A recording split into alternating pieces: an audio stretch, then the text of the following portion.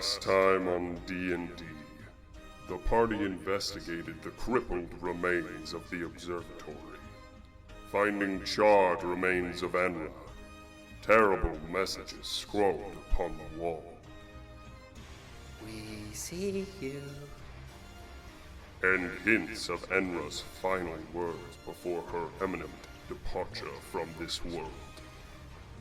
Everyone was scrambling, but none much more than Aaliyah, who hovered over the burnt husk, shifting with her emotions to a monster, an abomination.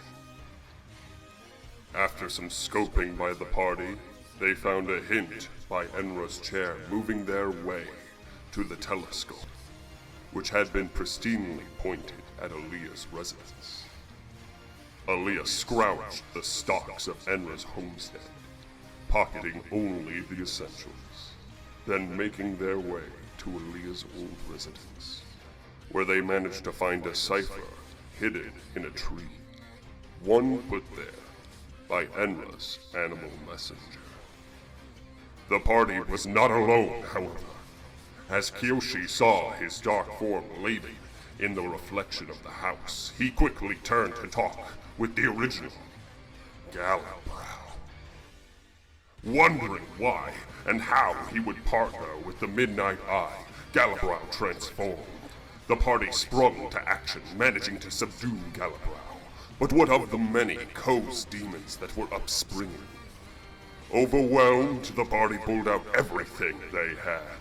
Shepard transformed into a young bronze dragon, nearly escaping the clamped clutches of the Glabrezu. Kiyoshi held the Nalfeshni's attention. Colton and Aaliyah provided backline support via healing and damage. But with all the party's efforts, Shepard and Aaliyah fell. Colton, seeing this, decided this world was doomed, and released it from his sight, finding hope elsewhere. And Kiyoshi died, but wound back to life by the potion of the 8th dead feline, fled from the sea. The Deadly Seven are just that, dead. All have fallen, taken, to be likely turned to the cause of evil in their midst. Who is to save this fractured world, empty of the gods? Who will bring the light of another day into the minds of the masses?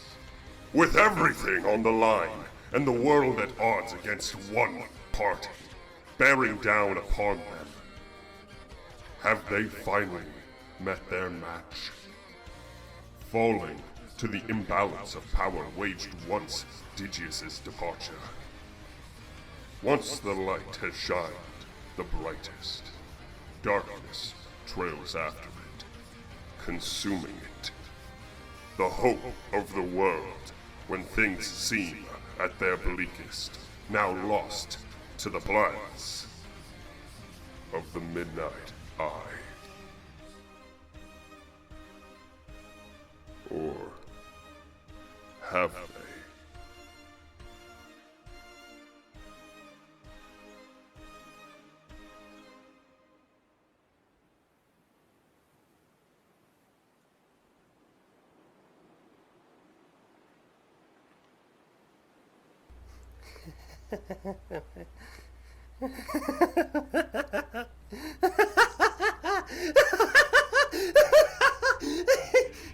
I win!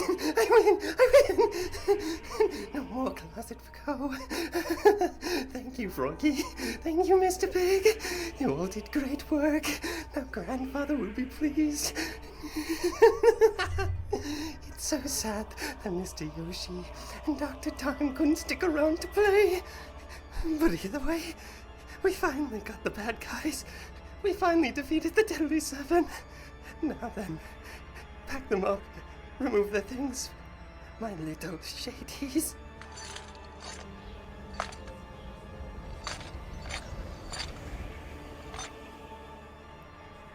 Pack them up, Mr. Piggy. Come now, before Grandpa gets too restless. Come now, dearie. Do you really think you'll be able to carry all that? Why don't you let Mama Baba help you? Get over, you old hag.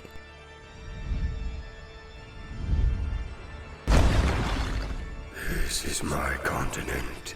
Nothing here goes on without my seeing it. Now then, boy, do you wish to meddle with I, Lost Blue General, the eyes of Newmark, Old Falton's Shilv? Yeah, and Master Illusionist Barrow the Rat. Now be gone, boy.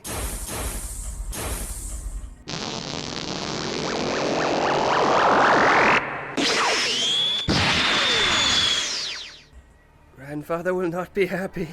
Next time I'll kill them. I'll kill them all of you. Yeah, I still had a minute left to go in the intro.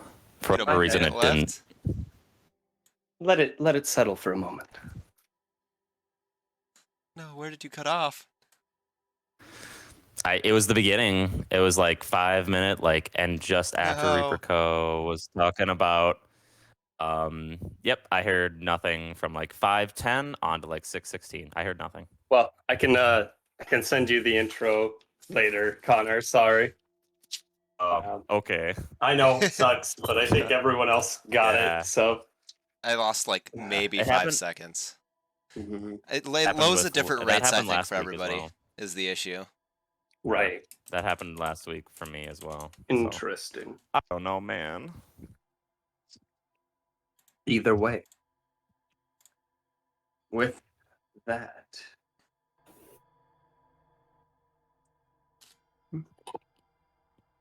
The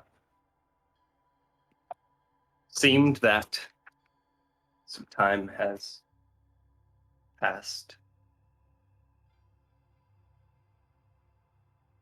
We'll start with Shepard.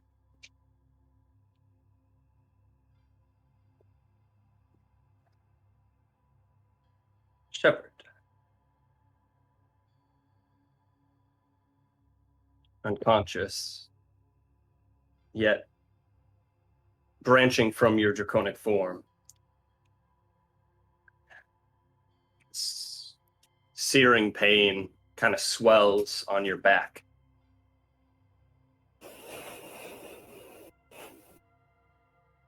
Emily needs to lower her mic so she's not breathing straight into it.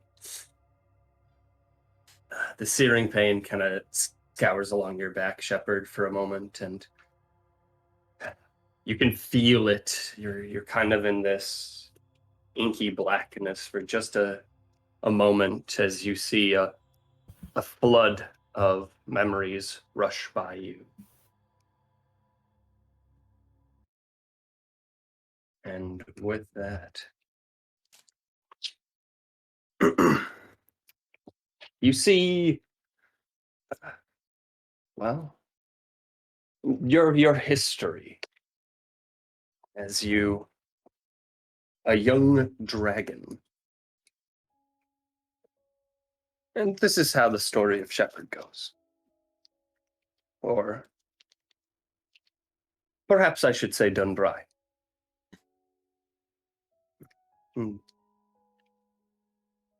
Dunbry grew up as a dragon in the Davedra house.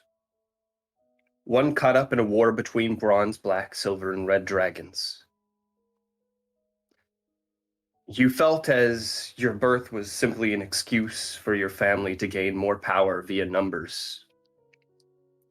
And you spent much of your younger years with several of your siblings, competing in a way, but also playing under the supervision of your grandfather, Kaithu. Your siblings, Forestar, Ble Cthulhu, and Kono. However, the war waged, and your safe home bent way to the surprise attack by those of the Red family, Croc and Vol. Your grandfather and siblings cut down before your own eyes. Still young, you gathered those left for your own assault against the invading Red Dragon army, killing the remaining of their forces as well. In the aftermath, either killing or fleeing the Red Dragons, your final sibling, Forestar, died of her wounds, leaving you, Daedra, the sole survivor of your peaceful little hovel. Returning to your parents once coming of age, knowledgeable dragons and skilled crafters, you trained with your skills and eventually waged battle after bloody battle, gaining an ally of the Silver House, Shiva Sargazun, and fated companion through the Draco Wrath Wars. Eventually,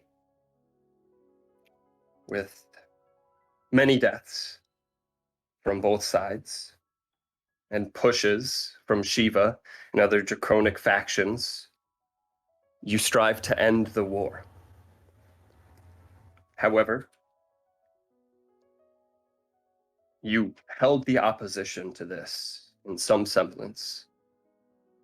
And with Shiva's guidance, you were able to progress with peace. Still holding the opinion that dragons could not know peace. For war is all that you have ever known. Softened by Shiva's guidance towards starting a new age of draconic kind. One of generosity, filled with gray instead of blacks and whites.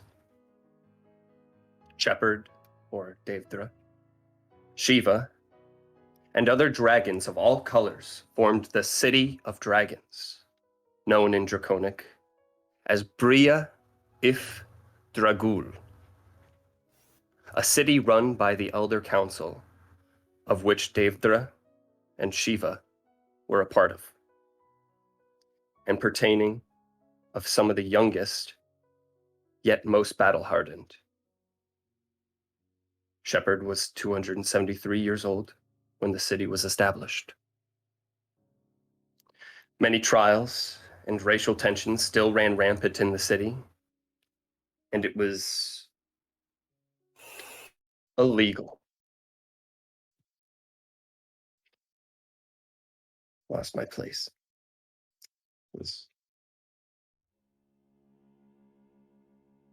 There it is. It was illegal to marry or court any dragons of different scale. These were times when the city felt like it was ran on the verge of breaking apart once more. War, battles, only for the council to swoop in and save the day. Yet tensions grew even with those in the council. The City of Dragons held strong for 73 long years. And Daedra felt as long as Shiva was with him, it would last forever. However, Daedra and Shiva were bound to never be by rule of draconic law until Daedra proposed the Color Desegregation Act, one that would lead to intense debate in the council, with silver, bronze, gold, and green houses backing, red, black, blue, copper, and brass against, and the rest unaligned, leading to a final break in the unspoken arrangement in the City of Dragons. Igoroth gained followers, and, in one fell swoop, destroyed the City of Dragons. 12 years of fighting occurred. War reignited into the Draco Wars. Shepard and his followers mounted many attacks, but they were at a standstill.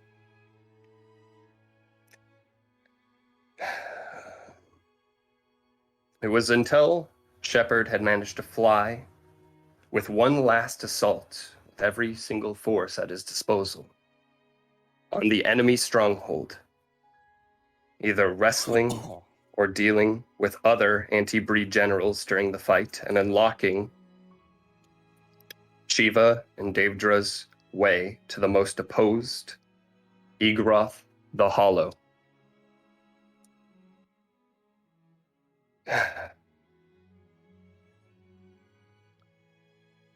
Black ancient dragon general, follower of Tiamat, and powerful sorcerer. The blood of kin now drenched all parties involved, but none more so than Shepard, who always stood at the front line and killed any and all wounded he found on the battlefield aftermath. With other dragons preoccupied with the assault, defending or nursing injuries, Shepard and Shiva worried over more than just their lives, but the lives of their single surviving child, Novu Samor, the only egg of theirs that hatched out of a couple, yielding a child of mixed race. Thus mounting a final attack with everything at stake, Shepard and Shiva lost their final battle and were cast down with the others.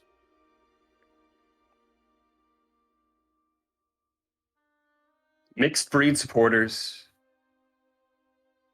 with the other mixed breed supporters, Igoroth has a base located in called the Citadel of Dragons, or the Citadel of the Dragon King, hidden in the elemental plane of air.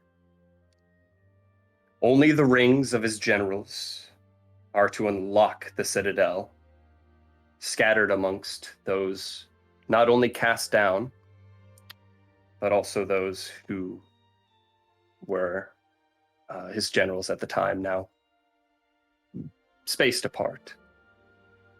Amongst the plains, yet inside the civilization, a new habitable zone for dragons, ruled by Igoroth. Through the years, and through the council members, you met the Red Dragon, Malik Mayveen Tathu,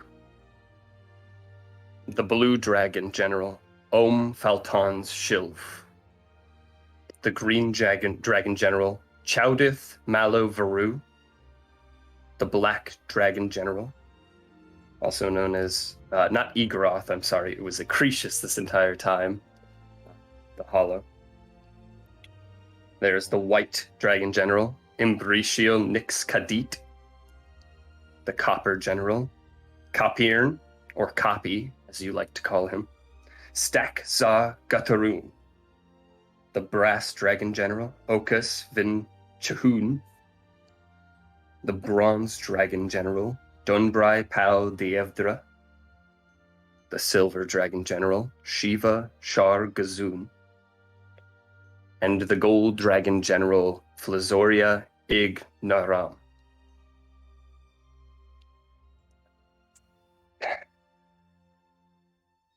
With that, you gain immunity to Frightful Presence. And you also gain a perk and a flaw, which I will put into your your nice little thing. Character sheet? I or could journal? put it in there. Either. And now we're going to listen to Be Calmed, I guess. So with that, I'll type this out later and I'll send it over. Okay. But as we proceed along here, this one might be a little more interactive. Aaliyah. Again, that inky blackness of unconsciousness slips over you. Seems like no time has passed between you falling unconscious and you kind of standing in this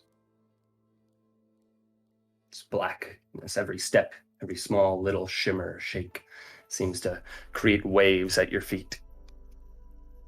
And yet you see it pretty clearly. You see Enra laying on the ground, probably about 50 feet away. What do you do?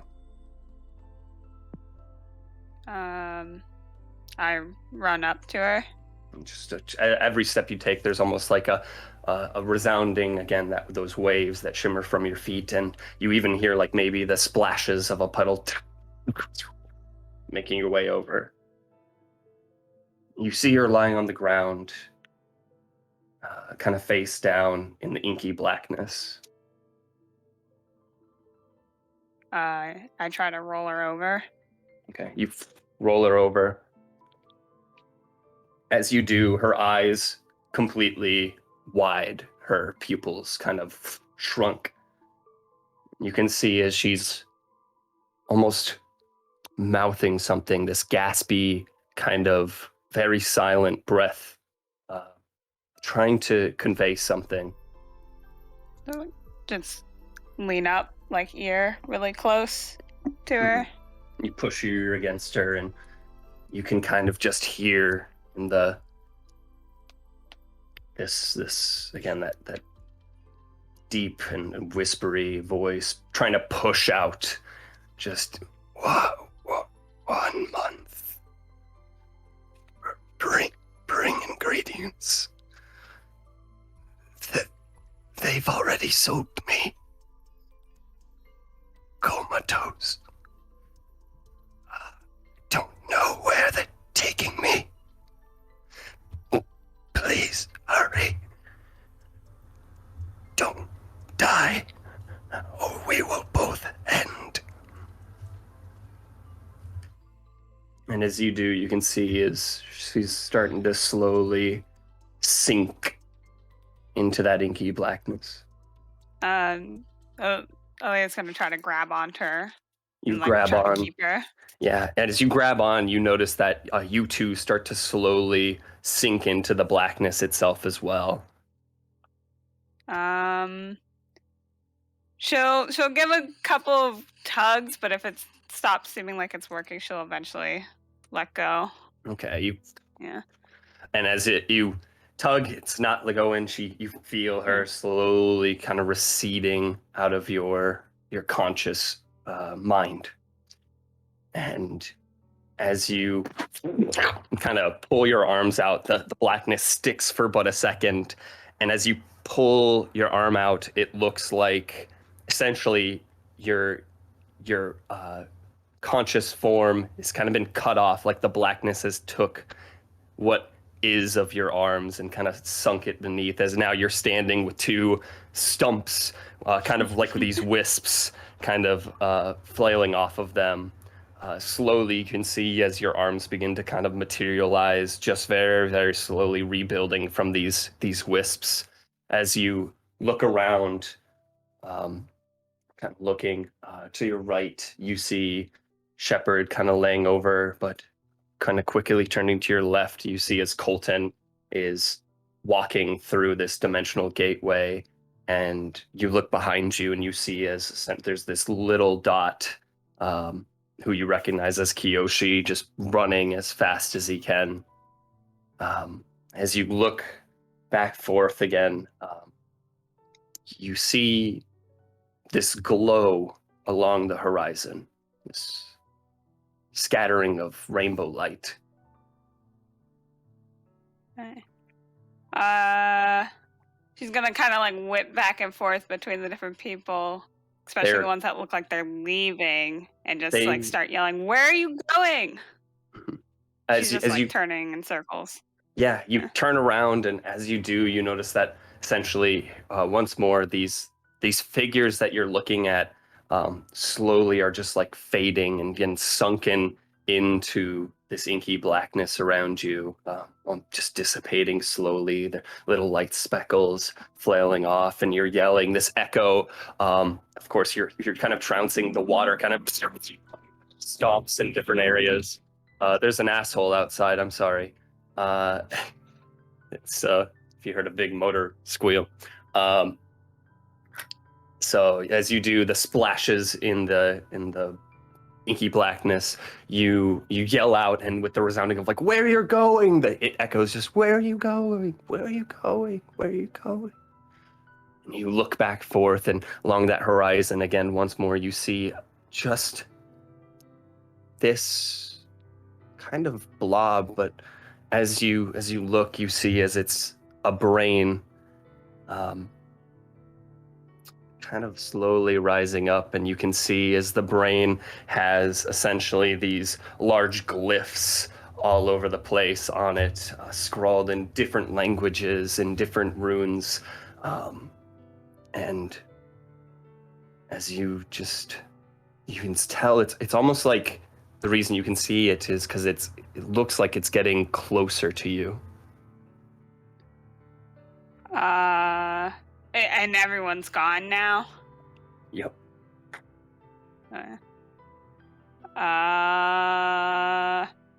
She's gonna start kind of like stumbling away from it and then kind of running. She doesn't know what the hell this thing is. Yeah, you start just trekking away from it, and no matter how far or how fast you run, you try to wild shape, you turn into a cheetah and just try to run as fast as you can. The brain slowly just catches up, and you can see as the runes kind of flick out tendrils that latch towards you. You dodge one, but as soon as you do, the second one comes down right next to you. You dodge the second one, hurtling over these essentially this almost like vine work that's being made from this brain that latches out. It eventually catches one of your legs. You grab, or you kind of let out a jaguar kind of whelp and it starts pulling and dragging slowly. Your form turns back into that of Aaliyah. You feel this immense fear take over you, as you begin to kind of, your wild shape acts on its own, and you slowly begin to transform into this abomination. And you slowly get dragged into the brain. It sticks you against it, and it starts to wrap you up before submerging you. And with that, that is where we start the session. Let me see real quick.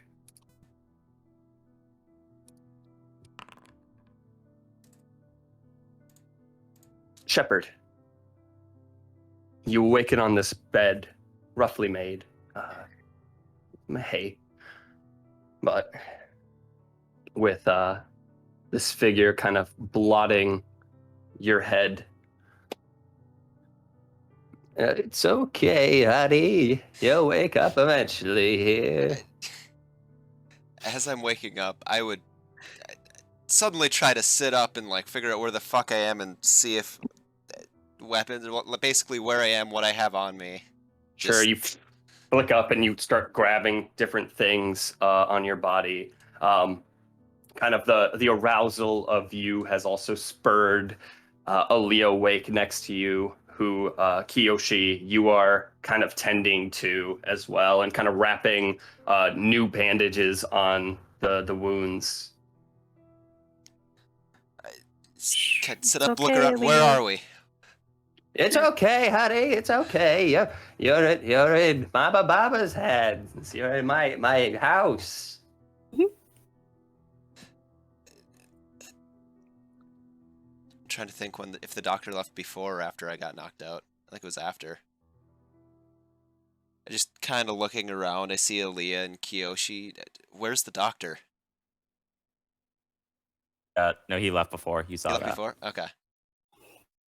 In front of your eyes while you were running towards him. The doctor didn't come back?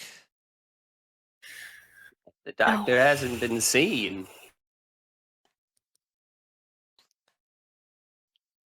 Everybody else is here? Yes. How long has it been?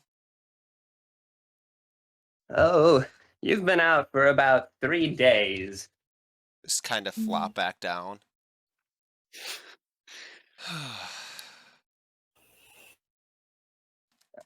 Oh. Yeah, while you guys are kind of waking up and studying around again, you feel different things. Shepard, I mean, instinctually, you realize that like all your armor's been taken off to kind of address your wounds. Different parts of you, obviously, it's hard to get under that armor. Oh yeah. And many of your items have been placed near the door, kind of near your packs. My armor is with them. Yes, but just make a investigation check. 6. I definitely want to check for the armor.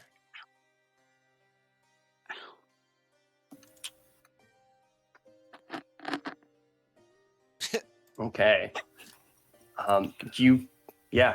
Everything seems to be accounted for the most part. The armor you can see plain as day, kind of sitting on top of your pack. The armor and the bow would be the first things I would check for. The bow you do not see. Okay.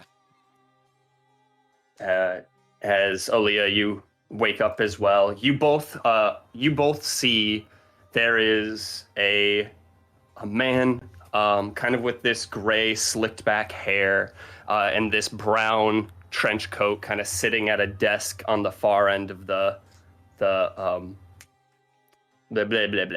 room.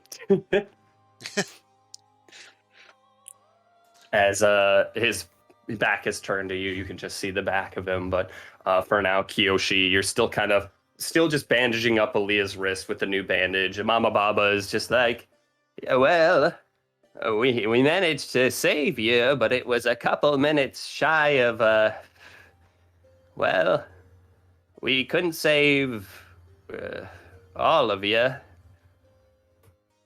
And Kiyoshi came back with Felvius, and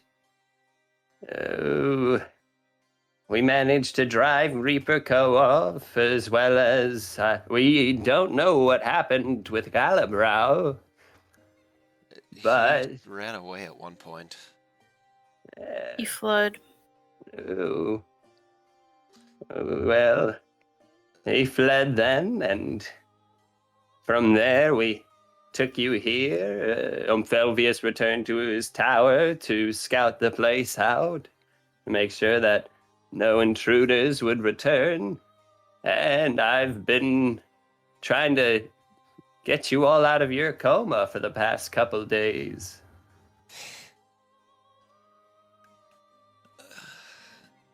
Is Aaliyah doing okay? You look over, Aaliyah seems to be doing just fine. Where's my bow? Like I said, we couldn't save all of your belongings, but it seemed that they were in the middle of derobing you by the time we got there. And we're lucky, well, let's just say one of your legs was halfway into the Nalfishni's mouth. Oh, God. We managed to save Aaliyah's leg from imminent departure from her body. But, like I said, your stuff is over there. You're welcome to peruse it to make sure everything that you had was there.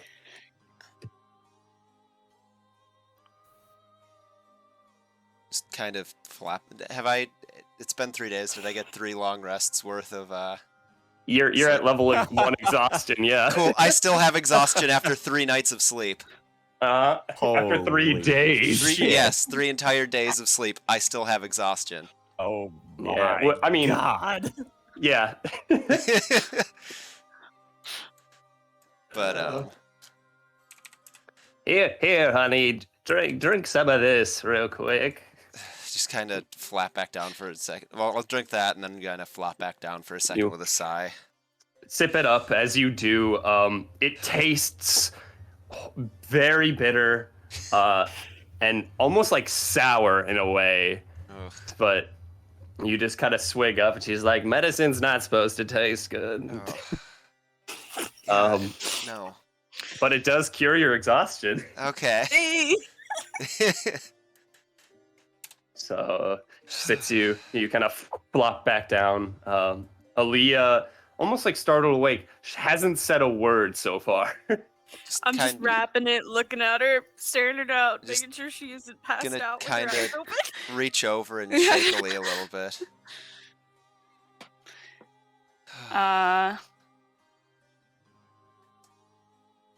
She'll sit up finally, I guess, and then just go over to her bag, and she's gonna start checking through for the stuff her master gave her, specifically like the ingredients list. All right. Follow after, make sure she doesn't pass out. Yeah. You notice that most of the things that were roughly like in your pack are still there. However, Aaliyah, you notice that first of all, you're not wearing your usual black hoodie that you kind of wear with the scattered bottom that I made up when I started drawing that character. But you do realize that your V-shape armor is gone. Oh man. As well as the Brittany spear. No! You realize that your trident of flowing rivers is also gone from your body, and probably to the most of your chagrin, your assimilator's dagger. Oh. No. No. Did you take those out of my inventory? I already did. Well, you'll have to take it out of your physical inventory, but I took them out of your area. I have to delete my bow. You'll have to delete a couple things, Shepard. Yeah, I'm just gonna kind of sit up for now and sit up and sit at the edge of the bed for a minute, and before I head over to my things to start going through them. Mm-hmm. Yeah, you realize pretty quick that like so first of all, the hand, your bronze hand, is not suitable for your transformation, so it actually fell off when you transformed, but it is still just kind of next to your pack. As you grab it, you just kind of click it back on. That's however, good. After some investigation, so you're not only your message bracelet, but the corpse closet has been taken from you. Shit. Your adamantium shield. Yep. Your the longbows that you had, which included your Dragon Slayer longbow. That was in the corpse closet. In the corpse closet, yeah. And your drow longbow.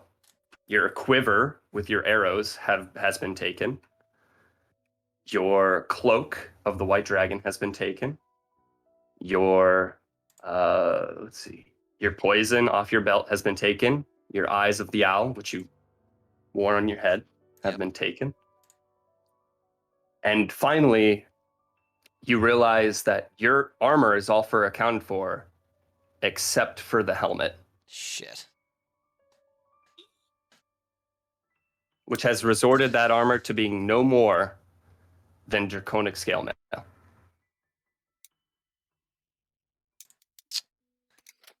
I'm immediately going to ask about the helmet. Like I said, they took off most of the things that you were wearing at the time and about ready to hog tie you up and transport you out. Shit.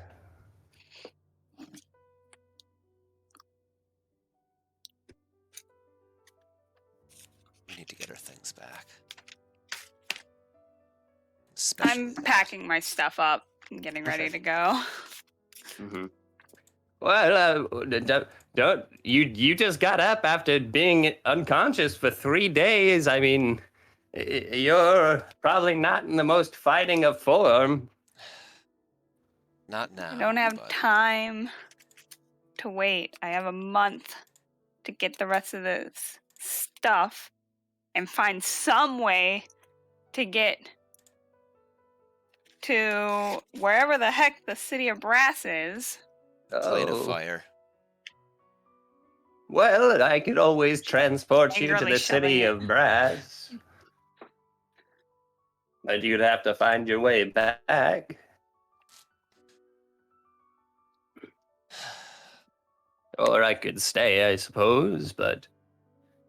Yeah, well, really, it's up to you. Either way, now that you've kind of settled your things, you can hear like the clicking of a bowl and a spoon in that whoever is over in the far corner seems to be kind of eating something. Mama, who is this? Oh well, it's a little. Why don't you introduce yourself, honey? Why don't you come over here and? Okay. You see. Oh, I'm not muted anymore. Okay, and you see standing up from it looks to just have been. He's had just a hodgepodge of just pans and just this like, almost looked just this massive like large and turquoise box almost, and you can see like little like wisp of like cold air coming from it. You see standing before you, Thaddeus Morrow. Although there are parts of him that look strangely different. His hair that was, say, salt and pepper before, definitely more salt now, and it's kind of goes back forward, pretty short. He had pretty bright green eyes beneath large circular glasses, scruff of gray facial hair and a mustache. You see, just like dark brown robes that fit loosely around him. He just kind of stands up, just like, you're finally awake over there. Does it look like the picture we may have seen previously? Yeah, but kind of in. I mean, make perception checks, Shepard and Aaliyah, to see, because in the shadow, as he is broached by essentially torchlight, he looks exactly like the man who essentially abandoned you. What was that? Perception? Perception. Colton? Well, a pleasure to meet you all. My name is Mr. Colton Morrow. It's truly a pleasure to meet you. You did roll that privately, by the way. Yeah, I saw that. Sorry. You haven't switched off your death save mode. I thought, Aaliyah, like I would say, you were still unconscious at the time that like Colton had left, but you've just been broached that he left you. But he seems to be standing here in front of you. So you can see his differences. Shepard, it's a little harder to tell, although he does come in and he does introduce himself. I think you're kind of filled with mixed emotions. And just kind of like approaches you and just, oh my, y'all look terribly thin, huh? Oh, I'm gonna go get breakfast ready if you don't mind. Something like. Did he leave the room? Yeah, and he like kind of goes. Yeah, he goes like back to his stuff, which is like not the way, and you hear just the clattering of like as he begins setting up, and you're just like, and he just like begins setting up certain things to different like pans and pots, and he begins just like putting out and reaching into this like large turquoise like box and gets like some like meats and eggs and other things, but that's what you see. I'm just gonna. So he's still in the room. Oh, okay. Still just about. He's just kind of like where he was, which I guess wasn't too far away. I'm just Yeah. gonna No. kind of set the armor on the bed and then go sit on the bed. Mm-hmm. I'm gonna finish shoving, like kind of angrily shoving everything back into my bags and everything, pick it up, and kind of go over to the other two, kind of like pull them over a little. Like, Okay. we don't need another one of him. The last one just up and left. He stole all my mentor's shit. Actually, we have most of it, other than 2 things. Yeah. He didn't take any of that. He took like all the He took the potions potion, and the money and all wand. that. He took the potion, the wand, and the money. He took the 1 box and the money. That's it. Yeah. I We have have the the rest other of it. stuff of your mentor. Okay. But I'll just be like, Mama Baba kind of hovers over and she's like, hey, need can I another be in this naysayer. conversation?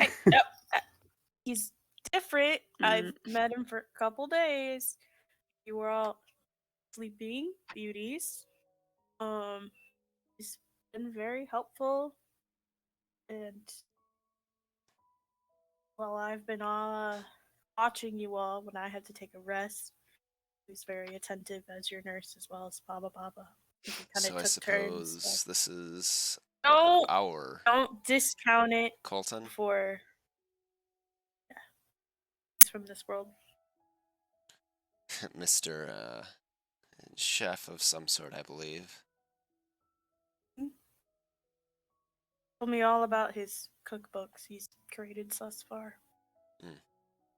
Yes, if you don't mind my interjecting real quick.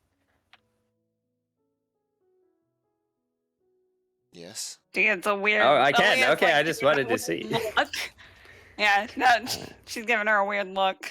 But yeah. She kind of goes, well, I brought Mr. Colton here actually to talk with his future self as a way of seeing if there were any major discrepancies between timelines. However, it seems that with your Colton being gone, that this Colton might fill in a crucial area for you. I could tell you there's certainly differences already. Yes, he's a lot different from the Colton that you know, for sure. What can he do? I thought he was just like a chef or something. He cooks with magic. He's a chef wizard, in fact. Why don't you ask him? He's standing right over there. She makes a really weird face. She's like a really nasty face. You see, like, you're like maybe 15, 20 feet away, and you see him just like, and he's just like, puts out like all of his shit, and you see him just like put like strips of like meat and puts them all out on like a skillet, and just you kind of see like beneath him, well, hopefully I can light a fire here, and then it snaps his fingers, and a large like little bonfire kind of comes up from beneath. Breakfast, and he's still not listen. Still like hasn't listened to anything. It'll still be a few minutes for breakfast. I hope you like bacon and eggs. I'll have something special for you in a little bit. Just give me some time. Thank you. Colton.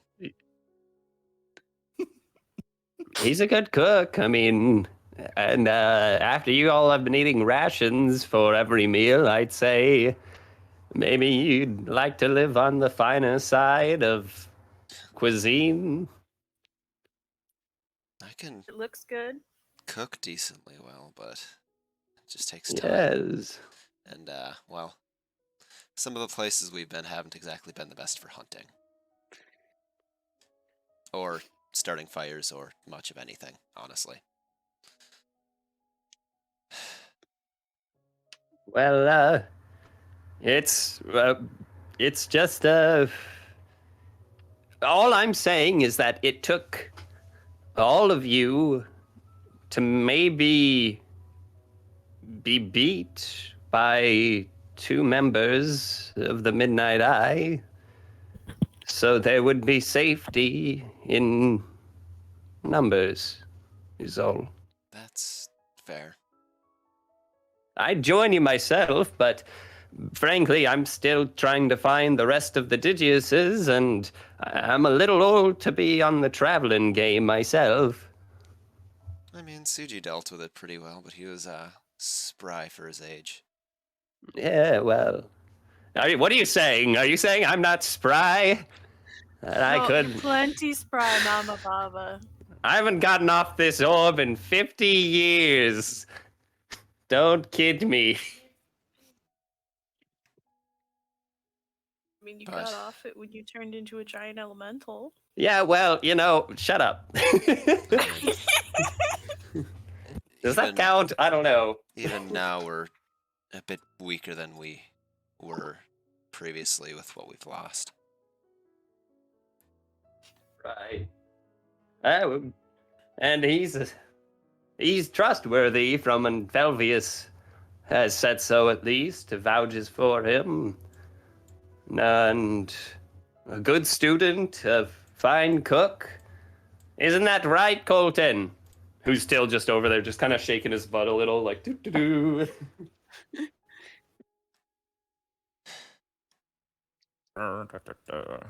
Yeah, and like he's like not too far away from you, but like seemingly cannot figure out that you are talking about him like right there.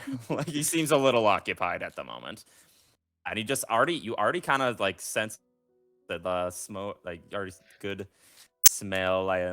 Yeah, y'all haven't eaten well in a while, and yeah, just a small portion of bacon and eggs is being prepared, and he looks to be like something else on the side as well, and it looks almost ready. But if we'd been traveling normally through the woods and either not rushing towards a character getting murdered or underground recently, I might have tried to cook, but we haven't exactly done much of that.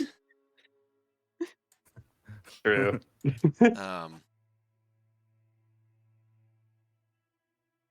Yeah, let's just say with what we've lost,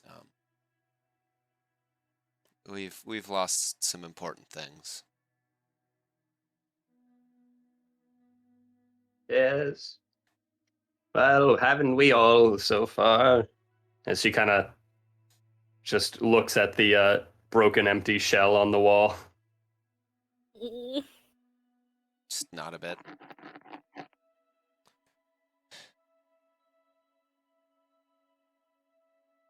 We will get them back. Give him a chance. At least what we can. At least, yeah, just all I ask is that you don't hold him accountable for what other Colton may have done or did, or treat him as a person of a different world. He's obviously a lot older. I mean, look at that hairdo. Oh, everybody feels like they're old around here, I swear. Yeah. I say as ironically the oldest person here. Oh, yeah. Oh, by the way, you're like 200 more years older than you thought you were. Hold that over Kiyoshi forever. Well, because I've been human for a long while, and... Yeah, so you're like, I'd say you're 300 more years old.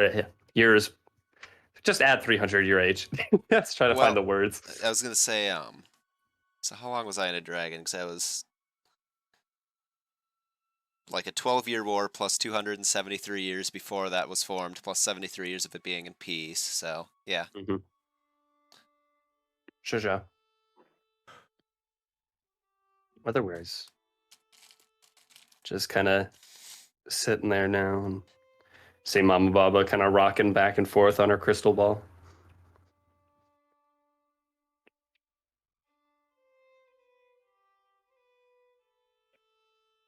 And breakfast is served. Give me just a second. Give me just a second, everybody. And it puts out what looks to be, I think he has enough. Oh, he has enough for everybody. So yeah, puts out 5 plates and just kind of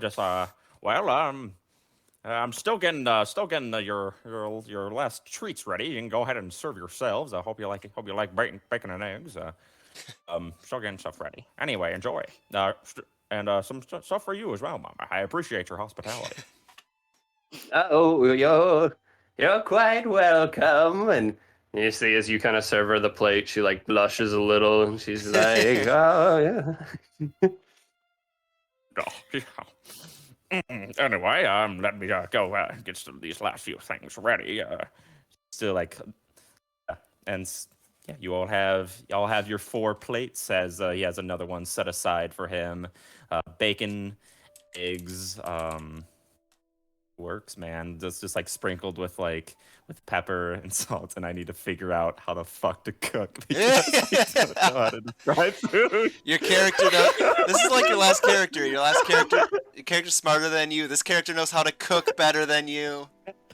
All D&D characters are just better than our current selves. I mean, come on. I wish I had this.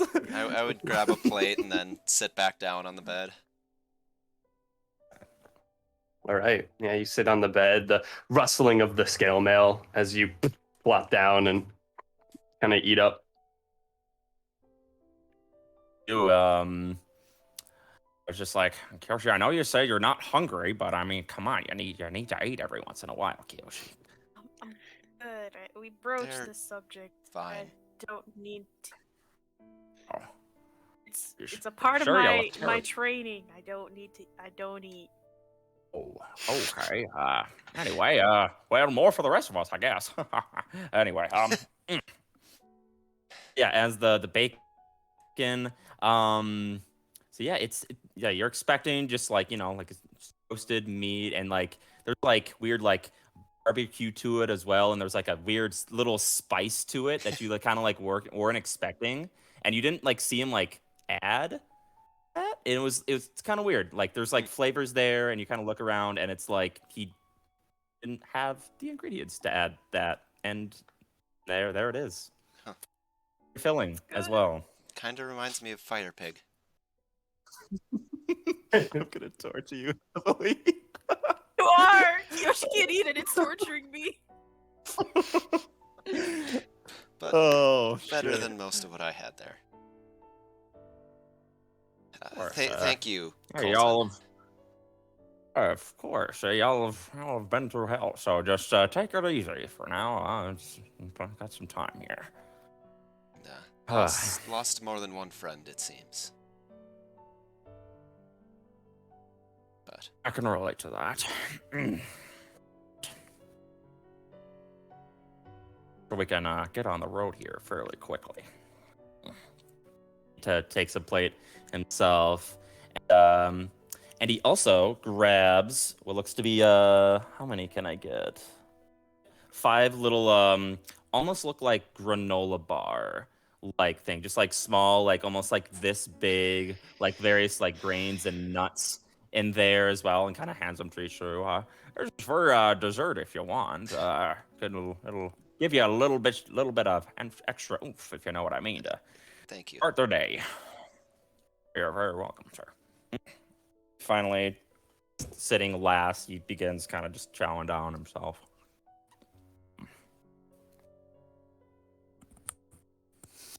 You all just kind of begin to eat up as kind of sitting on the beds. Mama Baba just kind of has the plate in her hand on her lap, sitting on her ball, and yeah. And start cleaning up like all the supplies that were out for bandages and everything because he can't eat and he feels awkward just sitting there watching everyone else eat. Right. And so you just kind of sit there and you're just watching people eat. You're just picking up bandages off the ground and make your way across the room. And yeah, over time, you all finish up eating. As you do, whoever ate the granola bar, feel free to add 5 temporary hit points. Woo. As Kiyoshi For Kiyoshi's sake, you could try shoving a treat down your potion hole and seeing how that works. I haven't quite worked. Yeah. I'll just Oh, keep well, my. we'll have to- I'll I just might like have to open make- up my chest and stick it in there. No. I might have to make something special for you, Kiyoshi. It'll may take a little bit of trial and error, if you know what I mean. But I might be able to make something for you. It's okay. I didn't eat it. I was picking at the food. She wasn't really too invested, but The no temp HP for you. okay. Well, you have it if you She want to didn't eat it. throw it away. Yep. Yeah, she's not gonna throw it I'm gonna away if put it a was handed to her. granola But in yeah. my. All right. Oh, Leah, you were out for an awfully long time. Ready to eat up if you're good and recover your strength. A long journey ahead of us. You I'm don't not suppose they would very have hungry. taken her things anywhere but the Oh, castle, do you? Oh, I don't know. I banished Reaper Co. I don't know where your things have ended up. Then he seems to have stayed where I put him. Because if he would have came back, Felvius would have struck him with lightning. I suppose we'll see. I need to have a talk with somebody, but that can't happen until we get those back. Well, where to for now, I suppose. What's next on your agendas? Well, I've been thinking maybe I should just go get these on my own. The rest of you can go deal with whatever it is you're dealing with. But it seems like you're bringing more trouble to me than it's worth. You mean go to the same place that you're going anyways? I have 3 things to get. I could go somewhere else. 2 of them are in Minami Ashigara. I wouldn't traverse by yourself in an And unknown Yeah, place. well, You've seen what Are we've stronger been facing, together. and you're I'd fairly say you're- powerful, but you're going to run into some big issues there, anyways. You're pretty wrapped up in this, Leah, at this point. Separating from the party, it's viable, and I'd be there to help you, but I'd say that they've seen your face before, and let's just say it's a little help here, guys. Your I've mentor seen you, so also you're still. has Yeah, been your involved with mentor's- this previously. Your mentor's wrapped up in it. She's never mentioned it to me, and I've never run into this many problems before meeting you. You have so many people who want you dead, and now you're saying they might want me dead because I happen to be hanging around you. Your mentors kept you very well protected up until fairly recently, but I mean, your mentor has entrusted you to us to keep you safe. And that and trust she got gave her the mission killed. to us as well.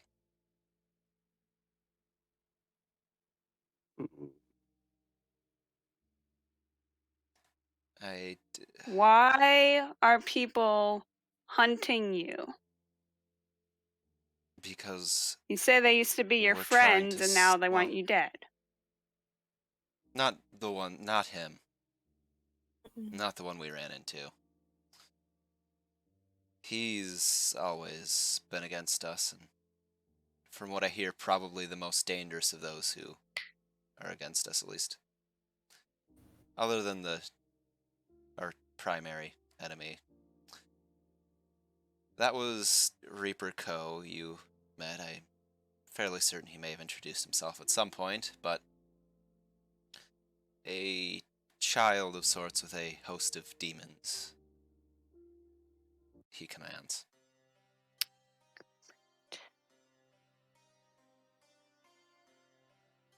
And why does a child with a bunch of demons want to kill you all? Because it was the person we're fighting against that. Well, I suppose it was Camus that did this to him, who we're fighting against. Camus is a powerful magic user that has a fairly large focus in, well, Technology. Demons. And experimenting on people. Yes, I mean, you all had went to the cave at one point, and she kind of looks around again, and she's like, I mean, the two of you have went to the cave of Camus and met him prior to this, and well, don't mind me, honey. You making more bacon? Unfortunately, we have some extras over here. I Well, you better hurry, cause I'm starting to clean up. All right, yeah. She goes over, grabs some bacon. She's like, "Oh, this bacon's great." Yeah. And you look as just like the bacon grease and oils on the pans. He begins to just like kind of like raise his fingers up, and you watch as kind of all the bacon and oil just kind of dissipates, and it'll smell like and it smells now like fresh mint. And he puts it back into like his massive, just shoveling it into his into his bags, and he like folds it, and just and that's what I call quick cleanup. Well, with experience comes expertise. I feel like the old people are flirting. Nonsense. Happened in the last 3 days. You don't even need to know. She's just like, don't ask. Anyway. He's a little young for me, don't worry. No, I'm just kidding. She doesn't say that. It still sounds to me like it would be best if I just distanced myself a little from you all. You're actively being hunted. What we're trying to say is you're actively being hunted as well. Because they have your mentor was protecting you and trusted us. You were being hunted, you just didn't know it. Your mentor was protecting you from that knowledge of it.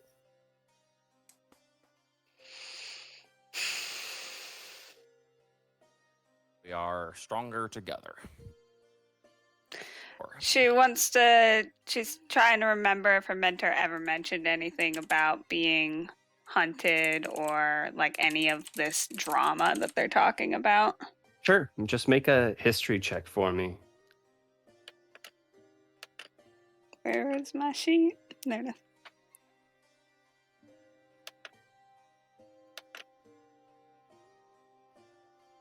History check.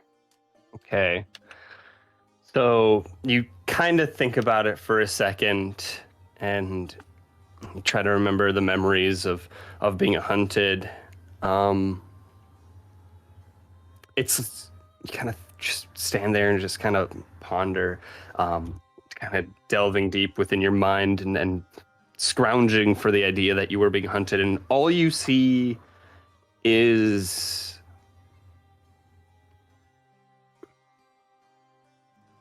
Enra walking with you through town, and there were times when she would enter into the guild house of Koketzel, and she would walk up these stairs, and she'd kind of turn around to you and just be like, I have to talk with my friend Digius for a little while, so if you don't mind.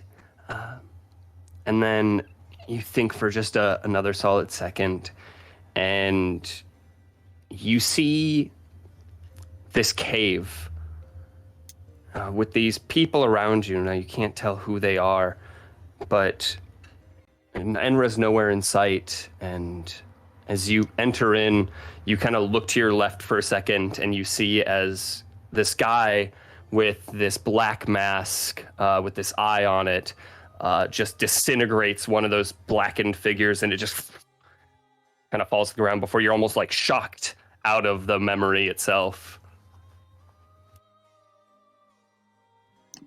So I remember a cave with people with eye things, and one of them disintegrating one of the others. Uh-huh. Is this thing? Okay. You remember? Was I like as an active participant, or like just? Oh, you were fighting, yes. Fighting. Okay, yeah. Cave. And you remember Enra going in to talk to Digius? Yeah. Okay.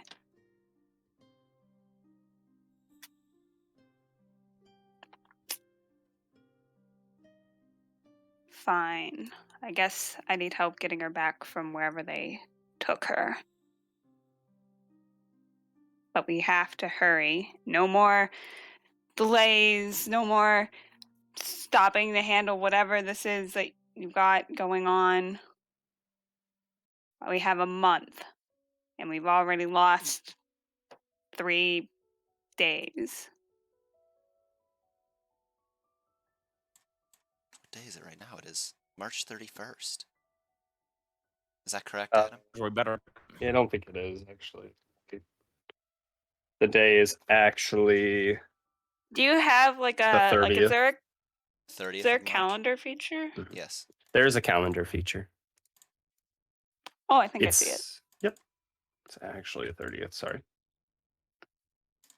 Okay, it's the 30th, and I got that. We had that fight on the 27th or the 26th? The 27th. 27th.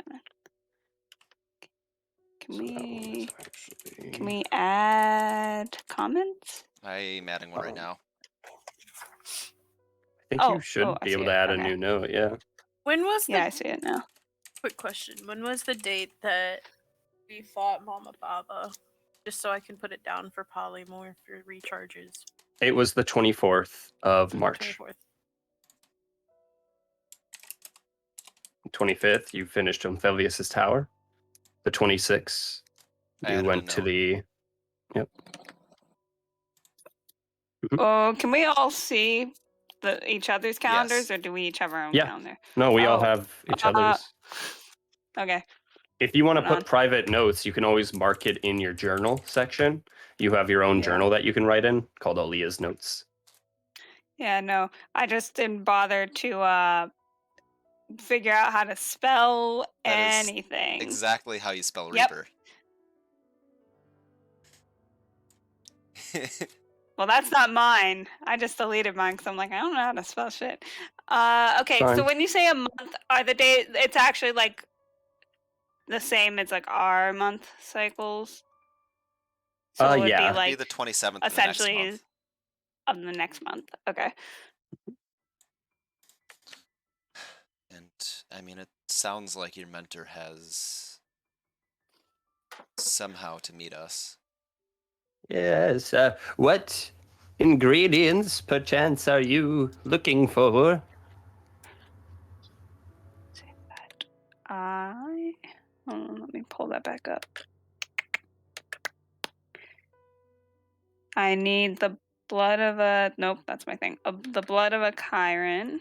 Fresh out. List of ingredients. There it is. I need scuggleweed. Okay. And I need borealis fruit located on the mountains between the desert and ice. Well, I may be able to procure some scuggleweed. That would just involve me turning into a squid and going down to the deepest of the oceans, grabbing a little bit. I use it occasionally when I make some potions, but few and far between, I suppose. That would actually be a lot of use to us. Although I'll have to stop my search for the other Digiuses, but it should be a momentary rest. I've been meaning to stretch my sea legs, you see. I would really appreciate that. All right, well, and depending on how long you're gone, we can find a place to meet at. And I'll just stick there so that when you are ready to make your way to the elemental planes, well, I'll be able to take you there as well as drop off the scuggleweed. Is the borealis fruit, because it says mountains between the desert and ice, Of that's Nami Ashigara. over. Okay, so that and Yes. the Chiron and Digius. a bunch of other stuff are all over there. Yeah. And the frozen city And that. probably. Wow, it's almost like the DM wants you to explore more of the continents. It's crazy. Yeah. Down here. Down here. Go here. And probably the guy who will chop us into little bite-sized pieces. Whatever that guy is also probably over there. I believe Bachanai was there, yes. Yes. I don't know this guy yet, though, so. Oh boy. Yeah, well. I've never personally run into him because I wasn't there the one time you guys fought him either, so. Well, you saw the last time you tried to face two members of the Midnight High. Bachanai is a dangerous one, so please be careful. Maybe we could help him. We'll see. Do we still have our scrying charms, or were those taken? Like the protection from scrying? Well, you guys never really attuned to those, did you? I did. You did? Okay. I would say those were taken off your bodies as well, since you were actively wearing them at the time. So. Yeah, I'm not sure with Aaliyah because like she would have forgotten and all that, but if her mentor remembered, she probably had her still on her person, whether she was attuned or not. It was probably on her person. Right. So yeah, I'm you just two have lost yours. Shepard, as your hand is a little stiff, Yeah. you are realizing as it is it's gonna need some repairs eventually. Just upkeep. So otherwise, she's like, well, where can we plan on meeting exactly? You'll have to take a boat off the eastern coast. Sorry, I couldn't think of the name. That would be your quickest route to Minami Ashigara. Where are we right now? You're in my demi-plane. You remember where you fought me that one time a week ago? Yeah, but I mean, I know a demi-plane's not really anywhere, but also like where are we? Oh, where's the door leading out? Yeah. It's non-existent currently, but when I can fashion it into places that I have marked. It just so happens that I have gone to Newmark before, and I do a lot of marking in old ruins and different areas, especially Felvius's tower. Though I fashioned my next portal out of wood-like material. And also I'm akin to knowing your current teleportation areas as well, such as Koketzel Rock or Dolketzel and Northwise. Scar, I was not made aware of. Yes. I can get you the runes for that if you'd like. Be I have them in my wonderful. notes. Yes, I also have I could get you to sorcery rather quickly, though, as a member of Digius's, his vanguard of sorts, they are constantly keeping tabs on my location, so there's no guarantee that I will be able to stay in one location. Though, it may be best that we organize a specific date and time, or times that I could appear in a location of your choosing, so that I am not taken captive again. Colton, sorry. Yes. Are you able to contact people at all, or no? I don't know what No, I your was specialty is. was quite stationary at the University of Coquetzal. I was a professor there for many years, specialized in training young students as well as protection-based magic and shielding from the elements. You see, Interesting. along with my own special talents, of course. As far as any teleportation magic, I'm afraid you might be a little out of luck. This is I've been on the road for about a few months now, but not too versed in the realm of having teleportation-based magic. However, could potentially help out with upping any ne'er-do-well from doing magical scrying on you. And there are protections against that sort of thing that I could do for the next, what was it again? Kind of pulls out from like his massively large brown robes. Oh, where'd it go? Oh, there it is. Pulls out this book. And okay, how long does that one last? It's been a hot second. So it lasts for 8 hours. Ooh. Wouldn't. May not want to use that one too much. It also, I need to sprinkle some treats with a little bit of diamond dust as well. So I may not want to use that one too often. I see. Unfortunately, Mama, it does appear that they also took our necklaces that you made for us. Oh, well, I suppose I could always make you a couple more here. It'd just take me, I'll try to get it done by the time you get back. By the time we meet up. Yes. I actually need some more basic supplies, as they took most of my weaponry, and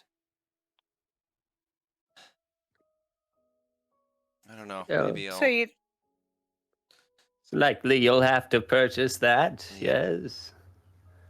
So you think it's best to not just open your door at Minami Ashigara, to do it somewhere else, or you can't? I've never been to Minami Ashigara. Okay. Well, what's the closest continent that you have? Well, I suppose I've been to Endythe or Corinth. I could open something there for you. Is there much happening in Corinth? I can't say it's a continent I hear about overly often. Oh, well, let me get out my Corinth book. What's happening in Corinth? No civil wars. In the meantime, Brayden would be able to give you a bow with 5 arrows. That's all I have. I picked one up. Yeah, you can always just pick one up at a store quick, and it should be fine. You said it's regular, just draconic scale mail. Is that with or without the +2? Oh, that would be with, it would be just the +1 instead of +2 now. Okay. I believe is one of the abilities was, sorry, I'm still speaking like this. It's so easy to fall into the accent. I know. So yeah, with that, let's see here. Yeah, Flazoria's scale mail would just be, I believe, just a +1 to your armor class. Okay. Yep, +1 bonus to AC. Otherwise, she's just like, oh, and about Corinth, well, there's a race of shifters there. That is why I'm familiar with the location. They are sturdy and hardy folk. It seems that the further east you kind of go, the further people tend to warp into animals.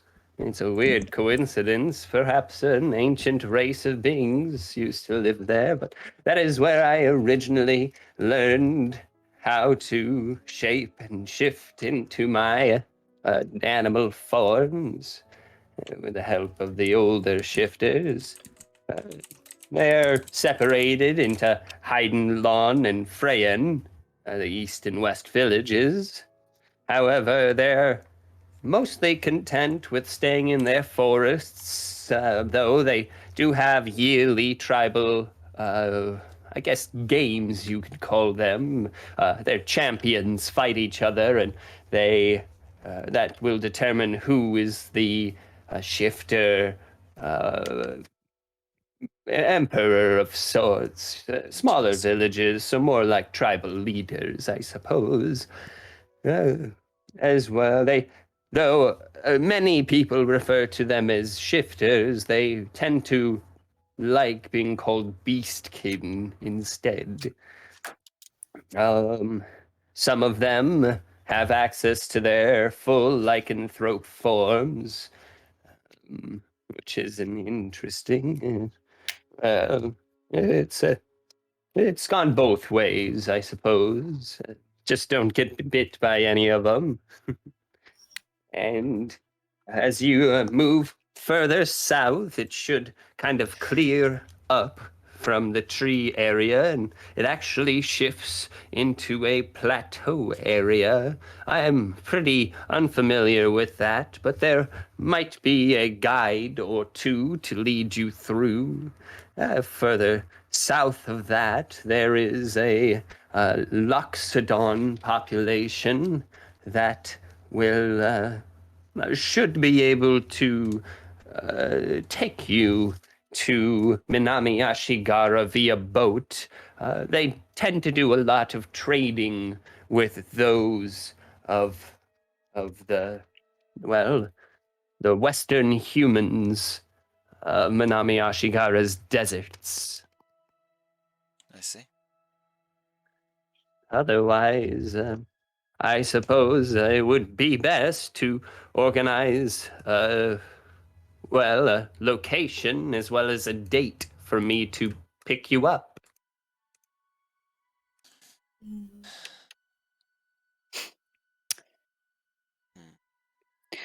You wouldn't be able to pick us up straight from Minami Ashigara, though, because you haven't been there. I have not been there, so I wouldn't. Though, if you were able to transport yourselves, maybe purchasing a teleportation scroll to somewhere like Dolketzel, you might be able to meet up there with haste. Suppose it could be a spell I pick up with eventually. Just gotta get the right scroll and the right inks in order to learn it. How long might it take you to put that into your book, Colton?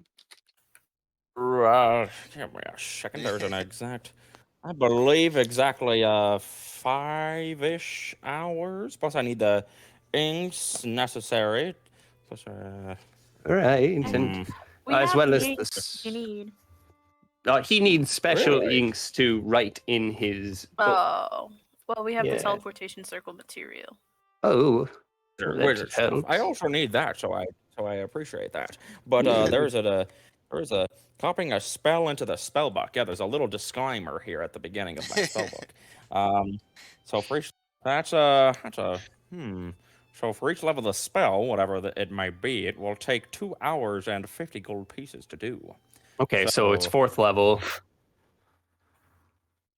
I believe teleportation circle is 4th level. It's 5th level? So take 10 hours and 250 gold. So basically a day. Yes. Yep. Plus, you'd also have to buy the scroll for him to Yep. copy. So. Right. Might be a little bit on the spendy side, if you know what I mean. I mean, is there a difference? Like, if you're gonna buy the scroll anyway to use it, you can also then transfer it? Because if we were gonna buy a scroll anyway, I don't think it's I don't think it's consumed in. Is it consumed in copying it? I would say yes, because of the fact that you're trading the scroll for infinite uses, essentially. So it's kind of, he's transferring the magic of that into a page of his notebook, and then being able to use that magic to copy the spell from there on, right? So I mean, either way, I think it sounds like a worthwhile thing to do. At least because I don't know when the heck I'll be able to. I mean, and it's transport for me. It's transport via, like, plant or to a different plane. So that's not necessarily always viable. Right. So, well, I suppose where in Corinth and Manami Ashigara would we be able to purchase such ingredients? well, probably nowhere in around there. Well, maybe the Loxodons might have it, or those in Manami Ashigara, though we could get you started sooner than that by, I could transport you to Dol Quetzal, and you could pick up anything you'd need for your travels there first, and then I could transport you to Corinth, yes? Yes. And then from there you would be able to scroll it in whenever you had the time. All right. Well, sounds like a plan. As long as we avoid Coquetel, think it should be smooth sailing from here. Yes, hopefully. God. Yeah. I like the plan. All right. Unfortunately, I hate to ask it. I'm a little low on funds at the moment. You don't mind helping me out? We'd be able to. I need to probably buy a few things myself. Although, Kiyoshi, you said you had a bow. I do just have a regular bow. It's just a bow, Just a nothing long bow? special. Yeah. And there's, Picked of it up course, off of a drow. When would I be able to meet you in Dol Quetzal? Let's see. How many days would it probably take? Can you plane shift us directly to the city of Brass? Yes. Okay. Still would want to meet her at least a couple days. At least. Yeah, before needing to go there. Because I don't know anything about there, so I don't know what would happen once we got there or anything. Chaotic. Yes. City of commerce and plane of fire, I believe. So would likely need things to protect against the elements. I can help. Bring your own water, I would say. Yes. Yes. Do I still have the thing of water? The jug? The alchemy jug? The jug? Yeah. Yeah, you still have it. It's not exactly a priority item to take away, I would say. No, it would suck. It's such a small little helpful thing. I think their focus was taking away the things that make us more dangerous. Yeah. If it's still in your item inventory, then it's still there. Okay, Yep. I'll have to go and check that.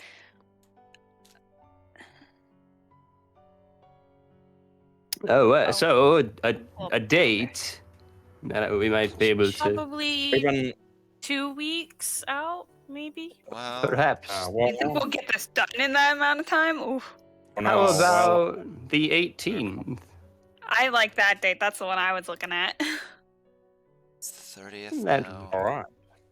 Do you think that'd be enough time for us to travel there and meet with everything? Certainly, plus a little extra. Of course, you are always willing and able to scry me, though it would just not scry. I mean, sending to me beforehand, or if you're late, to let me know that you've arrived. But again, that I was just trying to mediate so you didn't have to spend too much money. Yeah. Yeah, I like it. I added it to our calendar. Very well. Otherwise, I think someone added it. Wonderful. No, wait. Yep. Yes. Okay. With that, why don't we get you squared away and ready to go? And she kind of clink, clink, clink, clink, clink, clink, clink. You can hear like the riddling of bottles in the distance as she's like, "Here's 2 greater healing potions for you assist you on your travels." Greatly appreciated. Yeah. I'm gonna grab one because I don't have any. Kyoshi snatches one from the air. I don't either. I think we all need to stock up on out of that. healing completely. See, I have 1 lesser left, I think. Since your last raid on my pantry, this is all I have. Sorry, Mama Baba, but that was I very much thankful for the 8 dead feline potion. You used it already?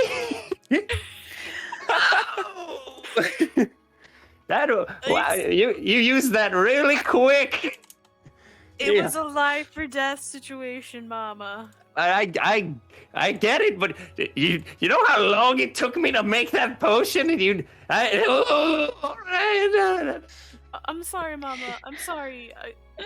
It's okay, sweetie. She pinches your illusory cheek, and it just passes through as like the Clink of metal. She's like, "Oh yeah, that's right. I forgot about that." Sorry, Mama. It's okay. I'll pat her on the head. All right, well, and she opens this door, and outside you can see the rumble of traffic of individuals as you can see the shady exterior of the artificial light of Dolketzel before you. She's like, "Well, I'll be here on the 18th then. Same location." kind of look around at where we're at right now. Yeah. Where it's at. And I suppose if we're leaving, yeah, I would have put the armor back on. Yes, and when was your court date again? What? 2 months. You guys had to go to court? I told you about that. That was not explained to me. You're just in trouble with evil people? You're in trouble with the actual law? May 16th, Oh, I believe. don't worry, it's all connected, honey. It's okay. Yeah. May 16th, I believe. I don't think... All right. still don't think anyone said that the king of Kolketzel is the true enemy. Like, I Nope, still don't think I've avoided that anyone's on totally purpose. in that. Yeah, Always nice. Mama's popping some truth bombs. I'm sorry. She kind of leers down at Aaliyah here and kind of hovers down to your level. She's like, everything will be explained with a little bit of time. Just be patient. And she kind of, give me a kiss. I'll lean in. I'll give her, like, a light hug. She's like, that makes more sense. I'm gonna kind of look back at Mama. Things have to be on this plane to scry them, right? Yes. That's Okay. correct. I believe. Well, I can't remember. Give me a second. You see, my memory is a little foggy. Colton would know, right? Maybe. Sure, if you know, go ahead. Yeah, you need to be on the same plane of existence in order to Aaliyah should know. in order to see him. She's Yep. the spy. Is that a 5th level now? Yes, it It is. is. You have it again. I'm not used it yet, though, so... Yeah. Maybe I might have you or Felvius try something for me later. Oh, well, that's fair. Otherwise, I gotta pee really bad, so why don't you make your way I'll out? be right back after we get our supplies. All right, I'll Stuff be here, here. and he just Is the Magma Rider here still? Ooh, you finally noticed. I thought that was like one of the first things I thought, but Yeah. I was like, I'm not going to bring it up quite yet. And now I'm like, okay, it needs to be brought up because that's not great if Damien took the Magma Rider. He is not in your sight range. Okay, well, Aaliyah doesn't care right now because she doesn't know she should care. Okay. I am thinking about a lot of things right now. At most, she'll probably at some point be like, "Where'd your dog go?" Yeah, would Mr. Morrow have noticed like a hellish, like a 3-foot tall hellish creature just looking at Aaliyah while she sleeps? Not within the last 3 days. Alrighty, sounds good. As you walk out, you can hear as Aaliyah kind of chimes in just a little bit. She's like, "So where'd your guys' dog go?" And you kind of like freeze for a second, and you're like, And with that, let's take a 10-minute break because I do have of Dol Quetzal once more. As you look around, just where the people are on the streets, kind of maneuvering around, and people kind of peddling goods on the side. Just right here, we've got oil. If you need to light your lanterns with them, we've got the oil here for you. And yeah, it's just another person's like, fine jewelry, which and he kind of peers you guys coming from the. His stall is right next to the alleyway that you're coming out of, and she's like, "So you look like the lot who enjoy the finer things." As she gazes at your golden scale mail shepherd, he's like, "I've got this fine golden amethyst, just this nice necklace here for you, and I'm sure you would absolutely love to have it." Not right now. I don't have time for this. You kind of just brush her off, and she's like, "All right, well, I see she's got a pole up her ass, but for the rest of you, you look like the lot who." It's been a bad day.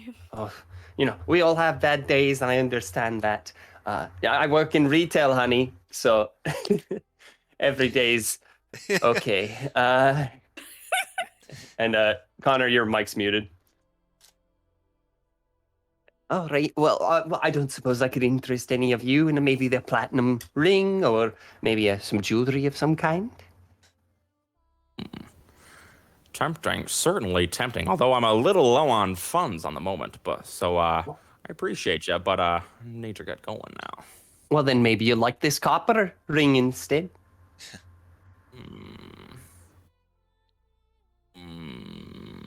Tempting. Come back and grab the doctor. He's like, "Come on." Sorry, I just don't think we're gonna shop for jewelry today, but if we change our minds, we'll certainly come. Thank you, though. Fair enough. Have a wonderful day. And she just kind of goes back to her business. Jewelry here, we've got fine jewelry, freshly made from the blacksmitheries or surrounding Dol Quetzal. Kind of trails off as you all begin to... A lead. Yeah, kind of like as you like kind of tug at Colton's arm, you realize a couple things. One, he's a little bit taller than the one you know. Also, can I ask for a check? Yeah, go ahead. You know what? Roll a perception check, please, Aaliyah. Okay, hold on. I gotta pull my character up again.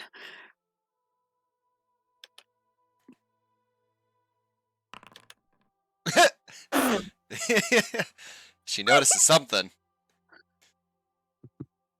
All right. What before was like this kind of scrawny form.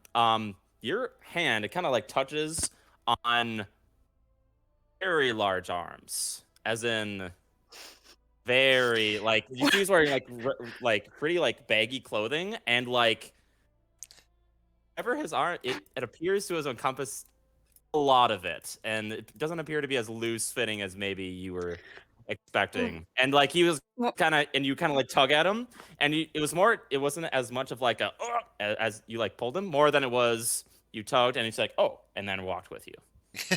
Okay. Carry on. Okay. Boof. Hell yeah. She's like, she's keeping like a hand on the coat, like pulling, because she thinks that you're gonna get distracted, but she also kind of like pats a couple times. She starts patting your arm a little. Yeah. And he does not notice. He's just like, "Wow, I have never been to Dol Quetzal before. It's quite interesting. The architecture is exquisite." He also has. Do you want to describe your staff as well that you keep with you? And it's you also kind of would notice a natural 20 as you're kind of like feeling around. There's as he's kind of like moving along with his staff. what like you think would be like a like a regular like wizard quarterstaff. You see heavy heavy metal against stone as it impacts, just ding, ding, ding, and just like he just wields it. You notice him just casually pick it up, and he's just walking, and he's like, wow, I've never seen it before. Yeah. She's gonna like turn to like whoever's closest and just like point at him, kind of whisper like, he's buff. He's got like muscles under there. Who the other is doctor leading? was like flimsy, but this guy, I think Kiyoshi was. I don't know whoever's next to me. I think Kiyoshi was leading, Whoever's so the I'd probably be closest. the next closest. Connor, if you could lift that mic up just a little bit, you're breathing. There, that's a little better. Just up a little so your nose isn't piercing down at it. Perfect. Yeah.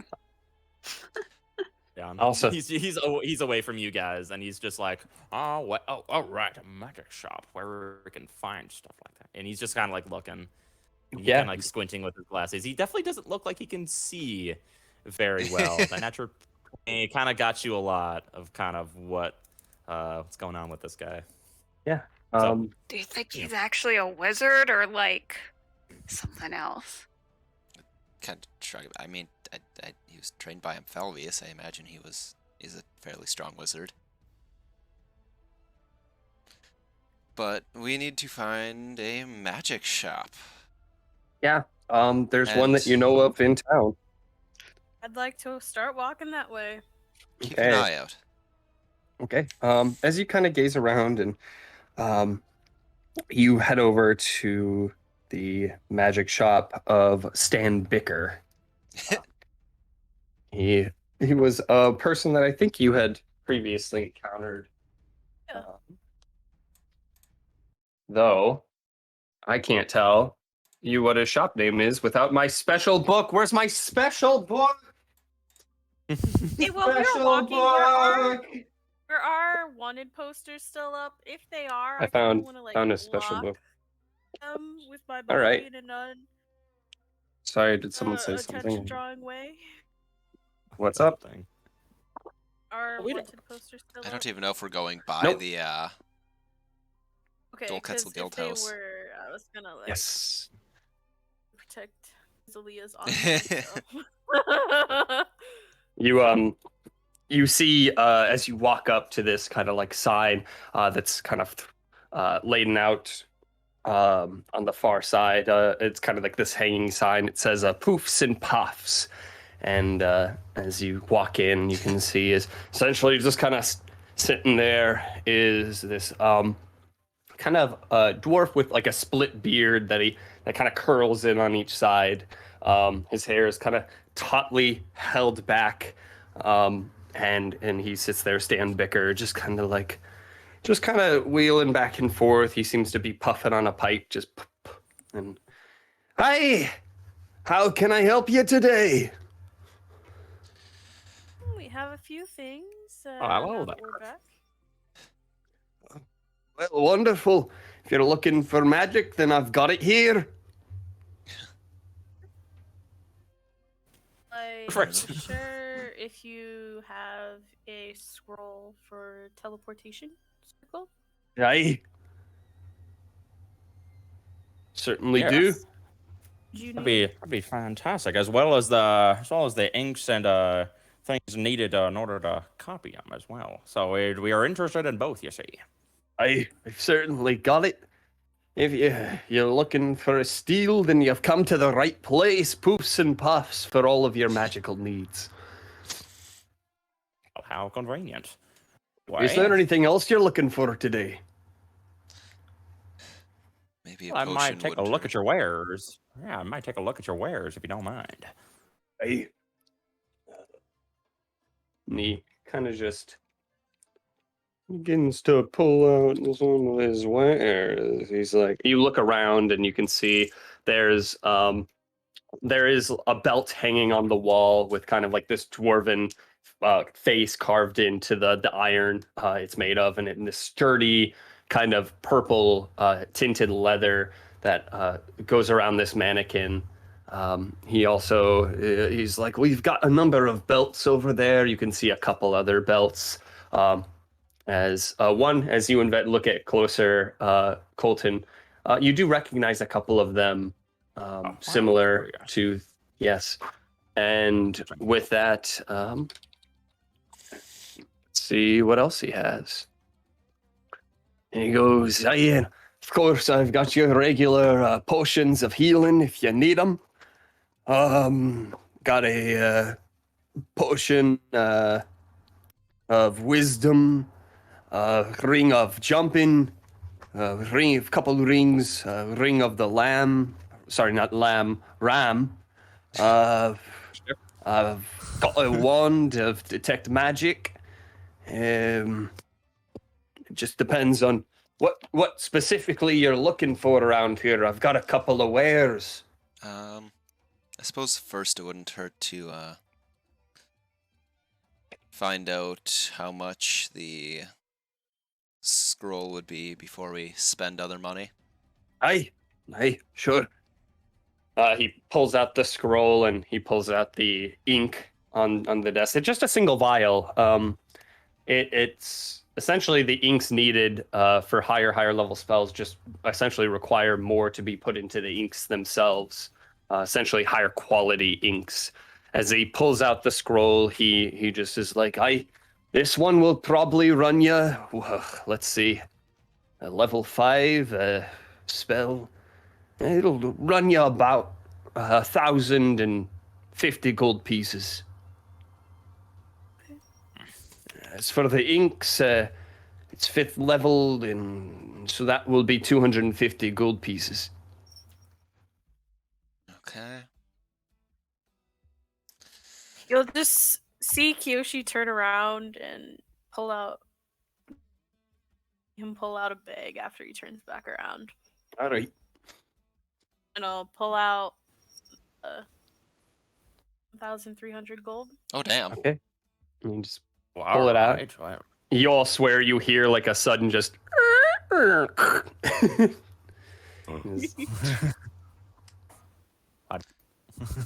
be like, okay, thank you very much. Hey. Well, wonderful. Is there anything else you're looking for today? The potion Big of spenders. potion of greater healing would be nice. Very well. That will cost you about 210 gold pieces, please. Okay. Before I do that, do you have any magical like bows or shields or anything of that sort? Let's see. I might have something for you. Let me just double check. It's here. You don't need arrows, by the way. I have 82 of them for you in the bag of holding. You have 82 left? Pulls out his ledger. 5 I had. All right. Let's see what I've got here for. Here. And he pulls out this. It's essentially like this short bow from kind of over by one of his mannequins. He pulls it off of the hand, and he's like, "Hey, you'll need to string it, but otherwise I could sell you the string for it just fine. It just comes, separately, and string is not that magical. But the bow itself, this is called the Hydro Bow. It's a short bow. You can see as it kind of has this blue aqua-like appearance to it. You can tell that the gem placed where usually the bow notches through is placed in the front, and actually has been carved in this perfectly circular style, forming essentially this like teardrop-like pattern that is on the front. It has been scrawled into or carved into very, very precisely with different dwarvic runes.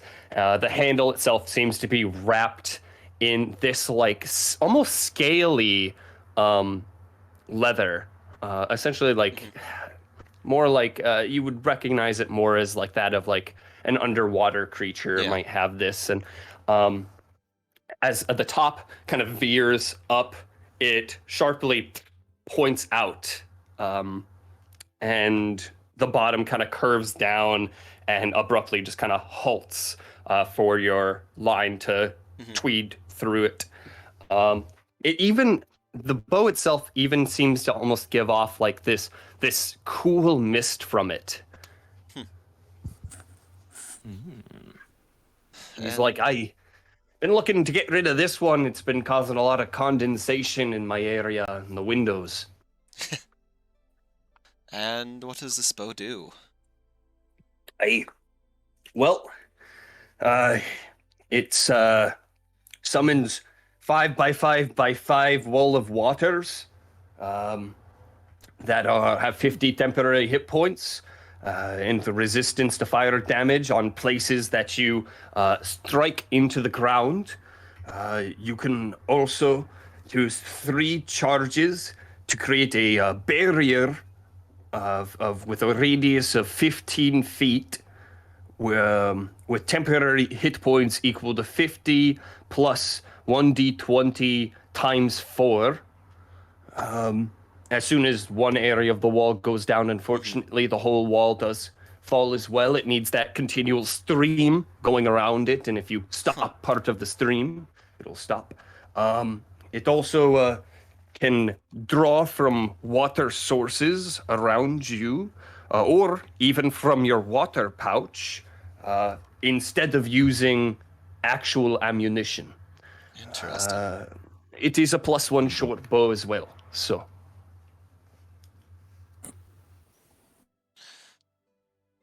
That could be useful. Curious. And how much would it be? For something like this, I mean, don't come around this kind of dwarvish ingenuity every day, you know. So I think I'd gauge this one. It does, with the one drawback from it is that it only does come with 3 charges. So you can either create a barrier or 3 5x5x5 walls. However, it does essentially have an infinite source of ammunition to it as well if you have water available. So I suppose I would charge any happy-go-lucky customer like yourself. And he kind of puffs on his pipe for a second, just, I suppose probably around, let's say, 540 gold pieces. How is it recharged? 1d4 at long rest. Long rest. And It's not cursed, is it?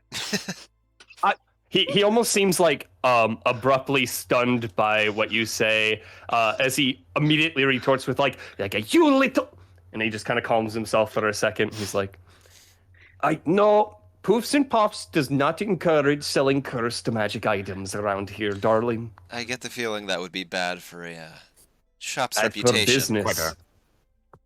Quite a common practice, yes.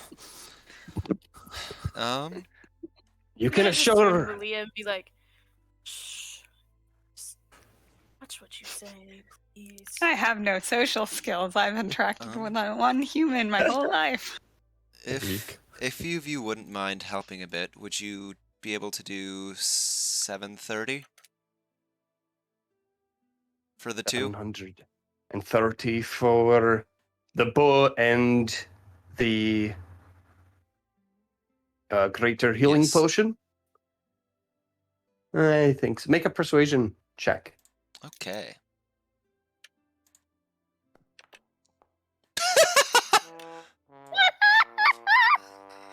Oh no!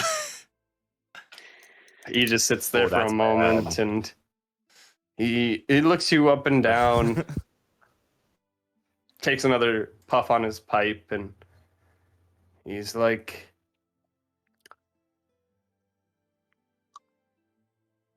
no, seeing as how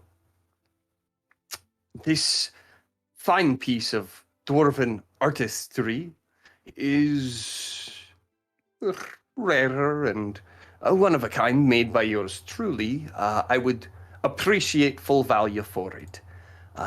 As for the potions themselves, Those ones, they need to be sold at their required market price, or I don't make much profit off of them. Just kind of look at everybody out. Well, would you mind helping out a little bit? Sure, yeah. All right. Oh, I would if I had funds, but I'll I would what need else another. he has to offer. Like I would need another Yes, certainly. 150. Yeah, you'll be fine. All right. And so, But did we want to look at anything else? I had a question about 2 items. Oh, 3. What you First, you toss the it was 205 or 10 for the It greater was healing. 210 and then 210 and 540. 540. So it'd be So 750. Yep. I need another 150 gold from somebody. I'll Sure. just take it from the bag of holding. Okay. You have that in How the much bag of gold do we holding? have in there? like yeah. You So don't Colton's just know? like, Colton's just like, oh my, what? He's like, you just keep on pulling out gold, and he's just like, holy shit. I handed over 60 platinum, so 150 is what I need to pull out. yes. And so you pull out 150. You also toss in your amount, and he hands over the bow and the greater healing potion for you. And Thank you. I'll outline the bow for you in a second. So, with that, he turns to his attention towards Kiyoshi. Yes, sir. What might you be needing here today? Repacks his pipe a little and lights it up. Was interested in that's got a purple tinge with the face on it, as well as that ram ring or the wisdom ring. So right there, points to the belt on the mannequin. He goes, that right there is a belt of dwarvish kind. Does a number of different things. If you're looking at that one in particular, something like that might increase your con score. Also, make you pretty savvy with the dwarves. Talking with them and whatnot. It almost makes you one of us in a way, you know? It'll also let you read dwarvish, give you dark vision, advantage on saving throws against poison, resistance to poison damage. Oh, and if you can grow a beard, you got a 50% chance to grow a beard. A big bushy one like mine at the beginning of each day.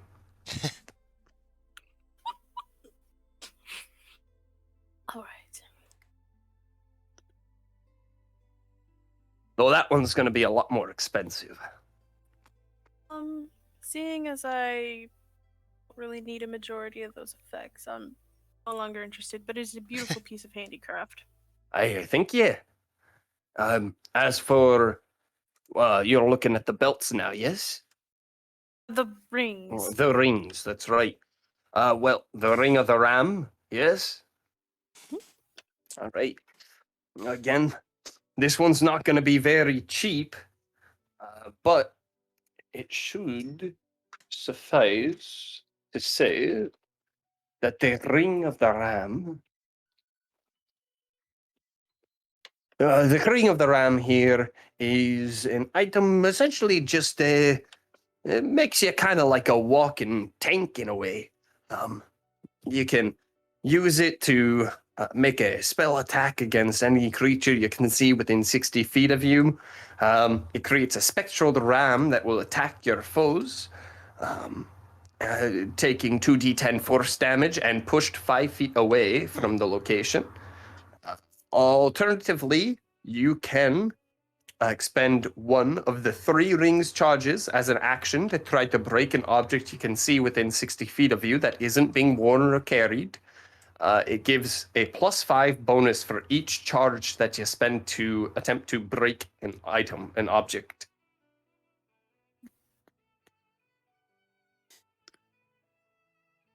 Okay. The last one, the wisdom ring. Looking for the ring of wisdom? Sure thing. And as for The Ring of Wisdom just gives you a +2 to your wisdom modifier, your wisdom score, to a maximum of 20. So, is there any of those that you were looking at today? Certainly be useful, but yeah, So the wisdom one brings it to a maximum of 20, yes. or It gives you won't go over? +2 to a maximum of 20. Yes. So if you already have 19, it won't bring you to 21. It'll bring you to 20. Okay. Any of those you're looking at, son? No. But were you interested in that, Aaliyah? I might be interested in the wisdom ring. I'm just right now trying to figure out like what things have. It seems like I've lost everything I was attuned to, so I'm just trying to figure out what things require attunement and what things don't. You wouldn't happen to have anything that could increase your dex score, would you? I've got things that could temporarily increase your dex score. Mostly potions.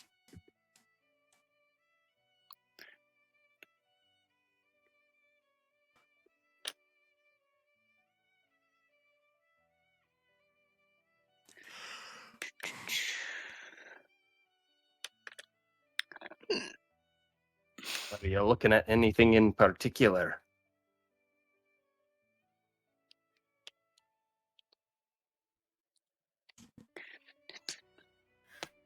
Do you have any kind of like cloak or anything that could give like a resistance to like non-magical damage, like bludgeoning, piercing, anything like that? Well, we do. How much are you willing to spend?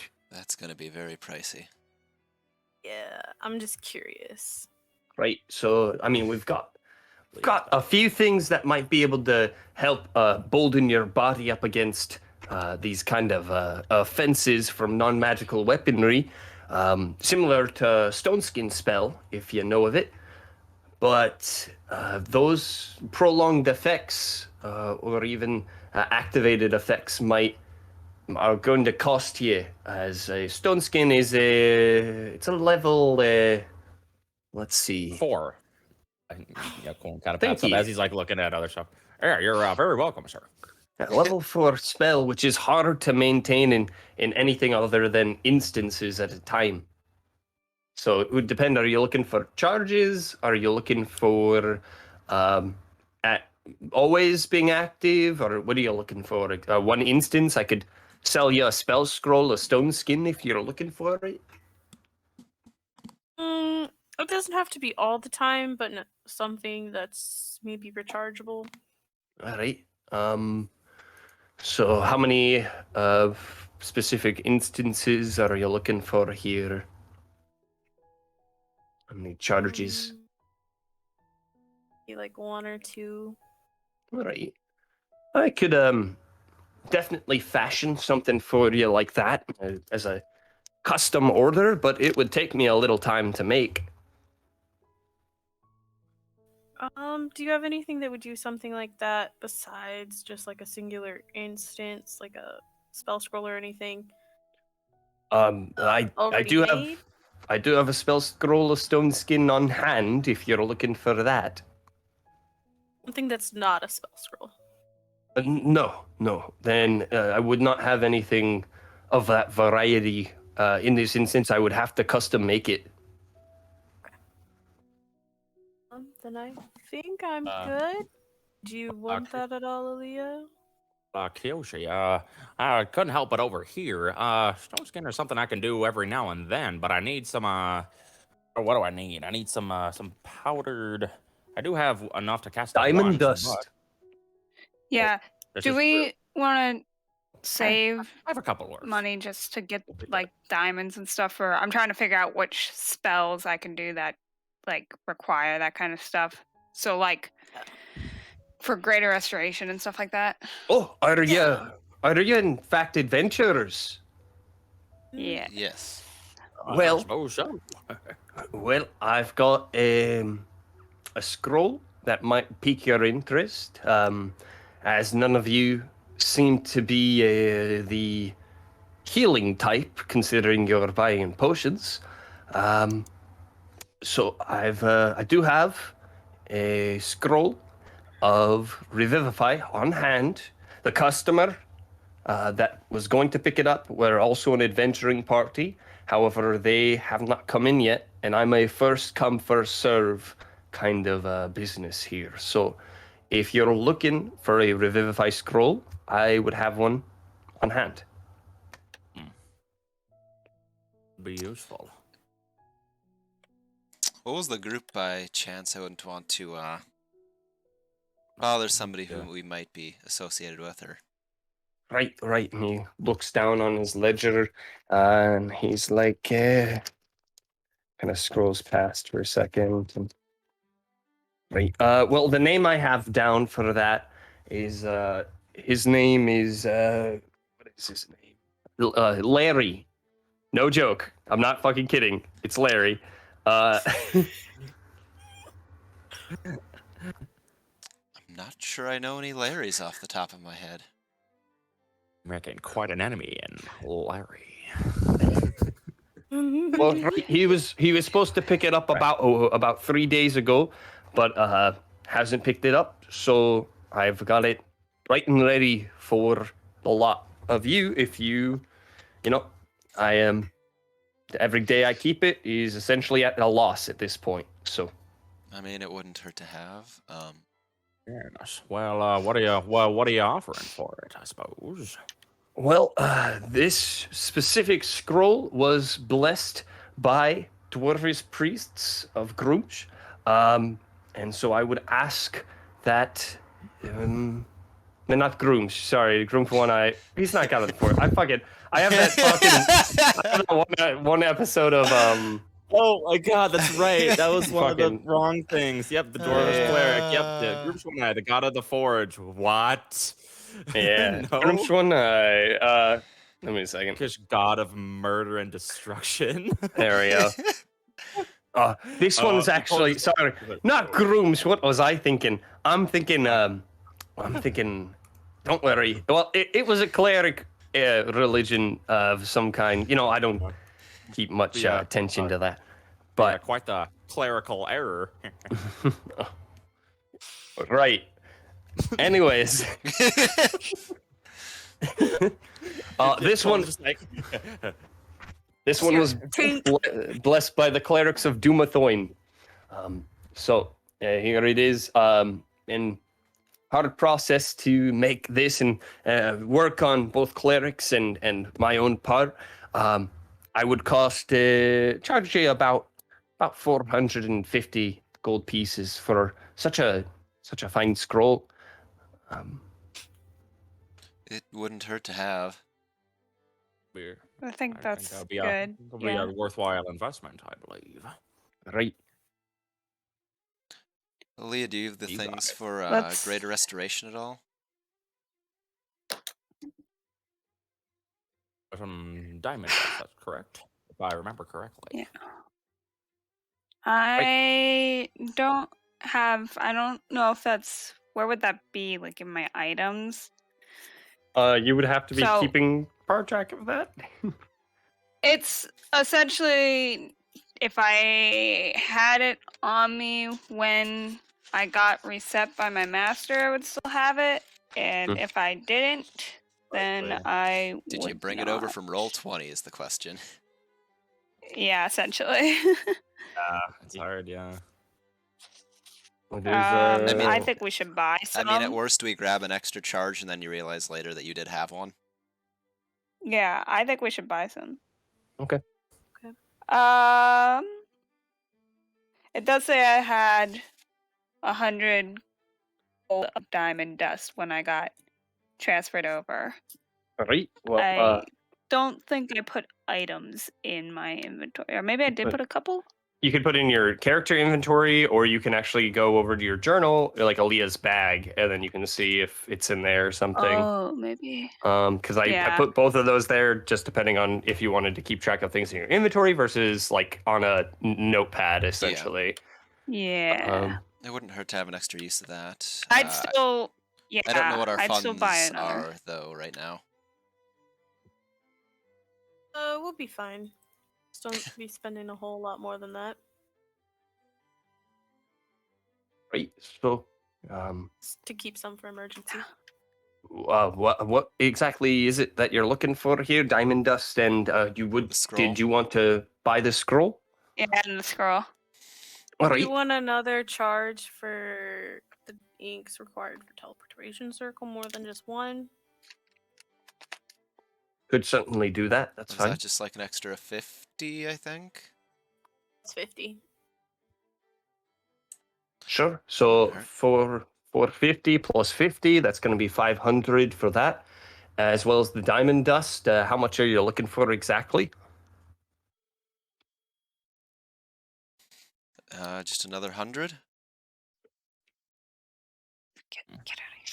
I also have Exactly, spells that's it. that would, yeah, you know, and I could work. 100 would do well. I also have some on my person, so another dose will be good. Yeah, it's 100 for greater restoration. We want just 100, or do you have more than that? We could do like 2 sets because there's other things like stone skin does that too, doesn't it? Okay, so we want to do 700 total for what we're spending. With the scroll, the ink, and then the 2 charges. Okay. So, what do you mean? You're looking for the 500 for the ink and the scroll, and how much worth of diamond dust? 200. 200. All right, that will bring you up to 700 gold pieces, please. Slide him across that. Was Shepard looking for? Takes it. Were you looking for a shield? I'm going to need to get a shield, yes. Right. Also, actually, so you said my beast shape armor. That means I don't have armor right now? Like nope. At all? Or? Not at all. Okay, so... You're naked. You walked into my shop naked. Totally. I was gonna mention something, but I didn't want to upset you. It's natural. It's fine. Might be a druid thing. I didn't really know. Didn't want to intrude. Right. Yeah. So you don't have any medium armor currently. Okay. I need probably armor. go to a blacksmith and stuff for that other stuff. Yes. I'll hear everything. Sure, blacksmith. Except I need not smithed stuff. I need leather. Well, you could get. Yeah, I was gonna say Where's you could get leather my armor stuff? Right. Well, blacksmith should be able to help you out there as well. A lot of blacksmiths in town deal with tannery. So. Thank you. Same with the shield, unless you're looking for it to be enchanted, of course. Be nice to get one, but I don't currently have the funds for that. So. Slides over the 200 gold pieces worth of diamond dust, the scroll of Revivify, and the 50 gold pieces worth of inks and whatever for teleportation circle. Unless anybody's grabbing it, I'll just slide it all into the bag of. Well, I'll take at least split up one chunk of the 100 diamond. I'm just putting whatever. Oh, there it is. I'm gonna put Tobia. If I got the short bow, I'll leave the longbow with you for now. Okay. I do need to get a new quiver though. Since they took like our armor, I technically had like a wooden shield on me. Did they leave that or take that? It would probably be gone as well. Okay. So I took anything that you currently had on you, pretty much. So. Do you put the ink specifically for copying to your spell book in your inventory, Connor? I would assume so. Oh, yeah. Spell copying it went directly in mine. Yep. Did you also put the teleportation scroll in there? I did not, but I will. Okay, because otherwise I was going to put it in the bag of holding. Just making sure that we got everything that we bought. I'll just hang on to that quick. And I put the teleportation circle material and then 100 worth of gold diamond dust because Aaliyah said she only grabbed one. I'm in. Right.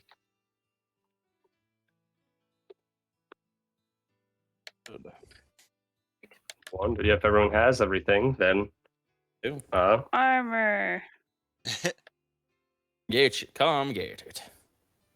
all right. Just expediently go through that one as you kind of go up to a rough older blacksmith. He's like, "Are you looking for armor? Well, I've got it here for you." And he's like, "What kind of armor you looking for today?"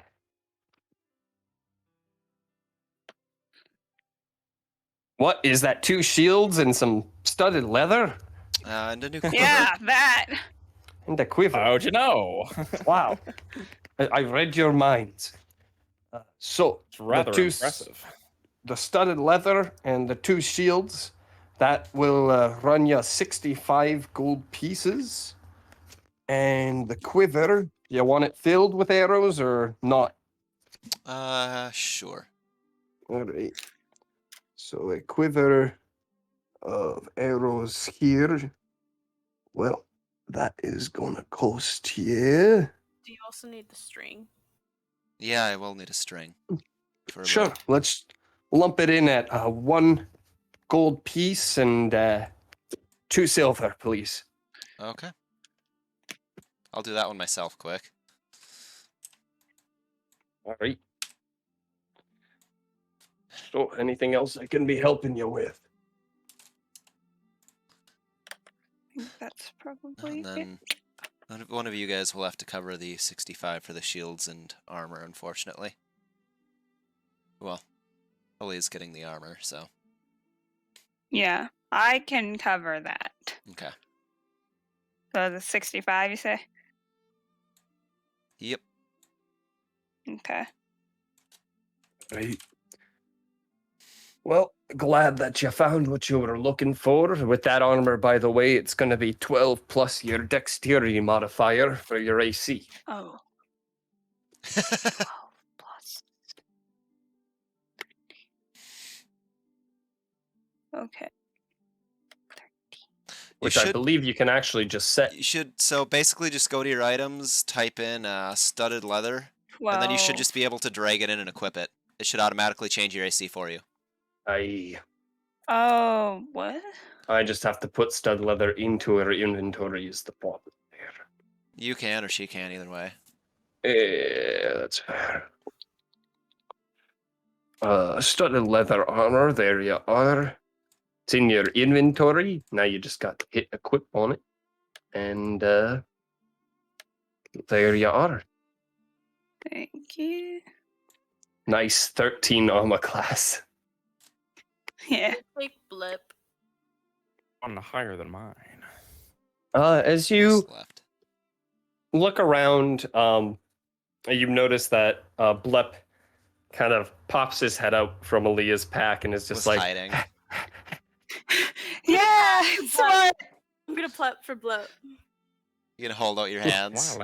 You I'll hold out my hold out your hands, but he still Blep remembers, so he goes. I'll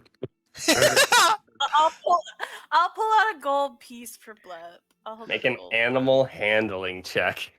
Oh my Blep gosh. don't want to eat you. You're entirely made of metal. He ought to want to eat you. Doesn't look like metal, but He can smell you, boy. All right. You're still on GM roll too. You're also in gym roll. That's true. But you pop out. It was a natural 20. Oh, nice. As you pop out the platinum piece, and you're like, guys, I'm not gonna hurt you. And he just kind of, and just eats up your finger. No, just kidding. I know he chomps up the gold pieces and gives out like a bleh, before snapping around your neck. Just pat him like good blep. And speaking of snapping around your neck, what's about to happen? I'm just kidding. Natural 20, natural 20, natural 1, natural 20. Oh my god. I don't want to roll next, guys. Roll next. Uh, If I do nothing, I won't have to roll.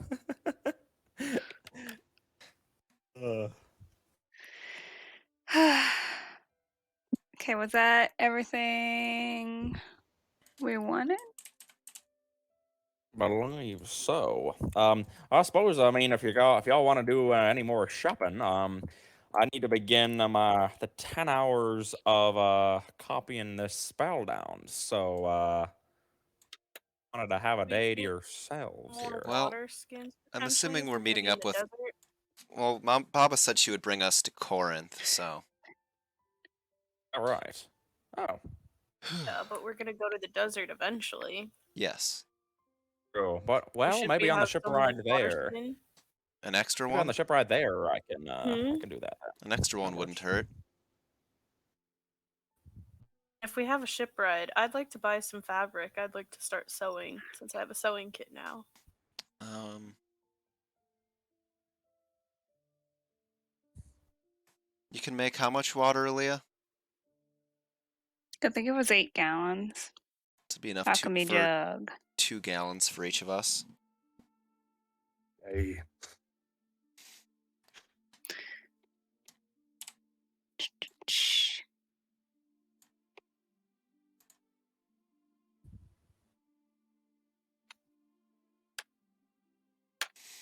Mm,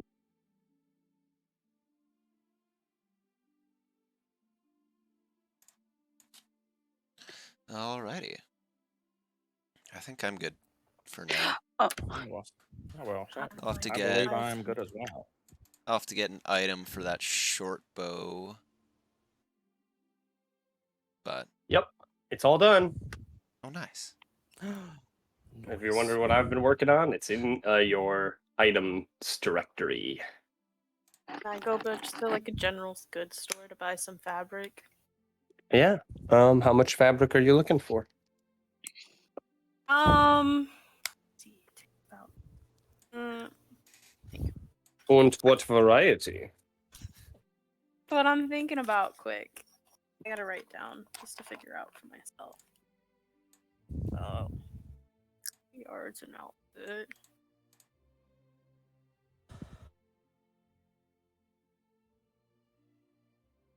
I'd like to buy 4 yards if they have like a purple, like a lighter purple or a white, or even like a lighter green.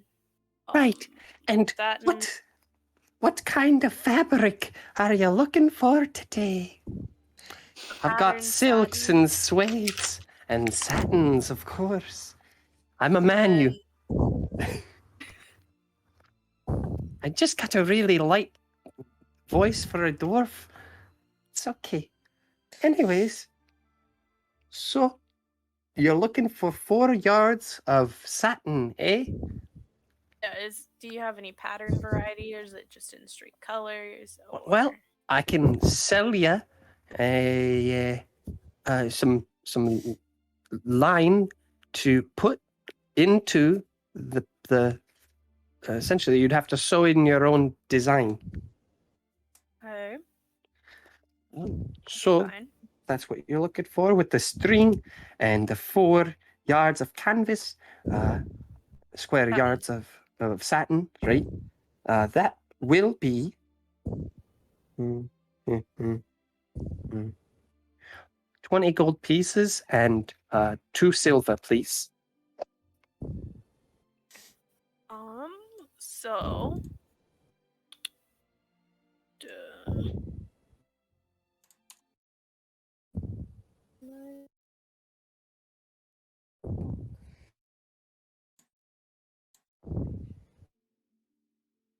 gotta get to my actual wallet now. Where did I see that? Okay, over here. In your character sheet. Yep. It's just not where I'm used to seeing it. Right. I'll hand her over 2 platinum and then 2 Oh. I'm a man. Oh, sorry. I'll hand him over that, and then I'll be like, "Do you have any other fabrics at all? Well, what other? I've got linen. Have any like other that's been or Connor, kind of pick like your mic up a button, little. You're breathing into it again. any kind of leather that's been dyed, any kind of buttons or tassels, or like fur trim. Sure. I'm sure. Well, we've got some fur. If what kind of fur you're looking for is the question. Otherwise, we certainly have got buttons and baubles and anything that you might need. I would like at least like a ox fur, if not mink or something a little bit softer. And then if you have any like frog button closures and a bias tape. I don't know what some of that stuff is. Okay, so I can explain this. These are actual terms, by the way. Frog button closures are like it'd be easier for me to sketch it. Make up whatever you want up, Emily, and you got it. You've got it. I appreciate so it. It's like, I just want they're like these little. It's like a clasps. It's like clasps close like a close. Yeah, I but picture like that in my mind. really fancy like little ropes, and then it's got the little like rope thing, and then it clasps over top of it. That's what the frog button closures are. Okay. Then the bias tape is kind of like put it in there, and you can use it in place of hemming something. Okay. It's a little bit of like a time saver if you want to put like a lining in something. It works really well. Yeah, and he goes, "Oh, yep, I know exactly what you're talking about. Let me go get that for you." And he comes back and he's like, "I've never seen anyone so interested in sewing. It's such a great hobby, isn't it?" He's like, "What for the buttons and every other thing that you described? I'll charge you. You again. You're looking for buttons, tape, and something else. Fur lining. Fur lining. That's right. How long? I could give you a yard, or I could give you something a little, something more, half the size but twice as long. Half the size but twice as long. Okay, well, it's counted as a yard, which is perfectly fine. And so something like that will, the lining itself will cost 5 gold pieces. And again, just for how many buttons are you looking for, and how much tape? 4 yards of the tape, and then Sure.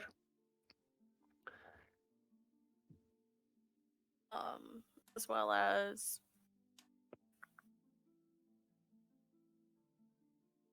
4 of the clasps. And 4 clasps, and lucky you, but today is buy 4 clasps, get 1 free.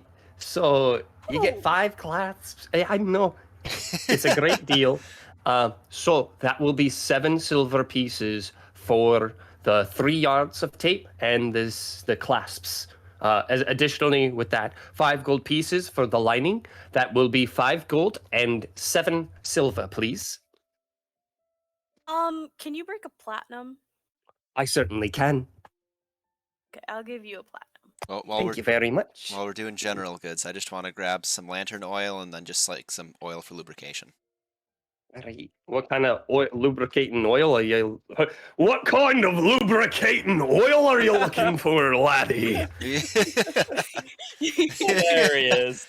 Oh, I think you got something in your throat there. Yeah. What color was the satin, by the way?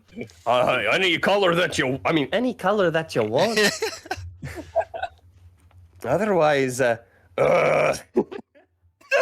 you've got me switching. And then the change for the platinum. All right. Yes. It would. Well, I can do math. It's fine. It would be 5 gold and 3 silver. Sorry, 4 gold and 3 silver.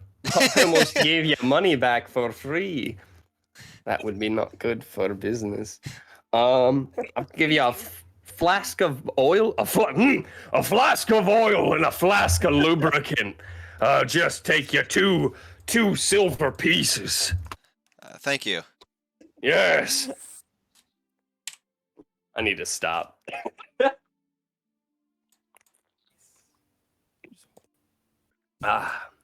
Otherwise, where to next, everyone?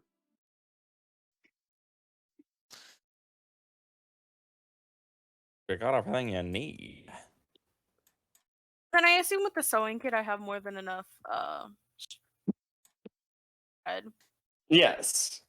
Okay. Just making sure. Mhm. Well, I also technically bought the thread to make the pattern. It's true, but they're different types of thread. You should know that as a sewing There expert. are. So is it embroidery I thread think you're then? good. Yes. You're gonna want to Put challenge embroidery. her in that. I really set off a fire here. All right. You have everything you'll need. I just had to do it now that I knew Kiyoshi likes to sew. True. And so with that, if you have no other places to go, speak now or forever hold your peace.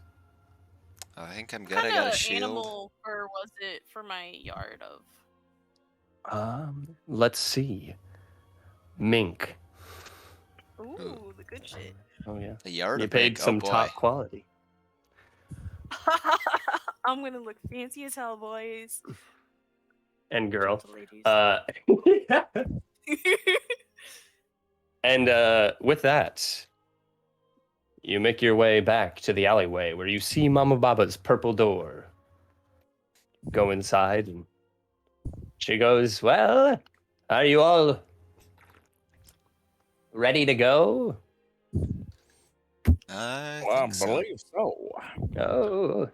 I do not see the bow under my Alright. items, but It's okay. Do you need I just have to give you 10 hours permissions. of like uninterrupted I don't think so. writing it? No, Or- no, it can be done in any. On and off. Okay. Yeah. So it's a Nice. thing that we can like, each night when you take a break kind of thing. It's not a thing that needs to like we have to spend a whole day doing that. No, I was no. thinking actually on the boat ride over from Corinth to Manami Ashigara. So when I was actually thinking of doing it, That's a good idea. it would be a short journey, and I could do it then. Yep. Okay. Otherwise, well, honeys, well, are you ready to go? I think so. All right. We're here.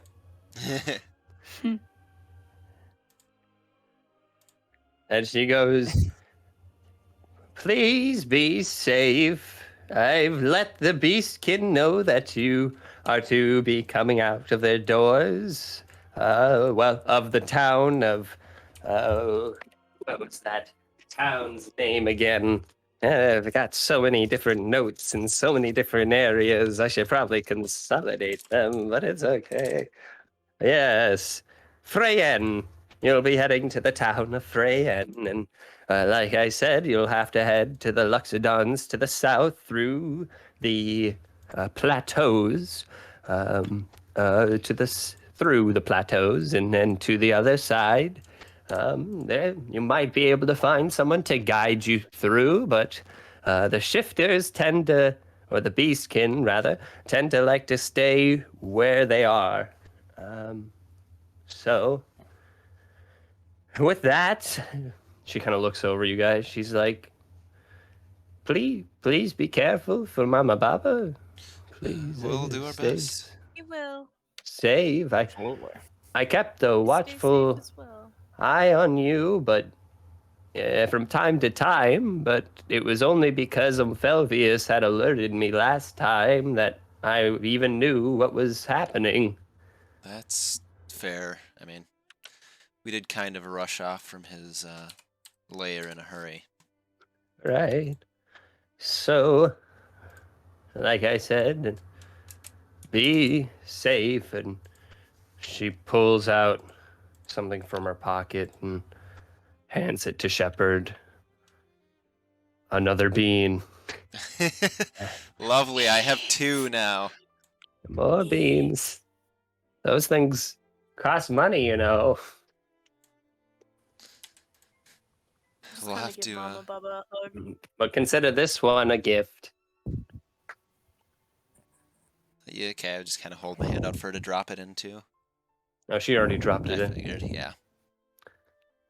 She's like, please be careful and stop breathing into your microphones. And with that, better. Well, I hope to see you soon on the 18th.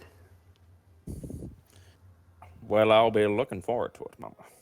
Oh, and I'll be looking forward to see that sweet bacon that you make. Absolutely, that's what I was. Well, I might cook up something else special. You never know. Oh, well, you could cook for me any day, Mr. Colton.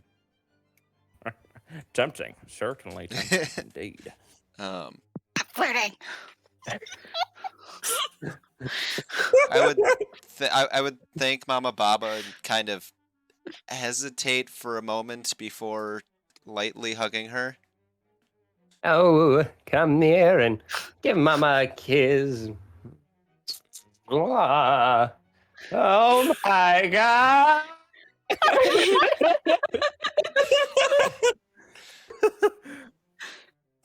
All this in 24 hours, Shepard? Oh, Jesus. Kind of hug lightly and just step away and not really say anything. But I gotta stop kissing all of you. I'll give Mama Baba a hug. Crazy. No kisses for you, but I love you. Like I said, See anything anyway, Mama. just kind of look at Mama like I said, I might have you see if we can find anybody on this plane in the future. All right. All right. Well, stay safe and come back well. That's all I want out of you. Meanwhile, I'll be getting that scuggleweed and yeah. Right. Well, best be on our way then. Best. All right. Bye. Very well. See you later. Thank you. Yes. Righty. All right. And the door on the side of the room essentially just opens up. You can see it's very, very different. Sunshine peeking straight through from the trees that you can hear rustling outside. And you have made your way to through the continent of Corinth. Ooh. If you look at the map, I'll kind of mark where you are currently. You arrive, if it'll let me. There we go. Northern. Right there. Oh, okay. So we gotta go. And you need to go.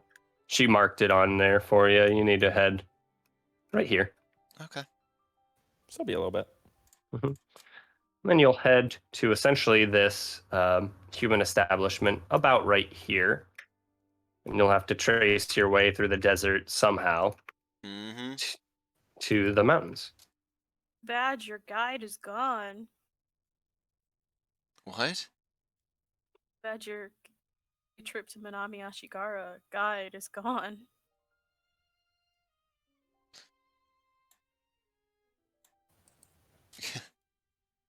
I don't. Yeah. I don't know what you said.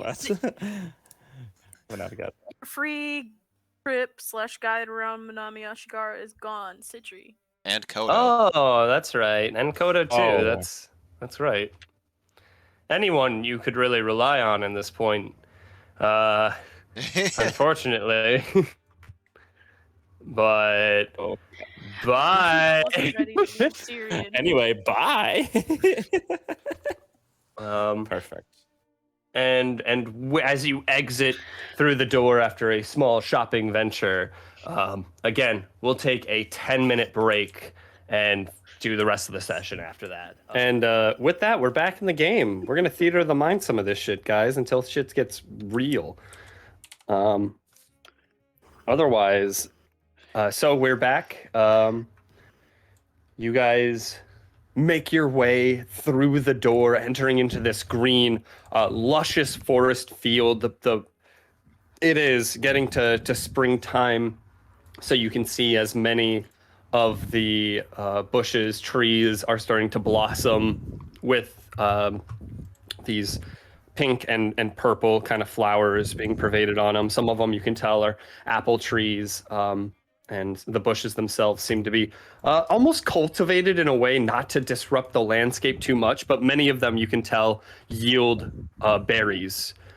And as you enter through this door, you can see as you look behind you this stonework that of this ruined. You're breathing a bit, Connor. Yeah, you took a big breath there and it just blew straight into the mic. Just, Connor, pick it up and put it in front of your face like this, but put it in front of your nose. So, like that. Like that. Like, nope, there. Yep. And adjust it. Yep. Doesn't want to go there. It doesn't. Curl it a little. That's better. Okay, that works. So, and we can hear you fine when just like that. So, as you enter out, you see this stonework behind you of essentially this ruined castle that the single door still here. As the magic of Mama Baba's door fades away, you can tell that this door, partially made of stone, which is why it's lasted so long, and the wood already seems to have mossed or rotted away so far, leaving this rudimentary stone door on the front of it, along with rusty iron bits that are bolted into it. The castle itself behind you is pretty much torn apart. Age of time, it is ancient and slightly buried beneath the soil. Looking ahead, you can see as now looking at you, there is this man. As you look at him, he seems to have stopped whatever he's doing, which he holds this basket in his hands. As you look at him, he seems to be bipedal, however, with hands, but he has this pink fur on him, this pig-like nose, and the pig-like ears. He's a big, burly type guy with these pig features to him, kind of like the beady eyes, and he doesn't have maybe like a slight white mane that pierces along the top of his head, kind of like in a pushed back mohawk type of way. And he seems to stop. He has this one black patch over his eye. He stops what he's doing and he looks at you, and there's two tusks sticking out of his mouth on the far sides, and kind of just. How do you do? He's just a little shocked. He kind of just looks behind him for a second and looks forward and. Hello. Hi. Just going southward. So don't mind us. We won't mind you too. We won't pay We won't be any trouble to you. Oh. All right. Mama Baba brought us here, so. You talk like you know what that means, or think I know what it means. The magic door. Said she'd been here before, and we might be able to find a guide to the southern portion of the continent with you and the other beastkin. Well, don't get many travelers around these parts very often. But if you're looking for civilization, we've got Freyan along this road here to a little to the south of here. Just follow the road the whole way, and we'll find our way there. Oh, right. And he just kind of eyes you a little bit as you walk past, and kind of looks over and looks back at the castle and looks back over at you, and if anything, he puts his basket down and starts kind of looking at the ancient ruins a little. He's like teetering the door a little, like kind of closing it and opening it a couple times, and he's like, you can see that as you kind of walk away. After about 30 minutes walk, making your way along that, it's a shoddy roadside. You see multiple types of foot traffic along here, but not a ton of large cartwheels. You see mostly just paw prints, hoof prints, couple prints of humanoids, kind of like a human foot.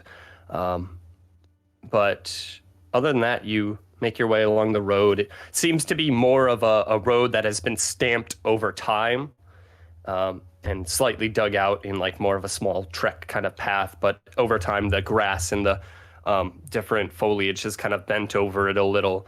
And after about 30 minutes walk, you begin to see these huts and hovels kind of laden about, with a larger one kind of nearing the center. There are these wooden posts that have been stuck into the ground around this village. The foliage, for the most part, has been cleared out, except for a few remarkably sized trees, in which you see there's a couple of smaller huts kind of stuck into the trees, like tree houses. And the gate itself seems to be open. It has a couple of larger skulls mounted on top of it, kind of trekked out. Some of them seem to be more mammoth-sized or elephant, and the other one seems to be more snake-like in appearance. And it kind of treks down, and you can see a couple different skulls as you mount your way in. The posts themselves are kind of wrapped in this rudimentary twine made of different foliage, essentially just a rope of sorts. And yeah, as you make your way in, you can see as a couple people of this area are giving you the eye, mostly because everyone here has these beast-like characteristics to them. You see, as you walk into the area, that there is these large, slightly kind of, they have longer claws to them, this sharper row of teeth here, and they have these almost like this poofy hairstyle, going in whites and blacks and browns, and they're bigger, burlier people with kind of a lot of hair on them. Mostly the clothes they are wearing are more loin inspired, so the loin cloth a lot of them wear, or kind of halfway down their thighs. None of them wear shoes, and they seem to have more kind of keeping their suns out. And the women themselves also kind of had this loincloth appearance. Some of them have tails that you can see. The people here also seem to kind of resemble more of like a bear and a cat style. Some of them have more vigorous appearances than others. Some of them look more human, with kind of like more elongated faces to them, or ears that kind of stick out and point back. With very, very few around here you can see resemble like a basic human. You might spot one or two in the mix every now and then, but otherwise a small population. You also see a number of these pig-like individuals, similar to the man that you had met at the ruins. And kind of laden in the center, there's this large tribal-style hut that you can see. There's maybe one guard that seems to be kind of, he is wearing like more of this tough leather exterior, and has two swords mounted on his belt, sitting in his just a wooden stool, kind of rocking back and forth. And he seems to be on this very tough leather with these pages inside. He seems to kind of be writing a little. He has these essentially like very worn glasses that he wears at the tip of his pig-like nose, and he is just scrawling some stuff down. Many of the people kind of are gathering around. You can hear as you're moving in, as some of the people are like, you hear in almost this gnarled type speech, just like there's people here, and like these growling, outsiders. If a couple just like an awkward, just like, what? How do you do? Hello, just passing through. Passing through here. Yep. You can see as this little pig boy, kind of with a nice. He also is wearing just this loin kind of stuff with a rope kind of belt around. He has a portly belly to him. Kind of walks up to you and kind of gazes up at the lot of you, and he holds out this twine with a number of teeth on it, and he's just like, huh?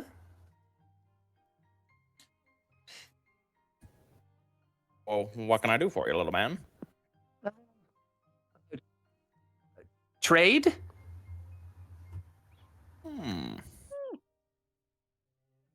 This is rather interesting. I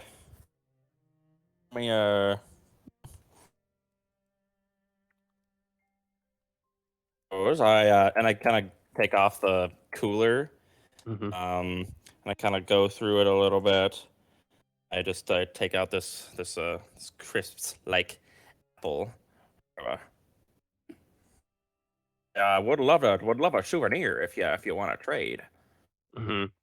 As he kind of looks at you and then he looks at the apple. You've noticed apple trees coming in, so he kind of pulls back the. Do I notice like anything that any fruits that are from Amaranth that aren't from here? Oh yeah, you probably have a couple plums or something available. Yeah, I take out a plum. Okay. He kind of looks a little more like bright-eyed as he wraps up the tooth necklace. You can tell like he kind of made it. It's very rough in some areas. The twine is kind of sticking out, but he kind of holds it up to you and just grabs the 2 plums from your hands and walks over. You can see there's an even smaller kind of little pig girl next to him, and he hands one of the plums down to her as they both kind of. I give the just like a, you're welcome, little man. And I put the tooth necklace around my neck. Anyway, just passing through. I don't mean to cause you any problems. And you walk through this to the center of town where you see there's like that same kind of pig man who seems to be writing, and as you approach, he sees you coming and flips it shut and takes off his very almost like there's a little bit of like not like condensed dust on these spectacles that has been like layered there over many times. Like you can tell he's not the first one to use these glasses as he puts them down and kind of puts the off to the side here, and he also kind of looks at you. He looks a lot burlier than the other guy, a little bigger. He is purely black, with again that kind of white mane that scores down the top of his head and the 2 ears. If anything, he looks a little more animalistic than the other one you had seen, who had some more human features to him. But this one seems to kind of give you an eye as you approach, and he goes, "Halt, outsiders!" Kind of stop with my hands behind my back. Yeah. Just like clasped together. As you hold your hands behind your back, you can see as he's kind of roughly making one of his hands way to his sword, and just kind of holds it at his belt for a second before he's just like, "All right, outsiders, what business do you have around here?" Just passing through. Heading trying south. to make our way south. To Oxidon, so we can make our way to Manami Ashigara. All right. Are you alone? Who you see here is all that we have with us. All right. And as he kind of said, you were talking with this man, this beast person, you see as the doors kind of this tent kind of open up a little, the door kind of hinging on the front along this wooden post, the wooden door itself, made of like, again, it's finely crafted, but in a different kind of way where they're using the bark of trees rather than like actually having to chop down trees to make the wood, or get the wood required to make a door. And it's kind of opens up, and you see is this like older style, probably the most human-looking man that you've seen so far. He has this gray beard that kind of scores down just a little, and he's completely bald on his head. He has the same kind of style clothes, but he is wearing these longer, tougher pants to him that is made of this this like furred skin. And it has been tanned in a way and sewn up in this pristine, proper manner. He also is shoeless, and you can tell as you were walking around, you can see like these rough calluses on people's, if they have feet, but if they have hooves, then hooves. But he kind of comes out and he's like, it's okay, oh kid, I knew they were coming. Were you the one Baba had spoken to then? Yes, Baba had come by and told us we'd be expecting some outsiders, but we didn't figure for a while here. She had simply just made her way into the tent, and, well, you have to be understanding that we have to be a little more cautious around here than most. We haven't had great communications with the outside world for quite some time, you see. How so? Well, why don't you come in and we can discuss that matter. Okay. All right, that sounds like a plan. Yes, and as you come in to the area, he sits you down. There's this round table, again, kind of made with, if the bark is too weak or fragile, you can tell it's kind of been chipped away and then condensed into this like more thin brick style, similar to plywood, where it's cooked and it's condensed so that all of the moisture is out of it. And he sits you down on these chairs. So the chairs themselves are made of these, essentially this root work that is sewn into the ground. And you can see as there's this younger lady at the far end. It's a larger tent, and you can see as you look around, there's these beams of support made of wood, mostly like tree stalks that are sticking up, and they've been interwoven so that the trees themselves are still intact, but the leaves actually grow on the outside of this big tent, kind of sheltering it from the winds and the rain, and they creates this solid, sturdy foundation for the area you're in. And you look around, and there's essentially these like finer paintings around, made on this canvas that you're mostly familiar with as just like hides that have been bleached by the sun or through other processes. And the paint itself, you can tell, is more of this more like natural paint used, not like acrylic or anything, but just like it was made from berries or blood. And you can see a number, about 4 different figures standing, or not there. It's like a portrait, so it's about half up, and each of them have look insanely like lycanthropes. Like there's almost like you almost swear that the last picture on the right is a werewolf. And to the left of that, you see there's this large pig man, kind of with these huge tusks that line up well beyond where they should, and they're almost curling just a little. And to the left of that, there's another kind of this brown werewolf that has his arms crossed, and he seems to have kind of a slash over his eye where it's milky. And yeah, as you sit down, you see that someone, a smaller lady, also has this dog-like tail sticking out, and you can tell pretty quick that they don't really wear many undergarments around here, as there's a little bit of crack sticking out, but church crack, very polite crack levels. And she seems to have more of these like paw-like feet to her, with these claws sticking out, whereas her hands are more free, but also kind of a little larger and have these claws kind of curling a little, but they seem to be finely pedicured. and painted red. As you see as this old man comes in and yes, so give me a second. Sheepy, would you please prepare us some tea? And this girl goes, yes, grandfather, I suppose I could prepare some tea for you. As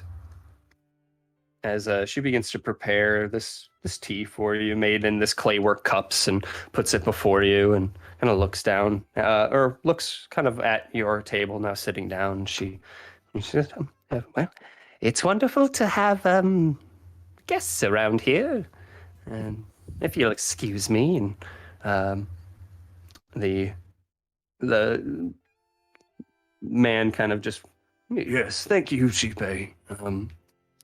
And he sits there and he goes, so, if proper introductions are in order, I suppose. Well, I'm Kiyoshi.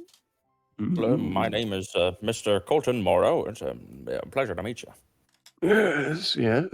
First time, if you haven't already guessed. Yes. I'm Shepard. And? And I'm Aaliyah. Oh, yes. Pleasant meetings and greetings to all of you. I am the tribal leader around here is me, and my name is Glan. I handle a lot of the business around here, and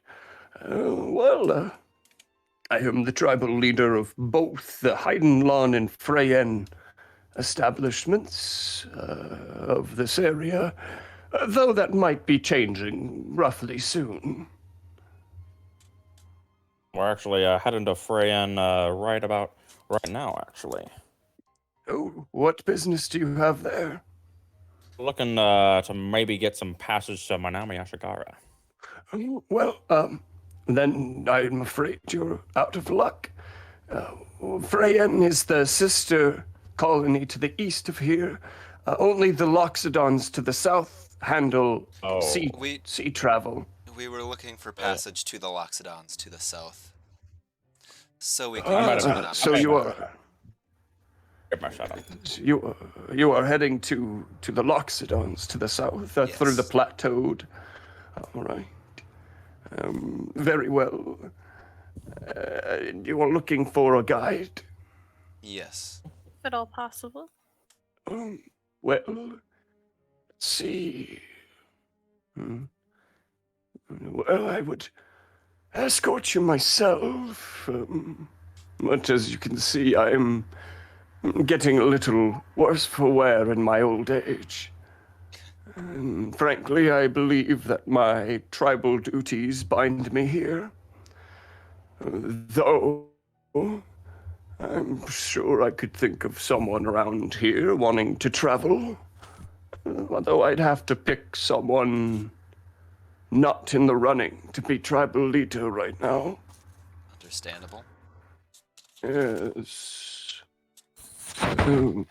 He thinks for a second, kind of ponders and scrounges his beard. You see now that his nails too are these more not curved like his granddaughter, but just like a little sharper than most, and his canines are a little more pronounced. Now that you've kind of gotten a better view of him, and sits down. And, well,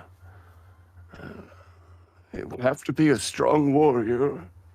For sure. Not many entered Death Canyon and lived to tell the tale. So I'll take it Death Canyon's a fairly dangerous path to travel to the Loxodon. Well, yes, we have certain horror stories that mostly pertain to Death Canyon out here. Us and the Loxodons tend to keep those inhabiting Death Canyon inside for the most part. We welcome outsiders such as yourselves in our own way. Many things would be good for travel. Yes, I suppose Fifi might be able to get you through Death Canyon. Though he's not much of a fighter. He's... Handle Well, the fighting for the most part. fair enough. I suppose it is time for his coming of age ritual. He would have had to made his way through the canyon anyways. And maybe a month too early, but a perfect time if he's going to have people with him. Yes? Yes. Wonderful, wonderful. And he kind of calls out, he's like, Sheepy! Yes, grandfather? Could you get Fifi for me? I'll retrieve him, yes. And as he's like, and well, what, you're heading to Manami Ashikara, yes? Yes. Well, from my older memories of people passing through, I could have sworn that you might have been able to find some sea travel through Koketsu, yes? Perhaps, but Baba had access here, and it was the nearest location, so... Fair enough, fair enough.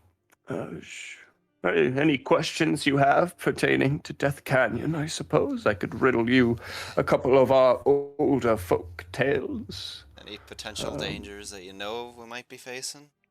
Or tales of them? Well, we know that many of ours who trek through the unprescribed paths of Death Canyon tend not to return. It's an older fear that the Loxodon people to the south protect their graveyard, an elephant graveyard of sorts. They also tend to be a little more industrious than ourselves, dealing with the magical and the like. Us up here, we, as shifters or beastkin, we tend to go for the more carefree and, well, some may say tribal, but I would say traditional lifestyles. We love our land, and we take care of it as land should be taken care of. And I hope that my later leaders keep that in mind. Though I'll be fighting one more time to see if I can't go another year as tribal leader, I suppose. And you're wondering how this frail old man could hold his own against these burly pig people that you see around. Well, the bear clans to the east, and sorry, I'm trailing off, I suppose. Well, to the south, you'll encounter barren fields and finally make your way to the plateaus of Death Canyon. The tales tell of serpentine people who live in Death Canyon.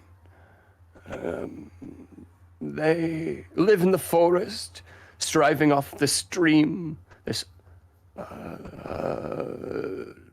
lake that curls its way like that of a tail of a serpent to their city. You may have to trek your way through a jungle of sorts for a time before finally reaching the Loxodons on the other side of Death Canyon. That, or you could head south and east along the coast, and then head around Death Canyon, but that may take a little more time. I'm guessing you would advise avoiding this city of serpent people? Yes, most certainly. Tales tell of their animalistic rituals that, left unchecked, once brought the very Death Canyon to surround them as a placement of to keep them in rather than us keeping them out. They have strove there for longer than I have been alive. And many there do not seek outsiders as those they would wish to greet, I suppose. The Loxodons are those most open to trade, and I love that the crispy sound of someone eating Nutty Buddies in the chips. I love chips. I'll mute I'll it. kill you. I'm just kidding. I lost my. I'm getting old. I'm sorry. I lost my train of thought. Let's see. Talking about the Loxodons. That's right. The Loxodons are much more open to trade than us here, and though we do enjoy our occasional traveler, we don't offer much than that which the land provides to us. Though you're welcome to peruse and buy, trade. We deal not in that of coin, but with that we do take any items that you may find fit, and who knows, maybe you'll find an item of your own.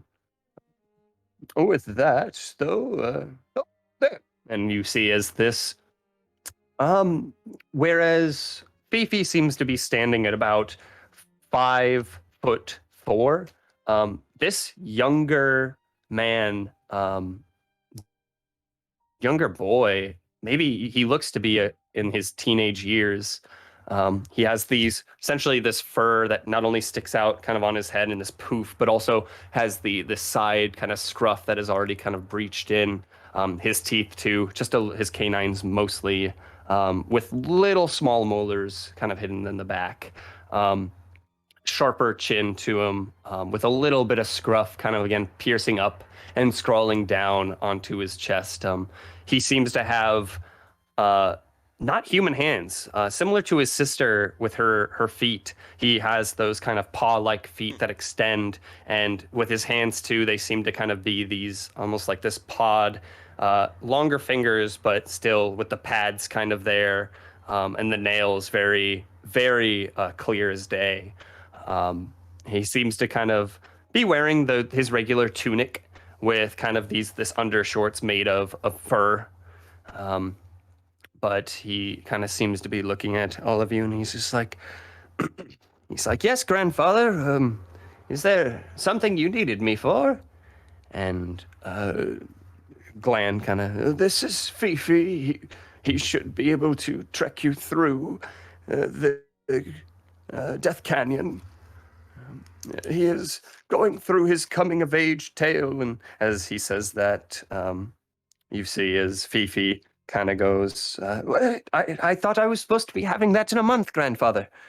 And his grandfather just kind of is just like, well, no, pay no mind, Fifi. We have everything prepared up to this point, and these people should be able to not only protect you along your path, but also you should be able to guide them through Death Canyon.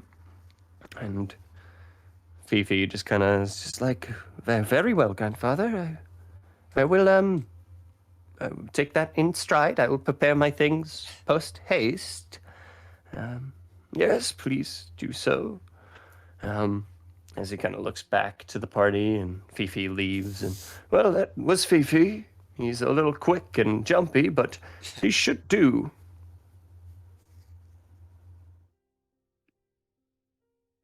Say. How long is the trip through the canyon versus along the coast? Well, should take take you about a day's travel to get to the canyon itself through the roads.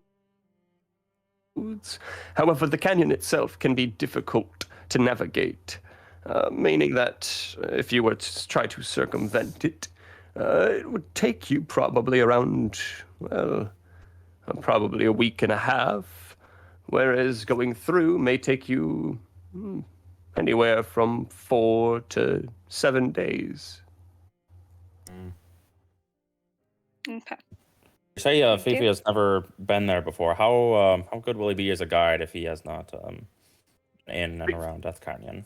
Fifi has been listening to my tales since he was a boy, and as his parents are no longer around, it is usually the father's duty to instruct those of the younger generation through Death Canyon itself. However, with parents out of the picture, I have taken it upon myself to instruct Fifi on the ins and outs of Death Canyon. All right. I had made my trek along there at one point as well. I believe time is of the essence, so I think we'll be heading through it. We are, what I can understand, a capable group, so Very we'll well. be just fine. Well, give Fifi maybe an hour to prepare his things, and I will get him all squared away. Thank you. Yes. I- As you kind of say that, you hear kind of just a rumbling in the background, like the clattering of a little bit of metal and wood kind of burled on top of each other. And Glenn kind of goes, Fifi, one more thing, and prepare as much as you can, boy, for the trek will be dangerous and long.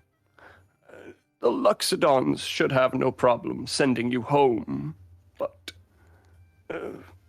be careful. I do not know these individuals, though Baba does vouch for them. So, either way, that is not only a warning to Fifi, but also to you as well. And he kind of, yes, and please prepare in the next hour.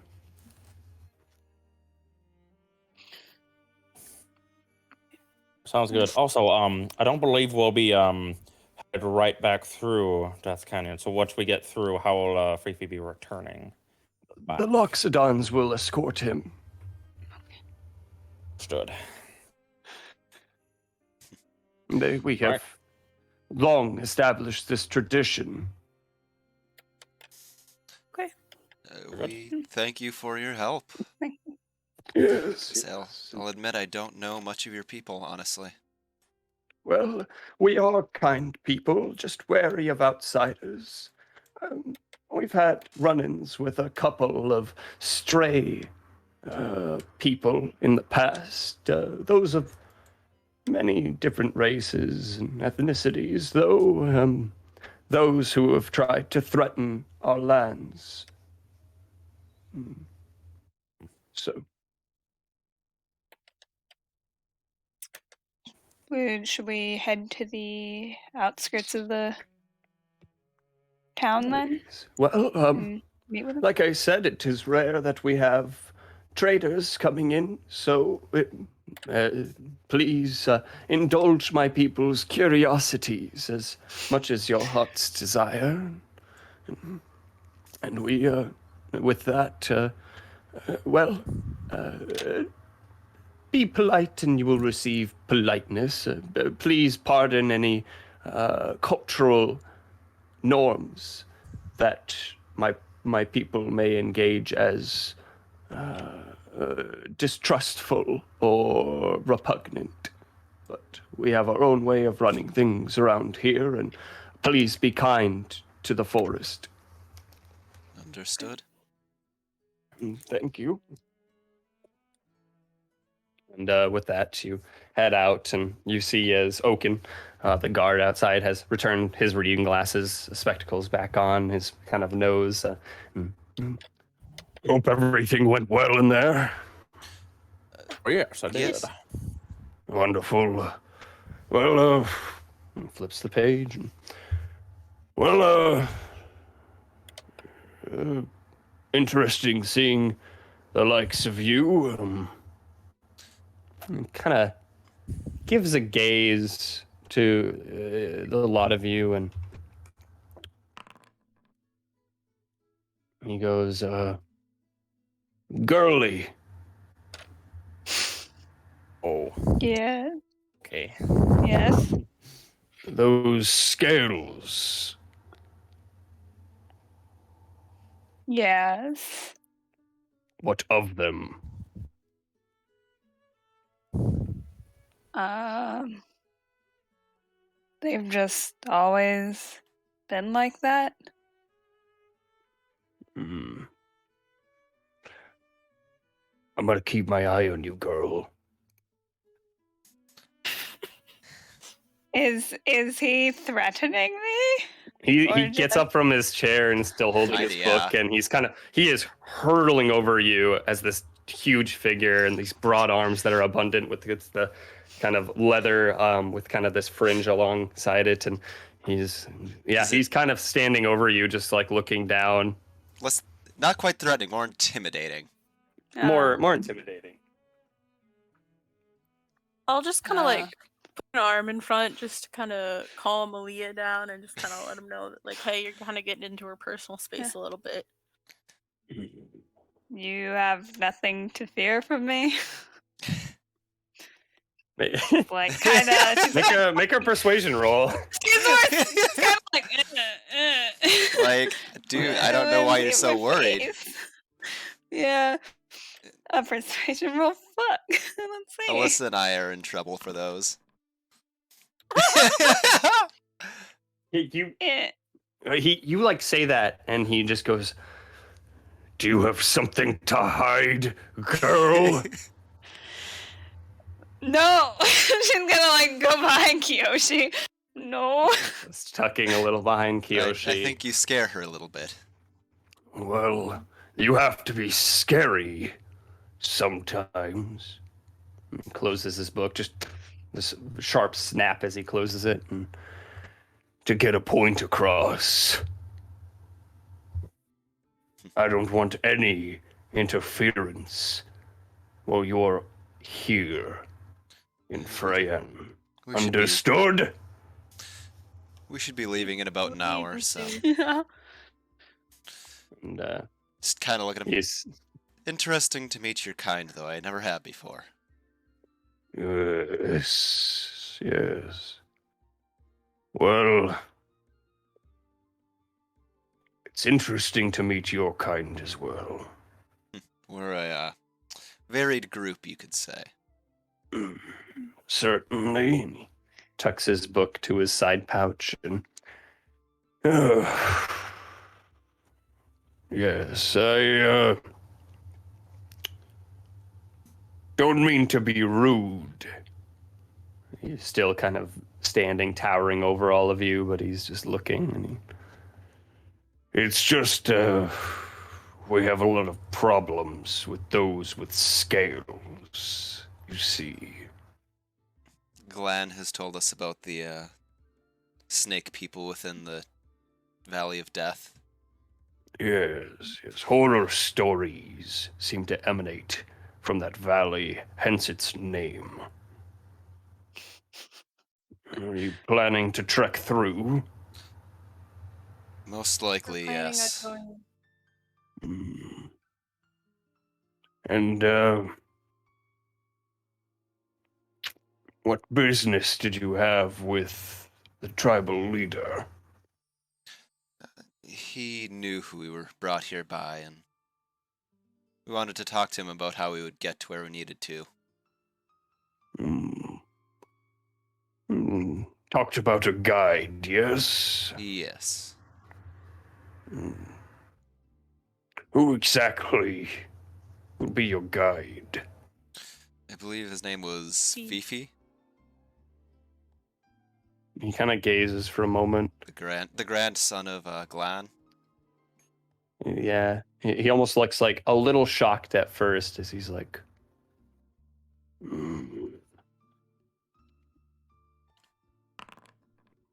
Let me roll a nice composure check. You can kind of like see on his face as he's just like, he's a little uncomfortable, a little shocked, and eventually you can tell there's something like burrowing in him that just wants to be let out as he just kind of goes like, Fifi, my little boy Fifi. Apparently Don't tell me he's going on his coming of age journey already. Yes. a month early, but yes. And a single tear as he wipes it away. He's like, they grow up so fast. I've been training that boy since he was just a young lad. Now he's going through his coming of age tale. The tribal leaders, he certainly wants to be like his father.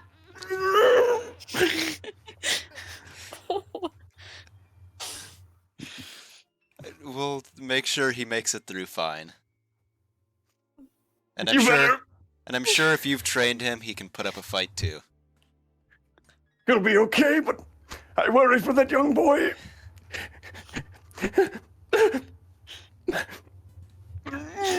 Stay strong. Is he crying? If he is, I'll like try to hold up like a little handkerchief.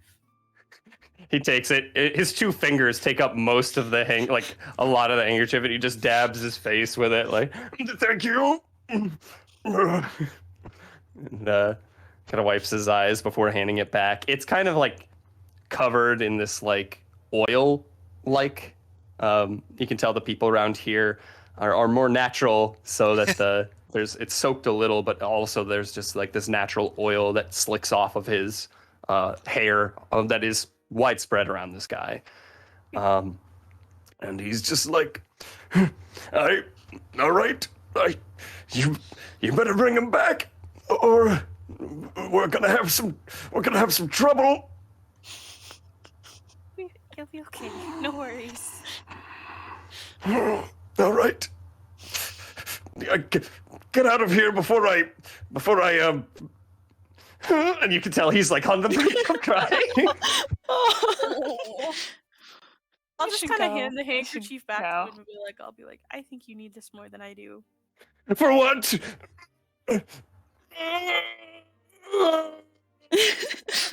We should go. You like walk away as you turn your backs to him. You can hear him as he's just like.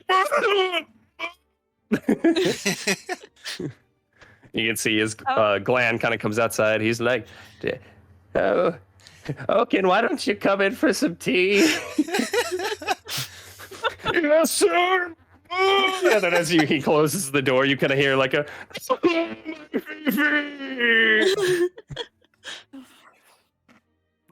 And then you also hear like just trailing in the distance, just like a.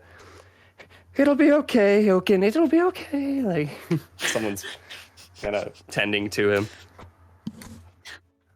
I'm pulling out my cloak of the manta ray and putting that on and kind of covering up like everything. Yeah. You never thought those scales would come back to fuck with you. Like that was weird. And with that, as you have kind of trekking along the area again, you see these hovels kind of made a lot of like just rough twigs as well as like dirt and clay, and then tents made of like the hides of some animal around here.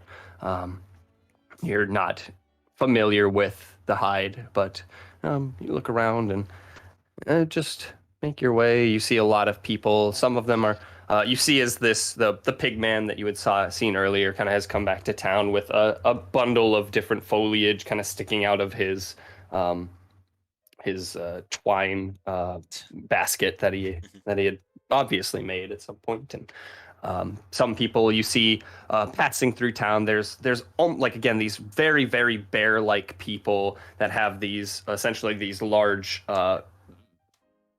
casks under each of their arms, kind of trekking into the town, and they seem to bring fresh water, kind of trekked in, and they again, you're still getting a lot of various stares around, and you see as there's this one man who seems to be kind of looking at you. He seems to have this pointed nose, rounded, black, kind of scrawling down to more of like a human jaw, as well as the eyes kind of piercing back. You see it's fox-like in appearance, as he kind of looks you up and down for a moment and kind of goes, well, hello. I couldn't help but hearing that you were heading to Minami Ashigara upon your entry.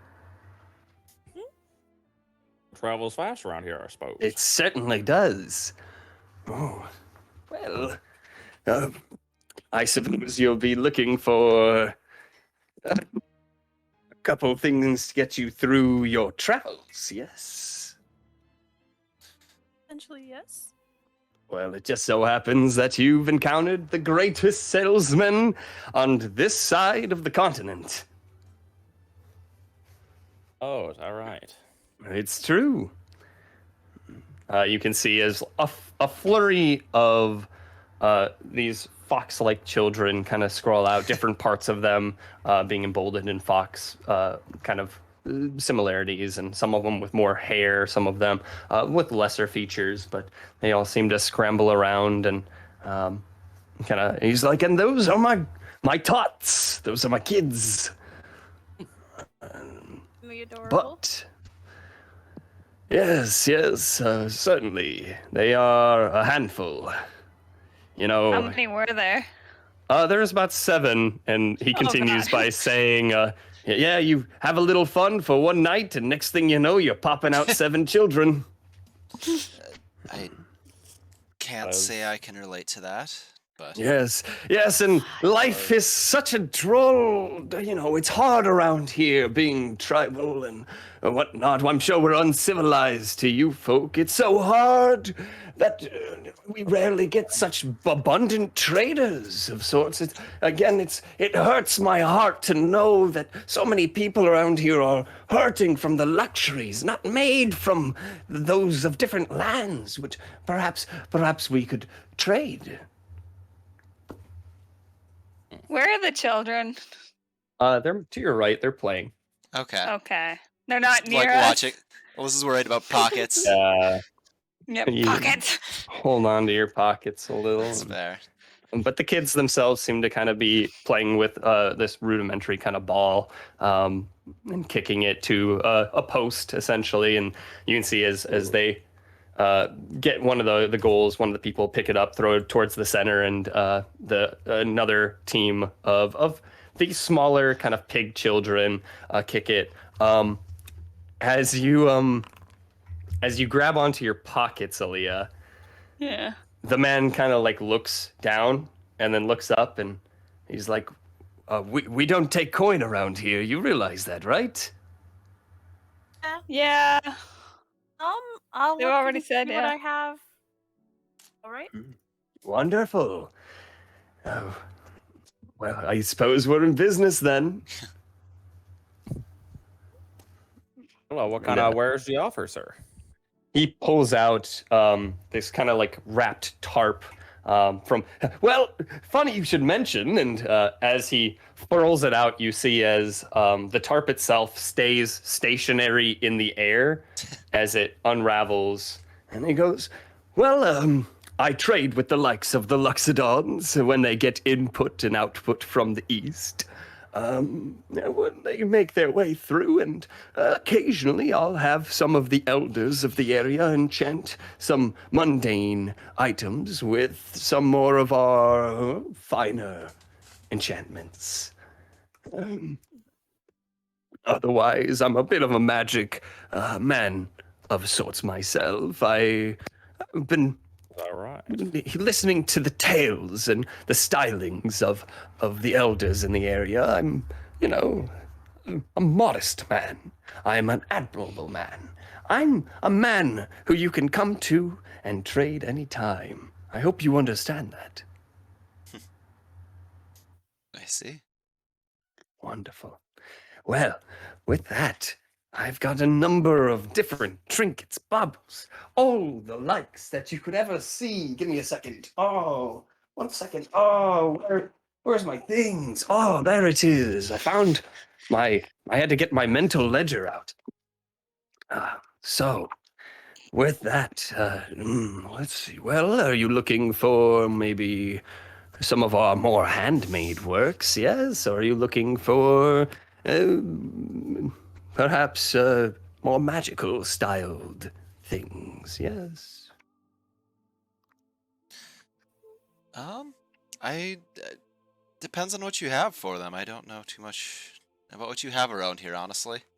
Wonderful, wonderful. Well, let's see here. I'm afraid of the group I may not have as much to trade myself, seeing as I just lost a number of items not too long ago. But Yes, yes. Well, the magicians to the east, the people, I got this one a while ago, but you might realize that not many people around here really wear footwear. I was thinking about bringing them in and stylizing them, but it didn't hit off with the right people, as you can see. But I have these boots of beastdom. What do they do? These boots can mimic the form of beasts. They essentially, well, in the right hands, could properly make you move maybe a little quicker when used, as well as being able to dig. Well, of course, with your feet, that might be a harder thing to accomplish. You could also use it to give you some webbing along your feet to give you a proper swimming speed. Interesting. That is very interesting. Yes. I don't have anything to trade. I don't have nothing to trade though. What else is there? Oh, yes. Yes. 1 second. All right. The next thing I have here, let's take a look. Well, yes. And he hurls out this coat and this cloak, and he's like, this right here. Well, once more, I don't seem to have much use of it, but it realistically could be used to, let's see, I've got to see. Yes. It is, well, bat-like in appearance. This is a cloak that I've enhanced with animalistic properties myself. While wearing this cloak, you have advantage on stealth checks. In an area of dim light or darkness, you can grip the edges of the cloak with both hands and use it to fly at a speed of 40 feet. If you ever fail to grip the cloak's edges while flying in this way, or if you are no longer in dim light or darkness, you lose this flying speed. While wearing this cloak in an area of dim light or darkness, you can use your action to cast polymorph on yourself, transforming into a bat. Otherwise, you still retain your intelligence, wisdom, and charisma scores, and it can't be used in this way till the next dawn. Cool. That is really cool. That is pretty cool. They're both really good, but I don't have anything to trade. Fuck. You got potions. I lost my pen. See, I'm wanting to see what the rest is, but I have some things if we really want to trade. Yes, give me a second. Where'd my pen go? No.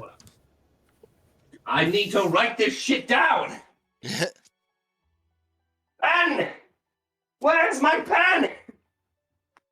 Give me a second. Children, did you take my pen? Where's my pen, children? Here, I take out like one of my like ink and clear. Here, I'll give you this pen if you give me those. If you give me those boots of beastum. No. I was just kidding. Clearly, clearly just jesting. Where's my fucking pen? It's where it what? Okay, I'm good. I'll have to grab another pen. I found it. One of my children had it. Those those wonderful little babies of mine. Anyways, so other than that, the last thing I have, very, very special, very, very hard to find. It is. And he pulls out this vial with this essentially like gray, thicker fluid, almost like Jello, but it does still kind of move in certain directions. And he goes, "This right here, useful in any battle.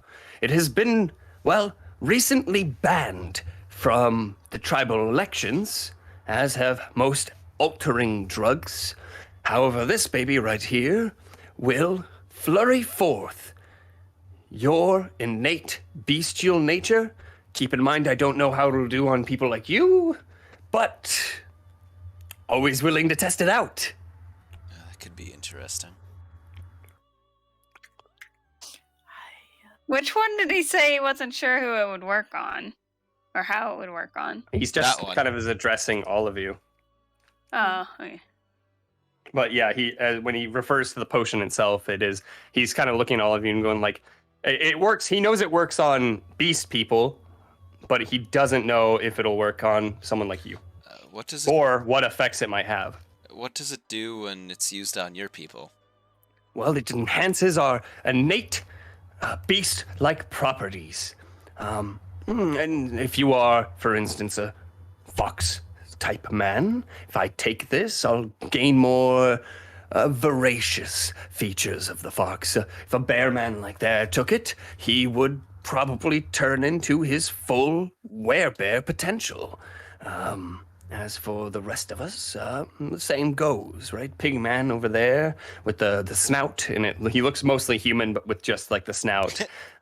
Might resemble that of maybe Oaken the Guard a little more. I'm curious about that myself, actually. Could see it potentially doing something for one or two of us.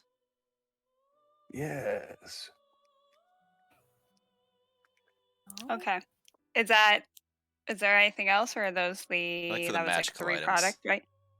Yes, those are all the magical items that I possess. Of course, we have these nice little. He pulls out essentially like another weaved basket he puts forth, and he's like, "Look at these clamshells. My kids just brought them in, and well, my kids are such lovely, lovely children. It would break their hearts, their little, feeble hearts, if no one wanted these."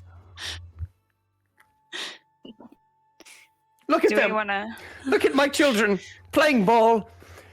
How do you expect me to feed all of their mouths at night? These stones, that's how.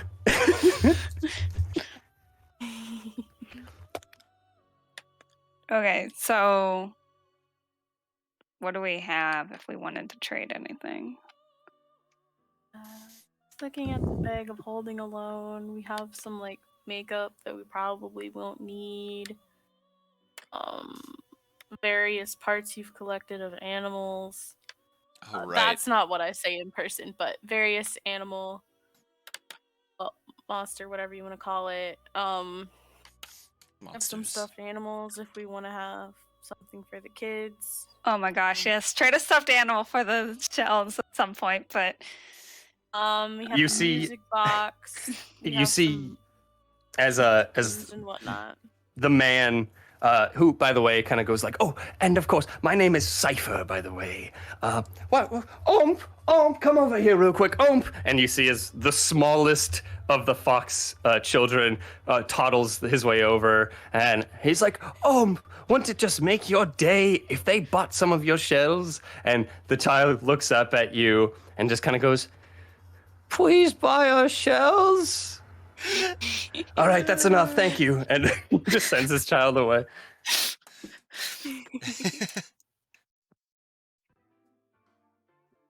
I mean, we have some wedding rings as well. Oh my! I'm not sure they would fit most people here. We could always have them resized.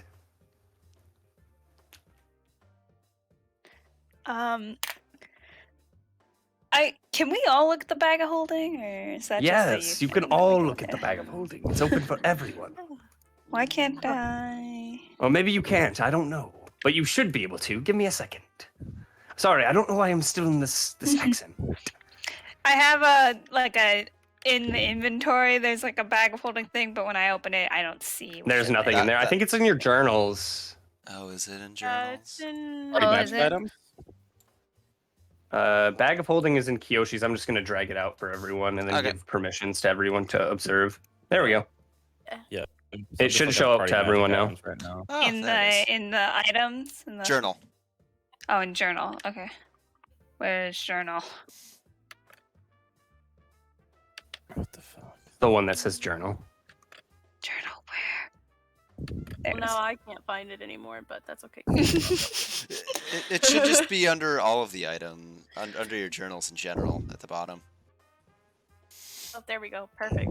I was looking for it in Kyoshi. Yep. You're breathing. Looking at this stuff. Maybe turn up your decibel levels, Connor, to 50. Let's go like 53. Just because that breathing keeps going into the mic. Okay. You could see what like one of the cuffs, the makeup stuff, collar or ball gags there were.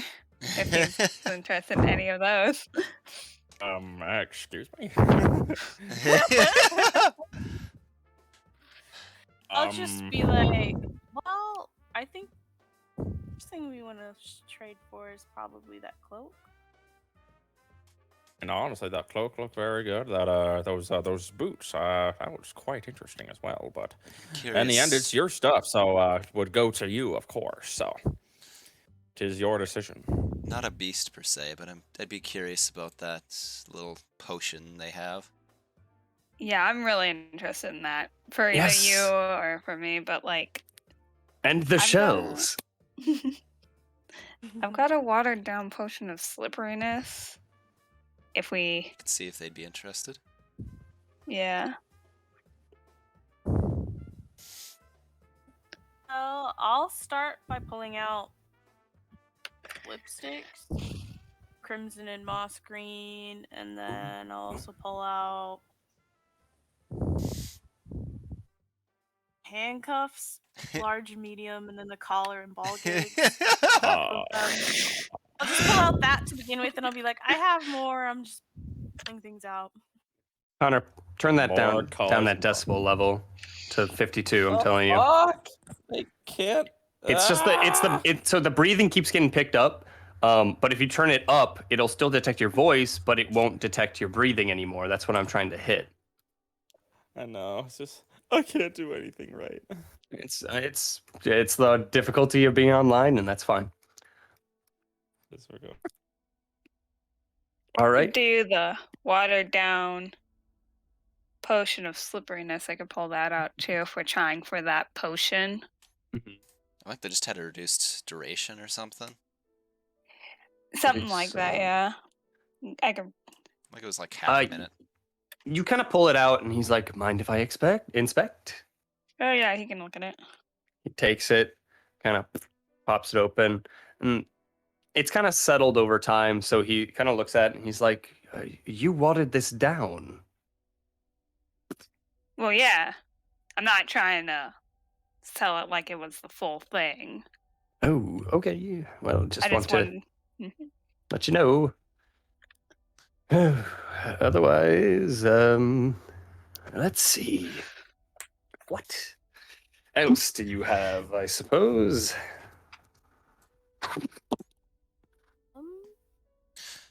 Some cosmetics that Ooh. could be of interest. He pops it open. He's like, and he closes it. He pops the other one open, closes it. He's like, these are used. Are they? The what were? Oh. The red one might be, but the forest green was the one I was saving, and I did not use that one. Oh, well, that one is not used. Yeah, one is not used. Never used the red one, but we could try to. I think you Why might have did you used the red buy? It was in a gift bag. That's right. That's right. Yep. Oh, they're not used. All right. We could try to trade like the frostwort or something, or unless we need that because we're about to go to like Manami Ashigari's cold or whatever. So maybe Half of not. it We is. have winter clothes. But they probably haven't. They probably don't have that here. Cool. Anything else to usually magic begets magic unless you have anything that particularly interests me that is mundane. Have a greater potion of healing. Oh. In case anybody were to be fairly injured here, something were to come up. Yes, yes. All right. I would be willing to trade potion for potion in that case. That'd be okay. Sure. Hands out Do the we potion, takes Yep. yours. We have 2 cloaks of the manta ray, right? No. Because I've got one, and I then have one. yeah, someone had another. Colton may have had one. He did take. He did have our extra one, didn't he? Yeah, we had multiple, but Colton had the extra one. Did. what a bitch. He also had the manual of wholesome living. That is true. Yep. That's the big one. Yep. Yeah, that was the big one. Yeah. Do we want to trade one of these cloaks for the other cloak? I think it would be more applicable for things that we do. I mean, if you'd be willing to give up your cloak. I would be willing to give up my cloak. I'd prefer to hold on to mine personally, but because I can always just do other things to handle water, but indeed. And if Mama Baba's gonna be helping us with getting that scuggleweed, then there wouldn't be too much need in having the manta ray at this exact time. it's not immediately. Immediately, yeah, that's correct. But it's an item that I we want to can get hold on to eventually. this new cloak for a little while, at least till we leave town. All right. What about cloak for cloak then? Cloak for cloak. May I inspect the quality? Sure. I hand over the Takes cloak it of the manta ray. looks up. What does it do? It increases your speed of swimming when underwater and allows you to breathe underwater. Ooh. Interesting. Air for sea, I suppose, would be an interesting trade. Yes. He thinks for a second, and I'd be willing to put it as part of the trade, but you have to understand that most times when I make my way over Death Mountain, I use the Cloak of the Bat during the night.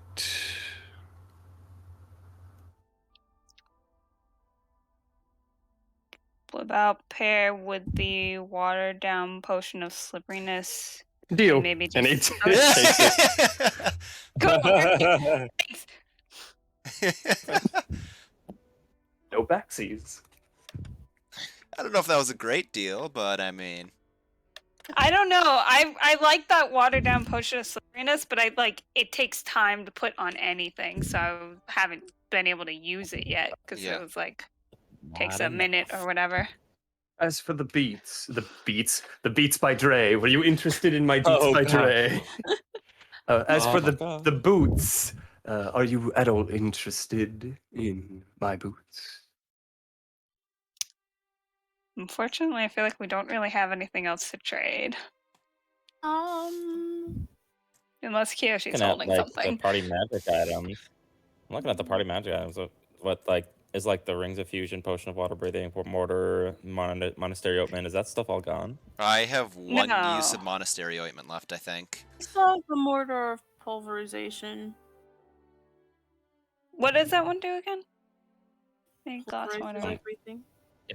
It basically any so normal basically, material. if we need, into a dust form. So if we come across any diamonds, we can crush it and Make our own. the diamond dust. Yeah. Which I like. I kind of like having that just for the utility, but we haven't. I mean, it's unique. I don't know That's if we're something going into that would have been helpful when we were running into gems and stuff to break, and I don't know if we. We have Yeah, gems planning sitting on in the going bag of around. holding. We have Diamonds? Yes. Yes. We have diamonds. Oh, then we should probably keep it. We have the diamond dust now already, but we should probably Yes. keep it then. Oh, yeah. What about if we did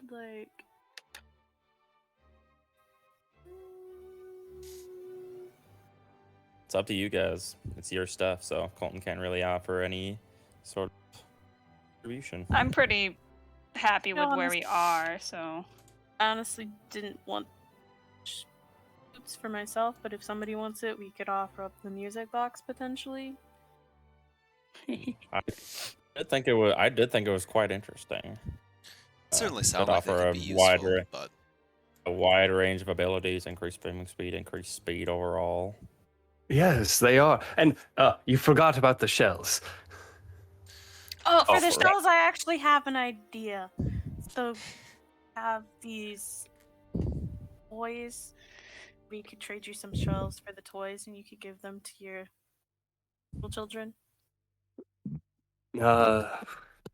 He thinks it over for a second, and he's like, well, they're meant more as a way of kind of getting more out of, and as he says that, this more ferocious face comes from behind him, and he's just like, honey, don't you think it would be wonderful if the children got a little more out of their work instead of you getting a little more out of their work? And his tail springs up and kind of flashes out as he's like, yes, dear, I agree. I think that is a perfect idea. What would you like to trade exactly?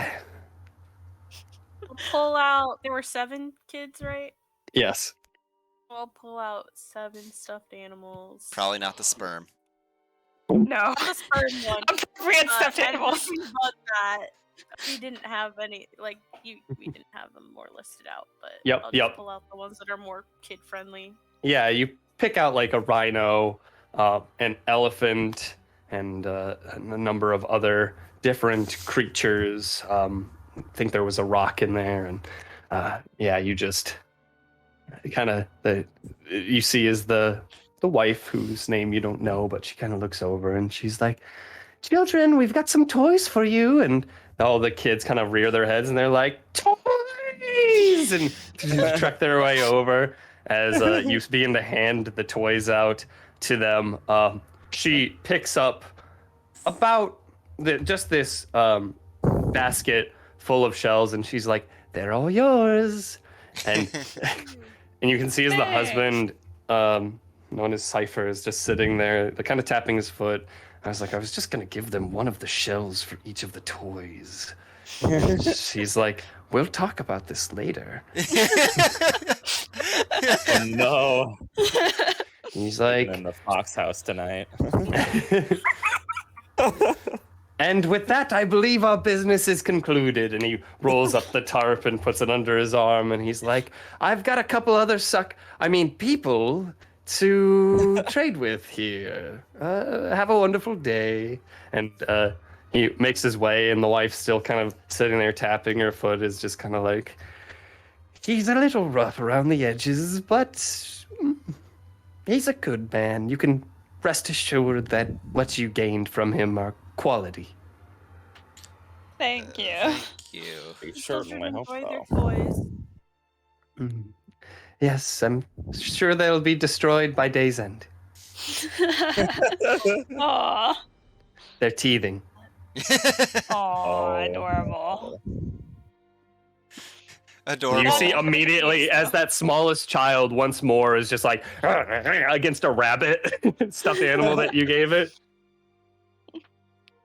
Oh my.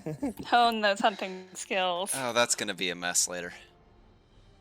Oh, yes. Well, No. we'll clean it up. Either way, well, thank you for your business, and I hope you have a wonderful trek through wherever you're going. Thank you. Oh, it'll be an Yeah. interesting time. Have a nice rest of your day. Yes, well, it'll be a good day, and tonight I'll have a talk with my husband, and it'll be a little better. So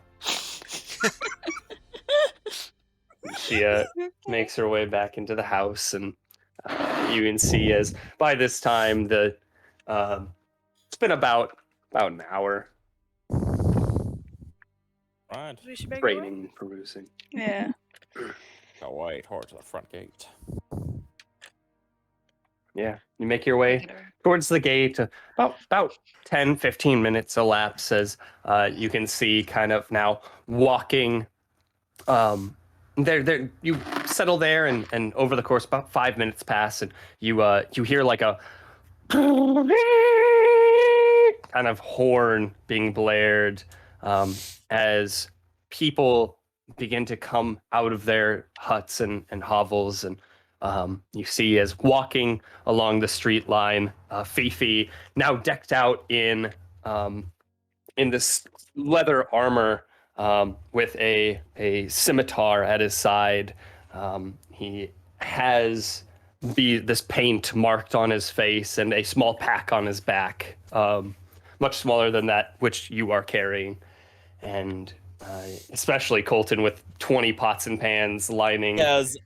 He has a comically large number of shit on his back that he's just casually walking.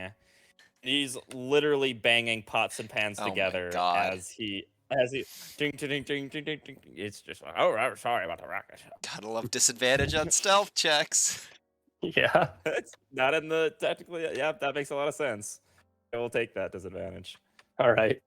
And so he's I will take that. trekking down the way as you see the horn blares, and he's walking to his right is Glan, the tribal leader, and to his left is Shipe, his sister, and they're walking down as you see a number of people coming out. Everyone seems, all the adults seem to kind of perform this ritualistic type behavior where they grab some fur on their body and they chisel it away and they toss it towards him. As the hair kind of lines the street a little, it blows in the wind as he makes his way. They're all kind of cheering, and you hear some of them are like, "Yeah, Fifi, show him how!" And with that, he seems embarrassed, kind of like hiding his eyes a little, but his grandpa kind of pats him on the back, and he kind of puts his hand down and kind of buffs his chest out a little and shows pride as he waves his hands in different directions and makes his way to that southern gate that you guys are all at. And you see as they stop there for a second, the grandfather Glan kind of approaches him and is just like, "I've been taking care of you for quite a long time now, Fifi. I'm getting old. So, as you're transcending from our people into hopefully a strong leader someday, I bear off the clan symbol to you. Use it in your most dire of circumstances. Clicks it on, and he pats him on the shoulder and kind of braces him forward, and the crouched man is kind of still hovering just a little over this younger boy, and the you can see as the sister Shipe is standing there. She's like, well, you come home now, all right? And we'll be here when you get back. I certainly hope that your venture goes better than mine, but, well, and she kind of kisses him on the forehead, and just puts him away, and Fifi turns to you all, and, well, I suppose I'm ready to go. All right. Begin to walk maybe 2 steps from the exit before you hear,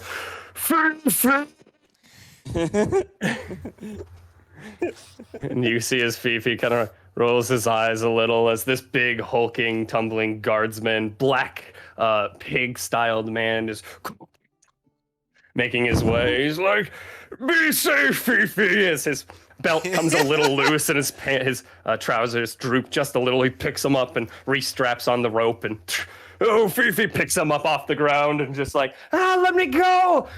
Fifi, you must do wonderful in the Death Canyon. You will be the tribe's leader someday. I believe it, Fifi. And tears streaming from his eyes, and he's just like, searches for the handkerchief as he finally picks it out of kind of like around, it's wrapped around his rope belt, and it's drenched at this point. He's like, you protect him. He's like, I don't need any protecting. I'm going to be tribal leader someday. And, well, then you protect yourself out there, Fifi. I will. I'll come back a changed man. Yes. As he's like, Fifi's like, oh, we best get out of here, quick. He trails along, and just in the background, you just hear the Fifi. Oh my god. Just had energy of just like your relatives screaming extremely loudly at your graduation, and you're just like, oh god, thanks, I love you too, but shut up. I had the thought of just can't wait to be king from Lion King for a second there. I've had many imageries. Oh. Otherwise, you begin to make your way. Fifi talks with you a little, but mostly keeps to himself. Right. Yeah. How? So that. Oh, you go first. Well, I was just gonna say that merchant's idea of flying over at certain points it sounds like a good idea to me. We can do that. Good. Plus, I can protect us in the evenings if we need to. Got a little secret something. Well, it sounds like that cloak only really works at night. Well, does it only work like in the dark? In dim light and darkness. I mean, I can float a certain number of us. I can polymorph one of us into an eagle and be an eagle myself, and then someone can have the cloak, and everyone can fly. I don't know how long the cloak works, actually. Is it like a minute? If it doesn't, he's small. I think probably it's pick him like up. in the dark, basically. Well, I can probably cast fly and carry a couple of you across a good amount of the canyon. The point is, that shouldn't be too far. Shouldn't be too much. Yeah, the point being, there's options for flying if we wanted or we thought it was too dangerous. Fair. Yeah, I would say it would with the levitating stones. It's not gonna take It'll you there very slow fast. you down a It'd be lot. slow. Yeah, It'd be Like, you very may as well slow, just but walk it's around. with like a safety. pretty much. Yeah, but it might get you over some hurdles or something Yeah. along the way, right? So yeah, flying is definitely kind of an option. Again, if you would want to use that flying feature, first you're gonna have to attune, but you're also going to you would have to make sure that it is nighttime in order to Yeah. use that feature. And otherwise, yeah, it's kind of on you on how you want to take this. Though Fifi does kind of, with the prospect of flying, he does turn around and he's just like, the trial says that we're supposed to go through Death Canyon, not around it. So I would appreciate if we could perhaps stick to the beaten path. I guarantee you that I can navigate as best as I can. Though it is a trial that my people see as sacred, and I want to go down to the T rather than being evasive about it. Also, the whole reason you brought me is so that I can be your guide. Yeah. Flying We in don't parts have may to be wait around useful, there. but we won't be able to fly the entire time. All right. Very well. And you trek along your way. Eventually, hours pass. You spent maybe about noon when you guys left, and make your way. About 10 o'clock, the sun begins to set, and night is now prevalent in the sky as Fifi kind of turns and he's like, well, I suppose I could, yes, we're nearly there. As he points, you see these huge plateaus in the distance, like towering in height, hundreds of feet high. And he goes, the plateaus themselves are, well, they're far between, so we won't be able to jump across the top, but we will be able to maneuver between them. And as long as you know the path, like I know the stories, we should be okay. Okay. And yeah, but he's like, but for now, I suppose that is tomorrow's worry, as we should take rest for our big day tomorrow. Yes. Right. Should set up some watches. Sure. Right. Yes, Yes. Good. I'd be happy to watch with all of you. Just I can kinda- take up the last watch and make you guys breakfast in the early morning and get ourselves a good start to the day. It's the most important meal of the day, by the way. Just to show you. that works for me. Third. Leah, Yes. What? just ask, are you able to scry? I've not done it before, but yes. Okay. Maybe at some point during our travels, I may ask for your to try a few things. I'm doubtful they would work, but Okay, just I guess let me know in advance because I'll need to get all the stuff ready. okay. And since we're going through maybe Dangerous Canyon, I probably won't have that ready, all that stuff ready unless you ask in advance. All right. Thank Maybe you. something we maybe do on the boat ride over, perhaps. Maybe. All right. Otherwise, I wouldn't mind sticking around for maybe fourth watch then. With Colton, I could I, take first. Well, You absolutely. second, that's fine. Right. And watches begin thusly. As I need to pee quick, so let's take a very, very quick Okay. 4-minute break. Come back at 11. If you need to pee, do it now. So, first watch. Roll perception. Alrighty.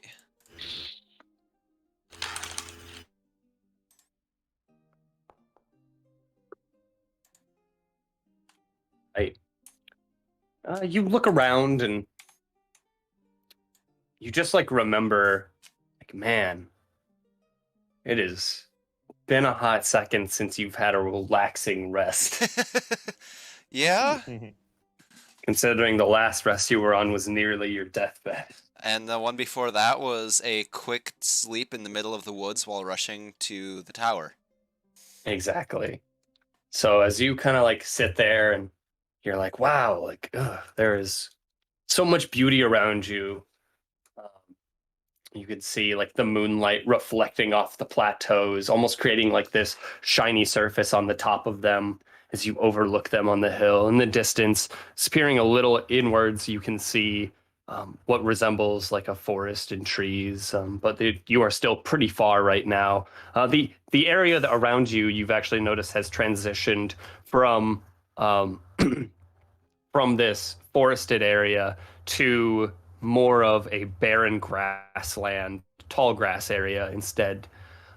As you listen around, you can hear crickets and you can hear maybe like a rattle of like a snake every once in a while. But Okay. none that would, and if you know snakes, they won't really mess with you unless you mess with them. Yeah. So Okay. as you Good. listen around, nothing really transpires. Colton, Shepard, are you doing anything during your watch? Yeah, I was just No. gonna mention, he does definitely hear. It's like he is a very loud snorer. Oh no. Nothing in particular, just kind of watching and thinking a bit. Okay. And is there anyone else on first watch? Nope. Okay. I was first, Kiyoshi second, Elias third, and then fourth is Fifi and Colton. Okay. So it goes to second watch then. Oh. E. Yes. As you look around, Kiyoshi, you see it plain as day. Standing in the middle of this tall grass. The owlbear. It stands there looking at you, gazing at you.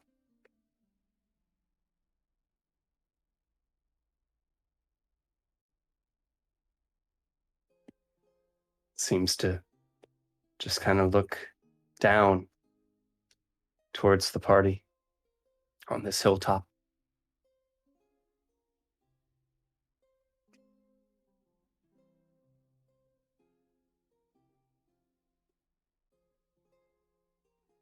You gonna say anything? I don't know what an owlbear Like, is. what the fuck? It's exactly what it sounds like. It is a combination of an owl and a bear. You could say An owl and a bear. a fusion. It's a big thing staring at you in the dark. I'm just gonna kind of like wave. You wave at it. What? See as it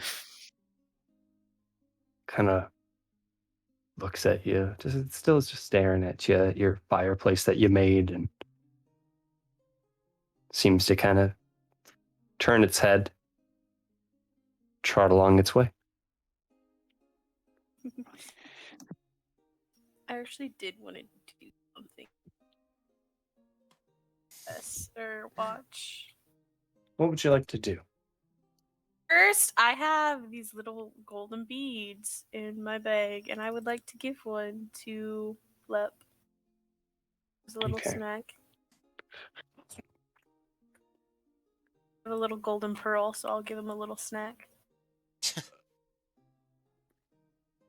Like, here you Little go, burp. Lep. And then I just want to grab out Where's- like my sketchbook Okay. Grab out and your like sketchbook. start drafting out a pattern for like the fabric that he bought. Sure. And just kind of start sketching out this design that you're going to be sewing. with that, anything else for you, Kiyoshi? That's it. Okay. And with that, it's your watch as it goes to third watch.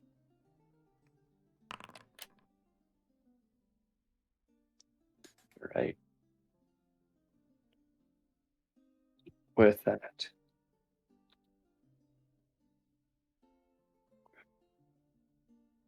Leah, are you doing anything during this watch?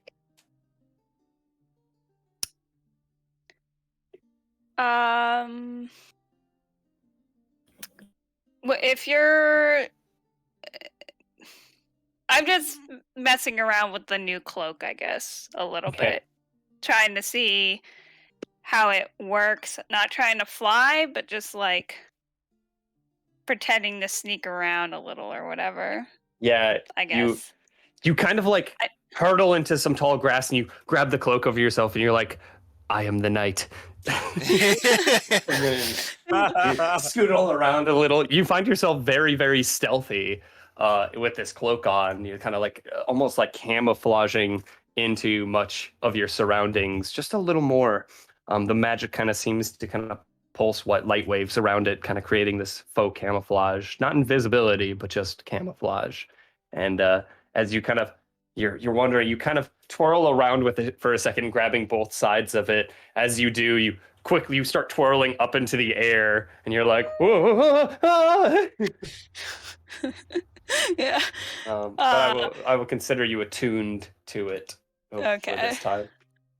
That's essentially it then. Okay. So with that, the cloak of the bat is now in your inventory, Aaliyah. Okay. Anything else? Nope. I think that's it. Okay. With that, party it goes to fourth watch. You see as you kind of wake up, Fifi and Colton still just snoring away. I wake him up like all stealthy. Mm-hmm. You see this hovering figure over you, Colton, with I am the knight.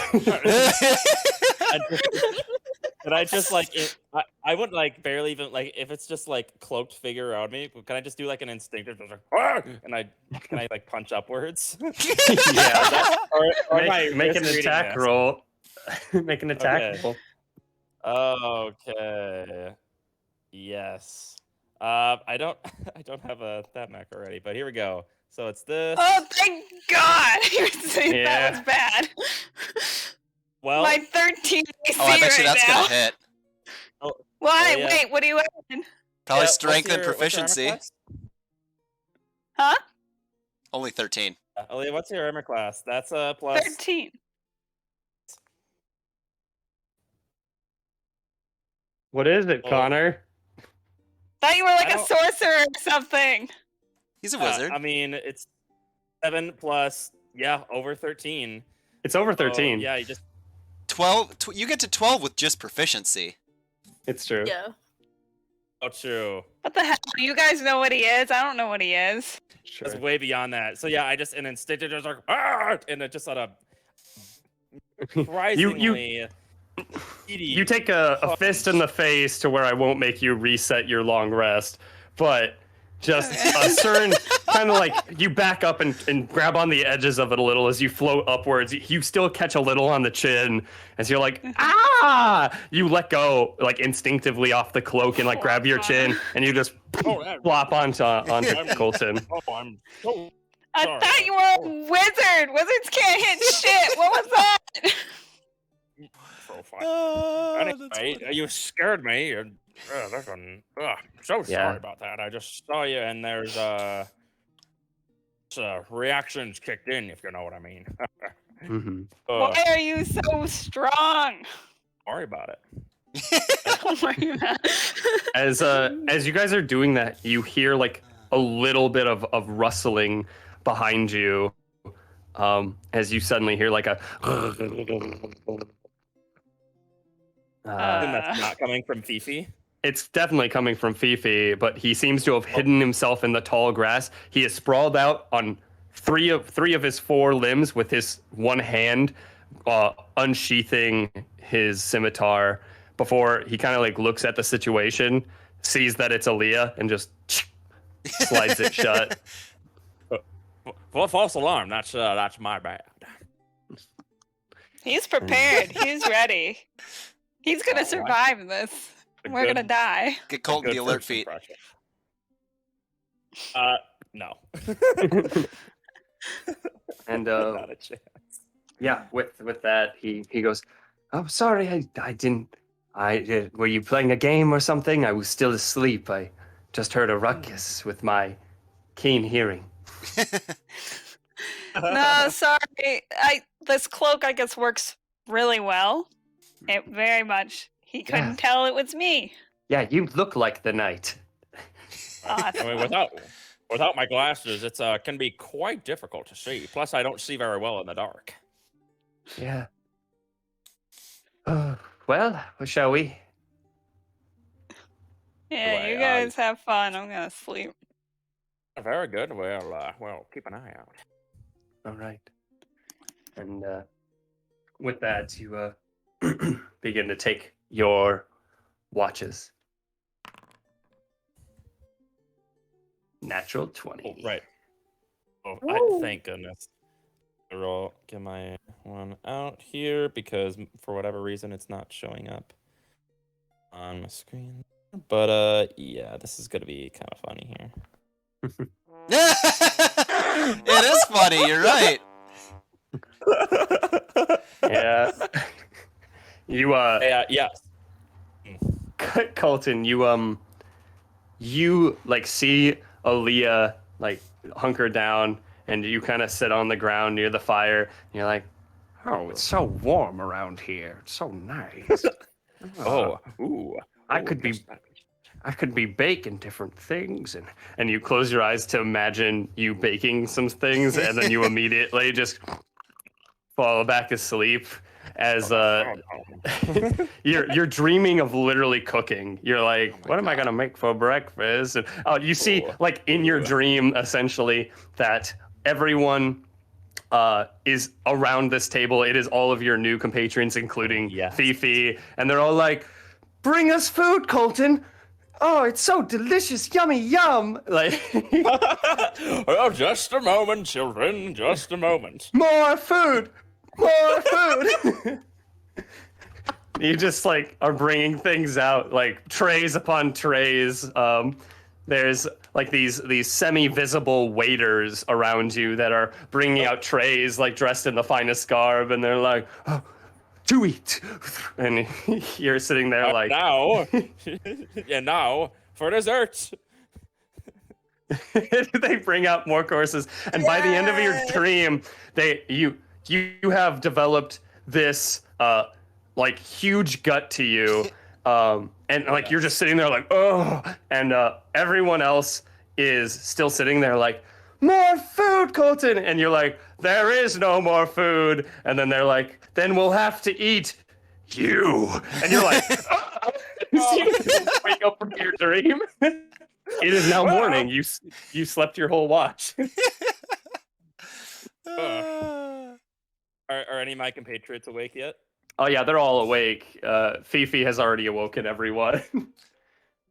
The old man fell asleep, so I just thought I'd leave him for the night. Oh, all right. It was a long day. Never mind. I gotta. Now we don't have time for breakfast. Be careful next time, I'd say. Yeah, I do have an well, it wasn't all in vain though. That inspired a great idea. Just wait for tomorrow night. You're gonna like this. Oh? For tomorrow. That's for tomorrow, indeed. Okay. With that, yeah, you all kind of begin to make your way. Fifi's already ready, prepared, as he's like, Colton, you're quickly scrounging up what little heat is left on the embers to kind of prepare what you can. Yep, it says so. The chef says within 1 hour of work, or when I finish a long rest, I can cook a number of tasty treats. So it's like I can make a couple of tasty stuff pretty quick. Nice. Yes, absolutely. And I can like make fires pretty quick. So you kind of see just like on the ground, he kind of sets his pots up and kind of like underneath Boat's pots, snaps his fingers and uses a spell to kind of ignite a small flame underneath, kind of like roars with intensity. And the he doesn't this time to be sensitive. He doesn't put any bacon on. BP is just like, we can eat pigs. Sorry, I didn't want to be insensitive. Medieval times. I don't know the meaning of that word. I didn't want to be rude. Oh, there we go. That's one. Right. Wait, I have enough tasty treats. I didn't want to make anything too big, just because we'll be going on the road. So it's granola bars for everyone. Whoever wants two. So yeah, you can have it now, or if you're feeling if you want a little bit of a pick me up during the battle, you can eat one quick. They're pretty small, so I'll just take it. Sure. I'll take it. How long do these last? Until your long rest. Temporary hit points last until your next long rest.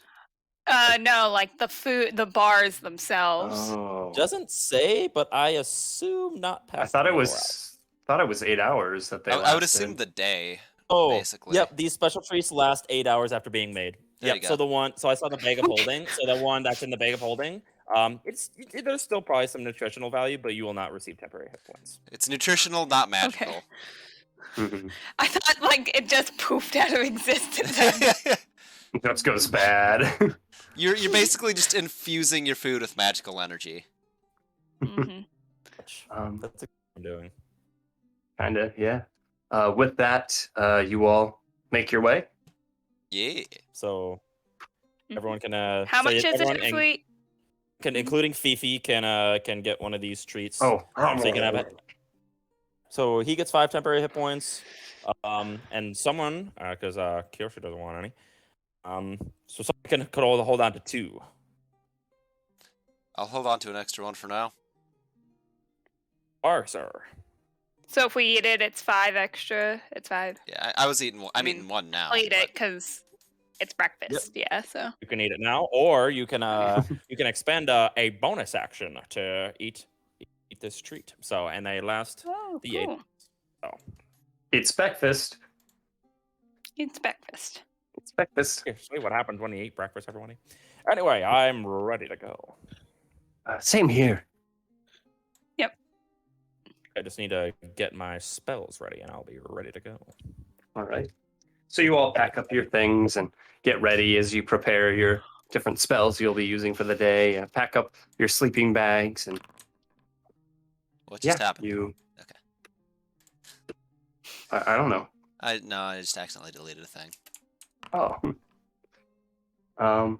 As you make your way towards, it takes you probably about an hour to get to the entrance of these, like I said, these large, probably starting off at about 200 to 300 feet high plateaus that are just mountains straight up, almost sheer surfaces to them. But, there's climb work to be done there if you would like. Otherwise, you begin to make your way as Fifi kind of is just like, so we're going to be starting off along that right path there, and we'll take a right, and then the next, there will be a junction. We'll have to travel through the center of the junction. By the time we get through, should take us about a day to get to the jungle portion. But we're probably going to encounter a little bit of trouble via traps. So once we get to the jungle, we will have to be careful. Okay. But it'll take a day to get to the jungle. Yes. Maneuvering through the plateaus. And it should be fairly safe up till then? Hopefully. Okay. I'm unsure. I haven't been through the jungles, though legends say that we can encounter all manner of beast going into Death Mountain. Death Canyon. Death Mountain. Wrong franchise. I know. So he's like, well, shall we? I suppose so. Sure. All right. And he begins to trek his way along. Kind of begin to maneuver you guys through the path. As he does, just make perception checks. Okay. Didn't. I deserve that after the last one. Sorry, what was it? Perception. There it is. Those natural ones and natural 20s tonight are fucking insane. There's been so many.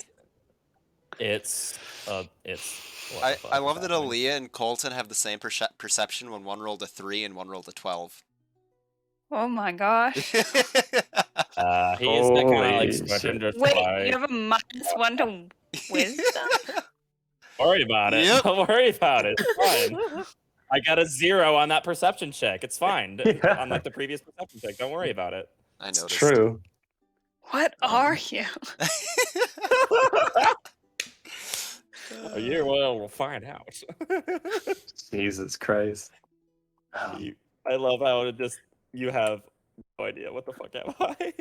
No, As you're maneuvering your way through the canyon, again, the day seems to kind of supersede you as a navigator. He seems to be doing his best, but he seems unsure at certain locations as he's like, did the tail say left or right? Left, and begins to maneuver your way as very quickly he kind of stops and he's like, no, it said right, we're gonna have to go back. You waste about 30 minutes here or there around the day and trekking back and forth on occasional, but eventually I was gonna say, if he looks really like he's starting to get really panicked or upset because he's like making too many mistakes, I'd give him a pat on the shoulder and say, don't worry, you're doing fine, and I'll like give him a little guidance if there's like maybe for like one junction if he's actively like really freaked out. Okay. So he seems to like maybe, and as you pat him on the back, he's like, yes, I'm sure it's left. It has to be left here. And you trail back down and make your way. And eventually, again, the day flickers away a bit. About 3 p.m., which you don't know because no one keeps time here anymore. We have a stone that tells us the general time, but not exactly. Right. We do still have the one colored stone. Yep. It is afternoon, and you can tell that just by looking where the sun is. Yeah. You see on your path, there is a finer, not, there was that tooth necklace that you had got earlier, Colton, but there is one that is probably similar, but much nicer, finely made, just laying about 50 feet ahead of you. Okay. Dang. Is he the only one who saw that? Sorry. And I'm like is it like a similar make, or is you just like, huh? Well, you can't make it out right now. Yeah, I'll probably move closer. Like I'm probably like in like near the back of the group, but like I do like kind of move forward. It's like, huh? That's curious. As you make your way towards the necklace, you see how close do you get? I kind of like go like I assume like we're kind of like all walking together, and like kind of Fifi's leading, and I'm like third back. Mm-hmm. So, like I assume it's like a little off to the side. So I guess I'm like kind of still moving with the group generally, but my eyes are focused there. Right. Fifi just kind of is gazing about and focused on navigation. He sees the tree line ahead, and he's like, "The stories say the jungle is coming up," and just kind of keeps to himself, but is muttering a little. And as you come to about 10 feet of necklace, you see it on the ground. It's laden with these fine, like aquamarine kind of stones to them, very finely cut. Like there's a little, it's dusty, and it seems to have lain there for a good while. But again, there's like longer teeth that seem to be weaved into the necklace, as well as again these very square or rectangular cut stones. Some of them on the sides, those aquamarine ones, kind of sit in the center. You see this perfectly spherical obsidian half circle, like dome, you could say. All right, I do go to kind of like I do go to pick it up, and I try to show it to Fifi if I can. Okay. As you pick up the necklace, I need you to make a dexterity saving throw. It's a trap. Trap. Wait. Where's my? How did? For whatever reason, I can't. I guess check and save is the same. Mm-hmm. If you click on your dex, it'll pop up the option for save or check. Yep. It's the same, but.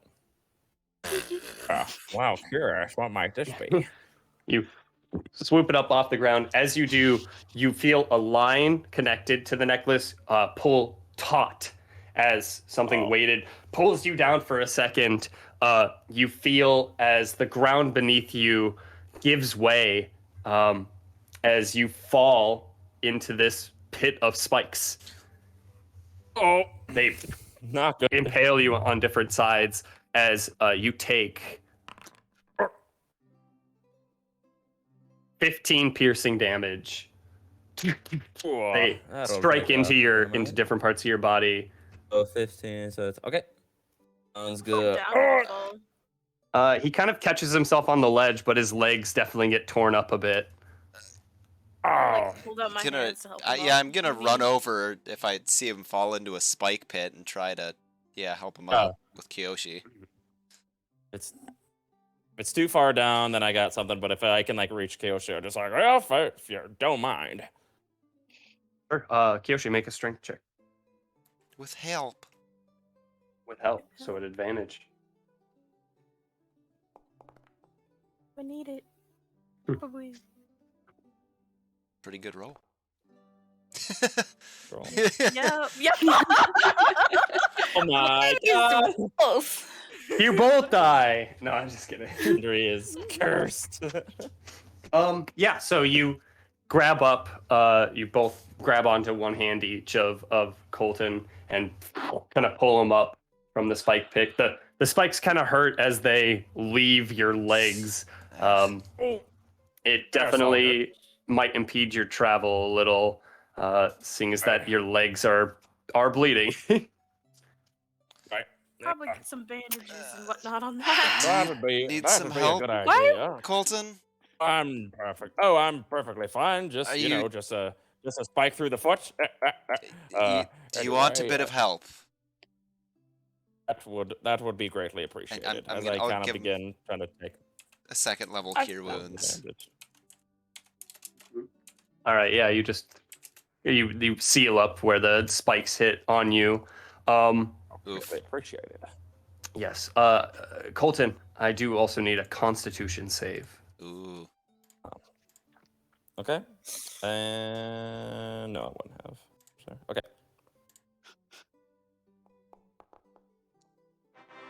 Oh damn!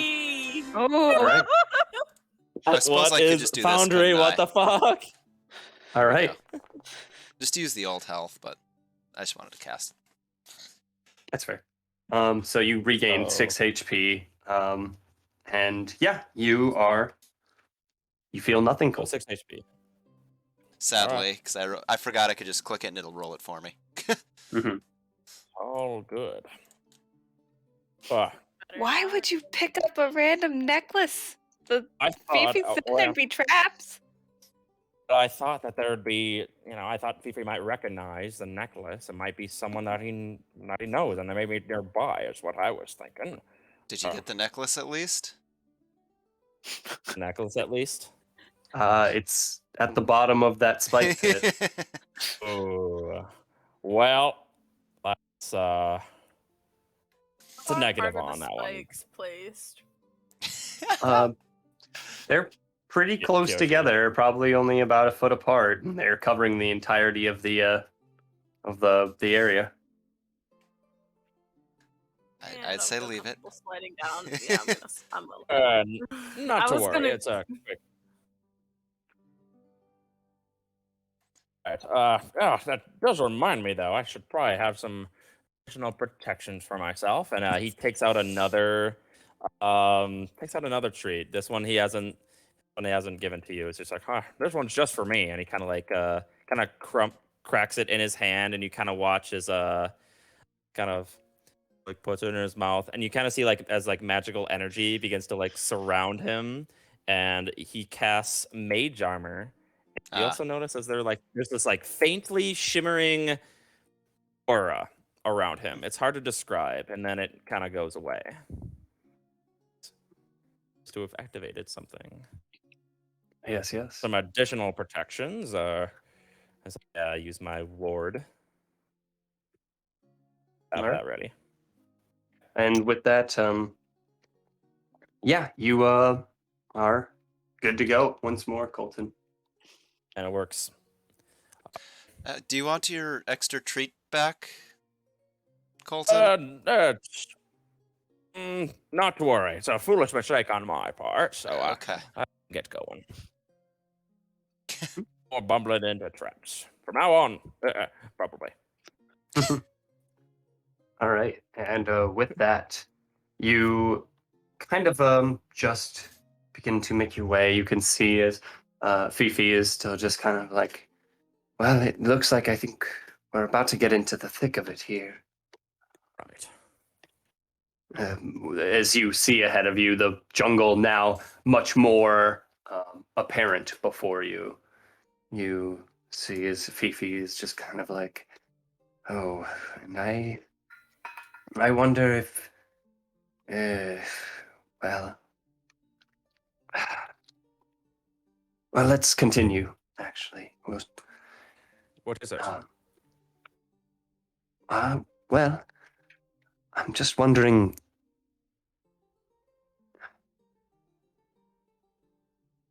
if we took the right path.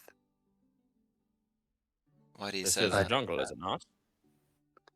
Well, up to my expectations, this should be the correct way, but I don't know. I said sometimes I couldn't recall the tales perfectly, and I made a judgment call.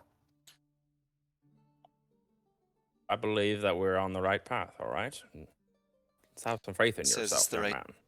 amount of time? Because I thought it was going to take a bit longer to get here, actually. Yeah. I think. Again, I think we're on the right path. I think we'll be fine. And That's you can fair. tell he's almost like having like second doubts. Yeah. It's right to doubt yourself, but just to move on. All right. And if it ends up that we've hit a dead end or wandered into trouble, we can try to fly out of here and go back, find a spot that you recognize better. Okay. All right. Let's go. Let's set.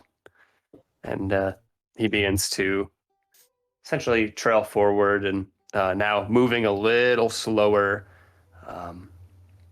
More time elapses as in about another 3 hours before you make your way through a couple more roundabout turns. You had previously just seen like the head, the top of the jungle, the foliage wrapping around, and it's pretty big. These trees are immense. As you finally get to the final path that pierces you forward, you see in front of you that there is essentially this large tree, about the size you would see maybe in like the elven forests. Ooh, okay. Yeah, and The wilds. The wilds, yes, or even in the very center of Rocketzel, where many of the elves live, and have used their magic to enhance the wildlife around the area. You walk in, and as you make your way, you kind of are looking around and making sure that everything is as it should be. And, it's getting a little later. Probably it's getting to about 7 o'clock as you make your way into this jungle. As Fifi is just kind of like, well, but from here, we should try to walk as straight a path as we can. Should. Kind of. Yeah. Kind of take note. It's getting towards evening. Take note of which direction we're heading and where the sun is heading down. Right. Yeah, you keep track of that and just make a survival check. Okay.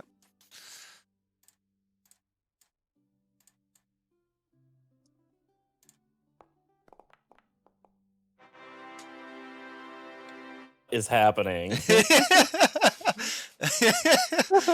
There's a lot of nat 1s and nat 20s tonight, and I don't know why. So interesting. Chaotic energy is strong with this one. Yeah. Me both excited and terrified of the next combat. And so with that, you begin to maneuver your way as best south as you can identify Shepherd, which is pretty good. Mm-hmm. Yeah. Arguably okay. I mean, so keeping track of the sun's location in the sky, you maneuver your way. Again, I'm going to need a round of perception checks. Okay. Right. All right, Jesse. Everything. I also need to like redesign my die because that's Colton inspired. All right. That's true, yeah. I need a new die. Okay. With that. Bad rolls. Yeah. Yeah. Maneuvering your way forward, you look about. It is getting later into the night as Shepherd. You see a pack that has been essentially like flipped open, its contents already rummaged through on the ground, papers kind of sprawled out, and you can see along the ground there's these older drag marks where foliage has now kind of taken the place of you could tell this happened a while ago. Okay.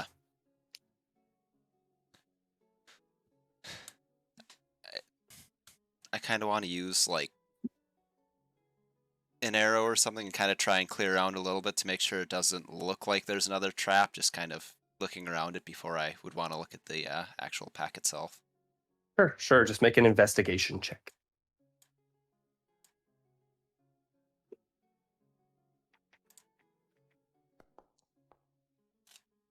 All right. As you kind of like look around for traps, looking on the ground for wires or any pressure plates or anything, even in the surrounding trees, you check in the bush. This area doesn't seem to be trapped. Okay. Then I would look at the pack and maybe see what the papers are on and everything. Mm-hmm. As you do, you see as Fifi kind of like kneels down to and just gives it like a good whiff, sniffing at the pack. He just kind of thinks for a minute and rears his head. You look into the pack. As you do, you see it's been mostly rummaged through, with the couple exceptions being a small side pouch on it that seems to hasn't been touched. As you open it up, you see it contains a small a pouch of 6 silver and 9 copper in it. Okay. And it also seems to have a parchment tube kind of stuffed into it, slightly bent on one side. It's pretty old, but I mean, there's a little bit of stuff left in here, and I would look at the parchment tube and see if I could open it. Okay. Yeah, you kind of takes a little jimming. It has been stuck there. It's a little rusted. You can tell that water has gotten onto the tube and maybe deteriorated it over time. But as soon as you start unsealing it, you can tell that the metal underneath has kept this airtight. So with that, you pick out this piece of paper from the tube. It is a scroll. Tell what for? It is a scroll that you are quite familiar with. It's a spell scroll. Not all spell scrolls look the same, though. Yeah. As this one seems to be of. Yep. As this tube that you open up and pull it out seems to be in Dwarvish. Anybody here happen to be able to read this? It's just like, oh, It's a I think scroll. I might recognize something like that. Not entirely sure what it is, though. Ooh, rather interesting. Mind if I take a look, Shepard? Sure. Right. One of my languages is Dwarvish, so... Okay. Just make an Arcana check for say? me to see if you can read it, but like again, it doesn't tell you. It doesn't say identify at the top. It takes like a little bit to kind of think of what this is. Reading versus understanding. Yes, exactly. Yeah, reading versus understanding. It's still a 12. As you give it, how much time are you reading this for? He just like adjusts his glasses. Just spend a few minutes. What's it say? Minutes. He's just kind of. It says the following. It says I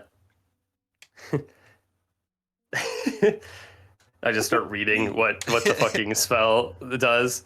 It essentially it was brandished in the center. You can see the a religious seal of sorts, kind of scrolled around in Dwarvish. It seems to be this have these abjuration runes on it. Further reading of it, you see that like essentially this spell has an effect of neutralizing poisons in an aura around someone who casts it. Oh, very interesting. It also helps with certain conditions that may arise on people, for instance, like help lessening afflictions of people around the caster. Huh. Ooh, wow. Oh, this will be quite interesting indeed.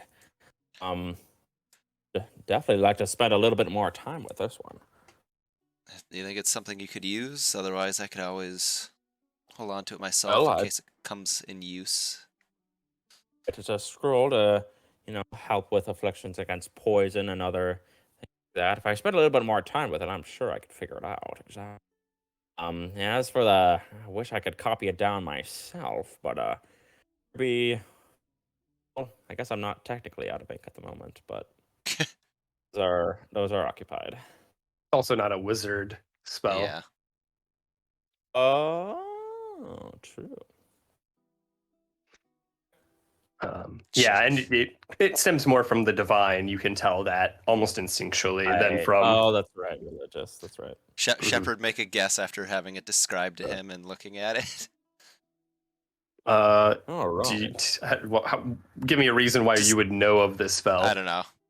I was just based off of it. I can I could check it out. Oh, wait, you are religious. You do have religious study. So, yeah, I've got bonuses to religion. I forget that Aaliyah has a religious background in terms of studying. Has both Arcana and religion in proficiency, I think. Which is weird to me. I don't read Dwarvish, so I don't read Dwarvish. Just because that's fair. he can tell you how to use it if you would like to, but otherwise it would just be incanting something quick in Dwarvish to activate the scroll. Okay. But it's for Poison. against poisons or other such conditions. Yes. That's what it is? Okay. You want to hold on to it? Otherwise, I can hold on to it. Colton. Yes, I believe. You can hold on to it. That sounds perfectly fine. I think I can help you. And after a decent trek into the woods, now navigating, he has decent navigation through the woods, and you guys are making pretty good pathway through the through the plateau and now through the woods. It does once more reach night as you kind of look around and darkness has taken the day. Fifi is just like, well, I suppose this would be a good place to set up camp. Well, actually, if you don't mind, give me a minute here. Actually, something special for you. Had a little bit of inspiration last night, so just give me just a moment. Colton begins doing a incantation with his hands. Okay. You see as he's beginning to cast a powerful spell as I cast Mordenkainen's Magnificent Mansion. Oh. And you just kind of wave up this energy before you just blast a door into one of the trees next to you. All right, everyone. If you could follow me through right this way, through a magical door into another dimension. What is this? Trust me. Have a little faith, and you'll be rewarded. I promise you. Anyway, and he just heads right. He just walks right through. Okay. And he just opens this door. It reveals this like sheer portal as he makes his way in. Essentially, the rest of you kind of follow. Fifi kind of like looks at the magic in like kind of like an astounding, almost a little fearful, but mostly kind of astounded kind of way. And he begins to trek his way, kind of looking around, and then walking in with the rest of you. Right. Go ahead. And you all, you peer through this magical shimmering doorway. You enter into this well-lit, massive chamber. Columns go upon the sides as like a large like stairwell. Two stairwells go like upwards into like other chambers. Two doorways sit at the left and right, and a chamber goes in and beyond. And Colton stands in there just like, welcome to my not so humble abode. I believe this will be a much safer place where we can spend the evenings. I've been just by myself a while, and I think it's time I share this with some others. I don't know about you guys, but I am starving. So he kind of does like a finger motion as he walks to the door to the left. And kind of following him through, you see just this extravagant, long dining table, chairs adorned in velvets and expensive wood, and beyond a wonderful kitchen, massive pantry. It's please make yourself at home. As you walk in, Colton, the kitchen's got to be the most expansive part of this entire area. Kind of this open-windowed kitchen. You see, that long table, able to seat many, many more than just yourselves. As you walk in, Colton, you see as this like prim and proper, almost a little illusory. He's not completely transparent, but he is just kind of like he's see-through. And he sits there and he's like, "Your coat, sir." Oh, thank you, sir. Oh, well. "Your cane, sir." And another one pops out from the left of him. You're gonna need. You hand it to him, and he's like expecting. And you see a larger, almost like orc orcish kind of guy with these like ripped off sleeves to like this tuxedo comes up and he's like, "I'll take it." And, Right. Oh. Anyway, he's just like, whoa, feels good. Anyway, what are we in the mood for this evening? We've had a long journey, so might I recommend the escargot? Oh, you done it again. Pardon me, but Absolutely. where is this? Oh, this would be what is called a demiplane. Ah. My own little separate dimension where we can be safe and plan out our attacks, rest, have a good evening, and not worry about the terrors of the night. So outside of this dimension, there lies a slightly shimmering, illusory, invisible doorway. And after a good 8 hours or so, and then we'll awake in the morning and we'll continue onwards. And you can see that Fifi's gaze has turned from astounded to almost stunned as his eyes have grown extremely wide. His tail is literally like furled out, like a wolf's tail, just furled out. His claws are bared and his fangs are a little bared as well. As this illusory butler comes up behind him and he's like, mind if I take your... You see as Fifi turns around, just like claws through the servant. It just immediately just away. Oh, it's don't. Everything's fine. They will obey you. So you can each have just an array of 10 or so servants to attend to every one of your needs. They can do anything a regular servant can, and please make yourself at home. Okay. And he just kind of stunningly, just one rigid step after another, makes his way to a chair, and he's like, "When is dinner going to be ready?" And 3 more servants appear to the left and right, and they're like, "Very soon, sir."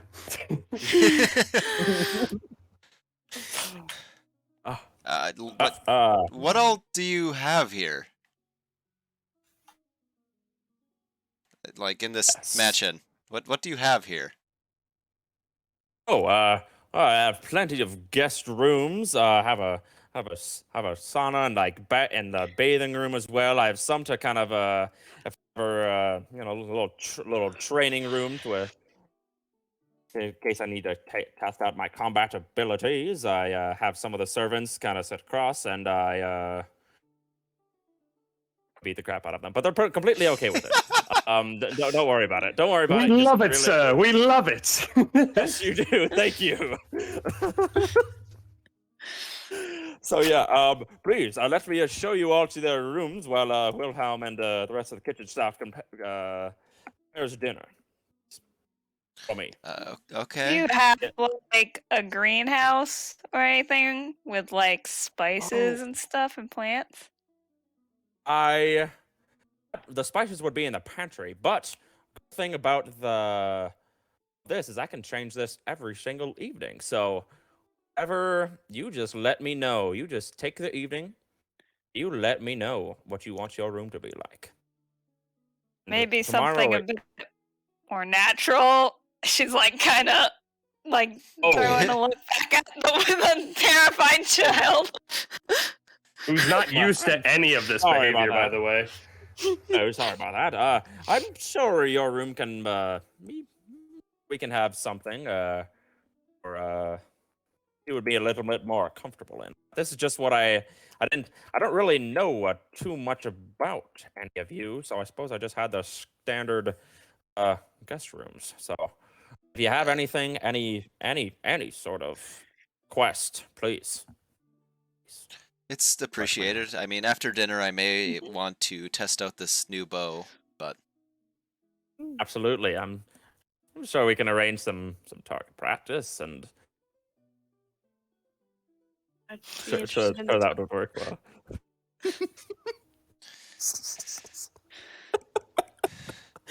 I just All right. Okay. I'm fine. I just love the idea. Just 20 or so servants lining up to go in the training room. Just like, yes, I love this. And then just. We love this. Ah!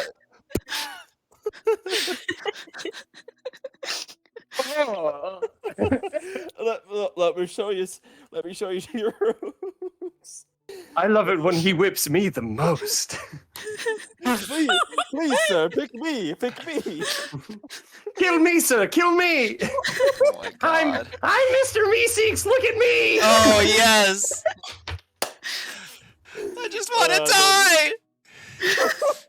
My existence. Existing is pain. Anyway, your rooms are on the second floor. Let me show you. So you show them like these very lounge-like rooms as Fifi kind of looks at him and he goes like, "That's for me." Absolutely. Okay. Right, you probably not so used to good soft bed now, are you? And he kind of pats the bed a little and he's just like, "It's actually a little too soft." A little too soft. I'm sure. Wait, maybe that one for guest room 1C. Hold up, give me just a second. Oh, this one. Still not great. Still not gonna be what you're used to, but it'll be a little bit more comfortable for you. And as you're showing them all their rooms, Wilhelm comes up and he's just like, "And sir, the dinner will be prepared in the next couple of minutes. While it's fresh, we recommend, of course, that you make your way down." I'm looking forward to it, sir. Wonderful. Anyway, just put away all your stuff and just prepare to have a good restful evening ahead. Big day tomorrow. Yes. Oh, shall we prepare the show like usual? Oh, Wilhelm, you read my mind. I tend to do that, sir, seeing as we are made of your special and intelligent mind. You blundered into a booby trap earlier today. You see there's already like servants coming over and they're like, "Oh, sir, do you need us to kiss your boo-boos?" That's not quite necessary. I'm perfectly fine, although I would love a good massage a little bit later. Yes, sir, we will prepare the chair. Absolutely. Many of you, I'm sure the rest of you must have, had a long day of walking ahead. So I'm sure you're used to it, but I'll have a couple chairs whipped up for you to. And if you leave your stuff with us overnight, we will make sure that it is washed, cleaned, pampered, powdered, perfumed, and perfect. Maybe don't perfume it. That might be noticeable in a forest. Yes, mistress. Oh, yeah, that might be a bad idea. As you wish. All right.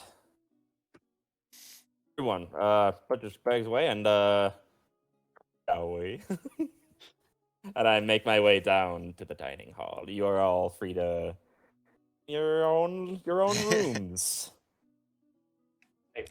Take in what is happening. I would come down after a little bit. I would still have like half of my stuff with because I want to test out some things after dinner, but all right, just kind of set it next to the table. And I kind of go and inspect all like the food and just like kind of help to kind of get some of the things ready. My own little. You kind of like start helping a little, and some of the like Wilhelm comes up and he's like, "Oh no, sir, please let us deal with this." Oh, absolutely. They were just taking their time, so I just wanted to inspect. Of course, roast pig as per your request, apple in mouth, and apple on other side. Let me move over. We've got fine cheeses in assortments of pyramids as per your request. Of course, we made the mural above it with foliage made from only the finest of the garden materials. Lettuce, salad, all that kind of stuff. And, of course, you move along here. We've got, pork, rice, beans, mixed together. Delicious. Wonderful. Next topic. Here we have ravioli made in a special kind of way. Try the gray stuff. It's delicious. Continue on. I'll take a quick little spoon of the stuff, and What a great reference. I don't get it. Oh, you will in a second. Okay. And so you make your way, and of course we've got beef ragout, cheese souffle, pie and pudding on flambe. Sets it on fire. Oh yes. And with that, you hear ding ding ding ding ding ding ding ding as dinner is served. Right. Yeah, I suppose as you all kind of come down, we're to that some kind of pull out some of your chairs for you. Just please have a seat. Have a couple of courses here. Again, kind of sitting there nervously now. Fifi is just kind of almost crouching away. His tail hasn't stopped being at least a little fringed. Yeah. His ears peaked up, and he's just kind of sitting there as the rest of you kind of sit down as well. You see this Wilhelm kind of steps. He steps onto a silver platter on the floor and is lifted into the air by adjacent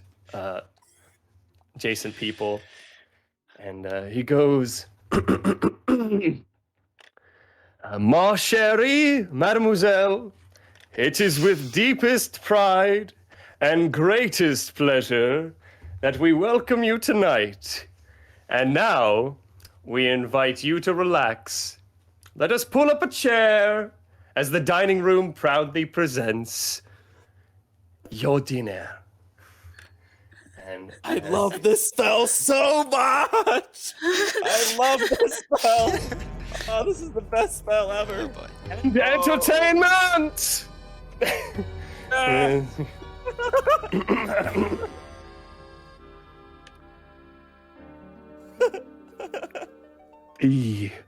Our guest. Wait. Yes. Wait for it. Our guest put our service to the test. Tie your napkin round your neck, chérie, and we'll provide the rest. Beef ragout, cheese souffle, pie pudding on flambe. Try the gray stuff, blah, blah, blah. I messed my line up. It's okay. Dance, after all missed, this is Mordenkainen's mansion.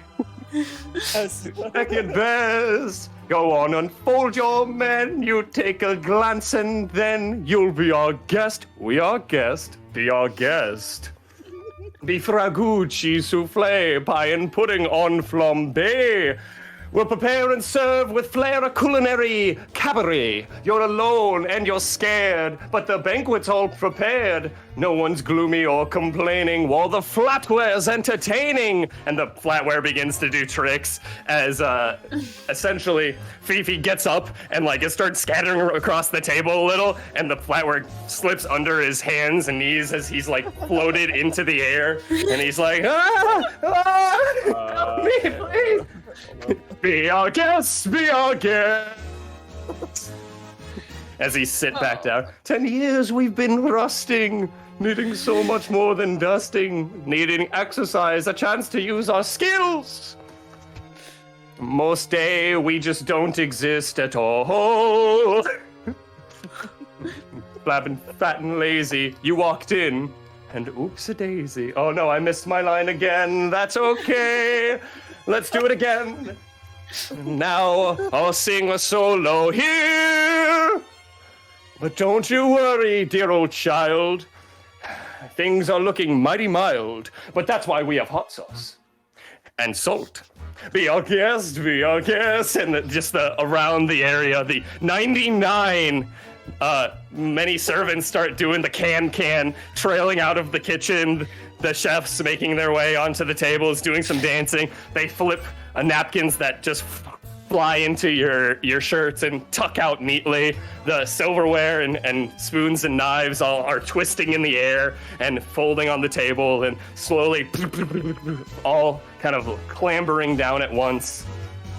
And of course, you see, as yes indeed, we aim to please.